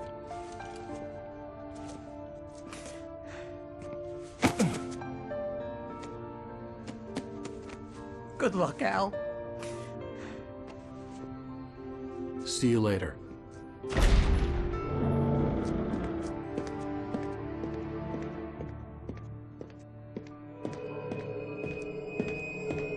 When I got out, it was warm and sunny. I'd flicked the switch of the clicker. Had it done this? I didn't stop to question it. I had to take advantage of the sunlight to get to the lake. On Zane's page, I'd stood on the rim of Cauldron Lake, about to use the clicker. That's where I was headed.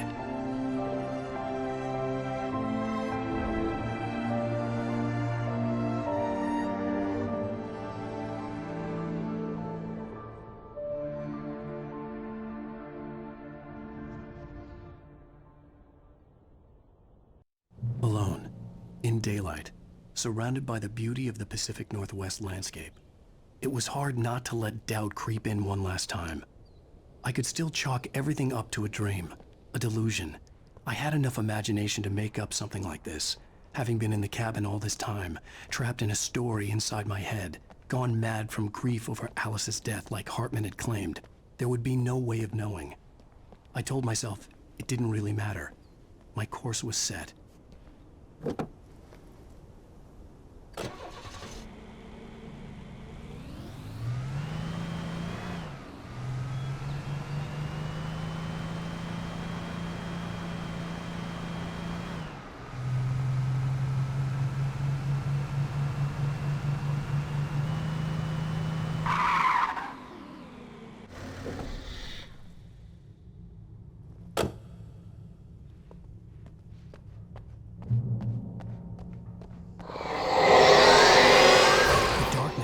Me. There was a link between us, always would be. I could feel its presence again, getting closer.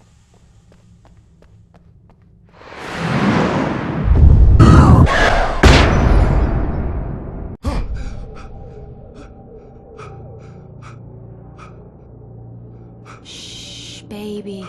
You were having a bad dream. It was just another nightmare. No. Everything's fine. You're home. It wasn't a dream. Everything's fine. Turn the lights on. Turn the lights on! Shh, baby. The power's out. There's no light. Come back to bed and I'll make you forget all about your fear of the dark. My fear? It's your fear. Why aren't you afraid? You're not Alice. Turn the lights on now. Where's the clicker? What did you do with it? Alan, honey, you're still 1 foot in a dream. You're not making any sense. Come back to bed.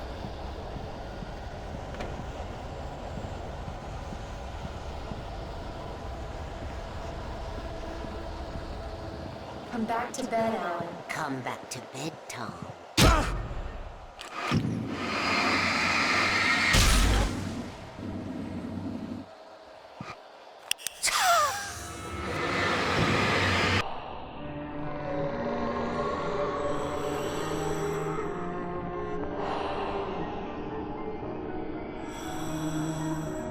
You must find your way to the cabin. It stands in your way. It won't let you pass. It has no heart. It's filled with darkness. You must fill its heart with light.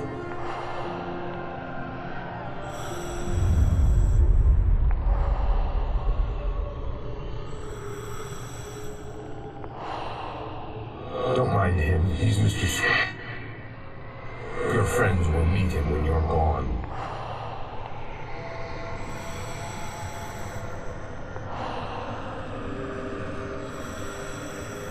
Use the clicker.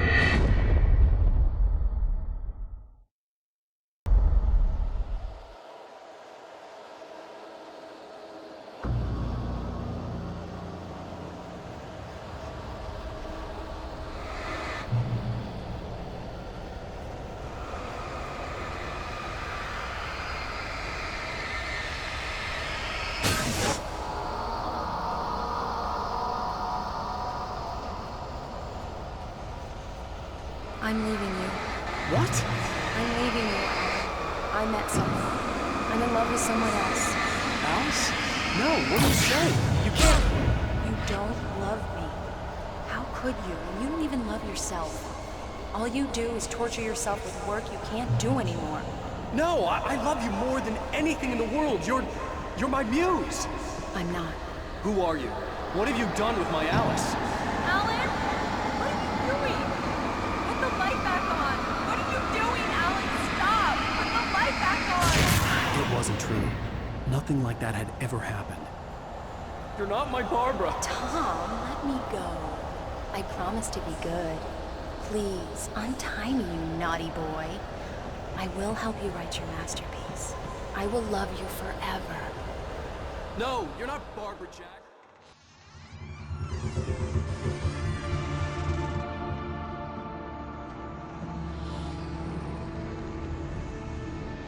Now you will never get her back.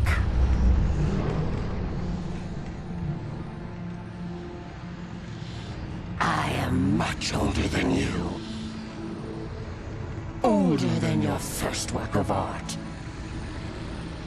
I will find a new face to wear.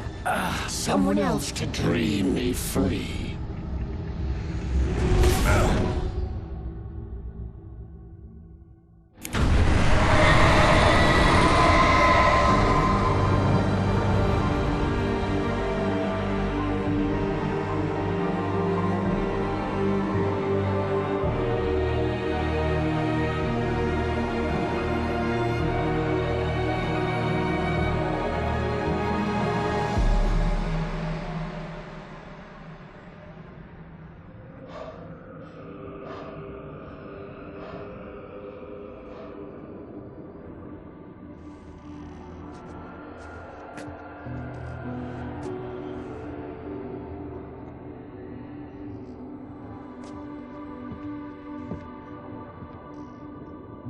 I could feel Alice's presence close by.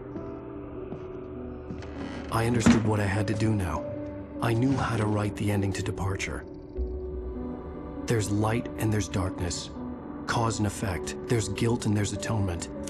But the scales always need to balance. Everything has a price. That's where Zane had gone wrong. There's a long journey through the night back into the light.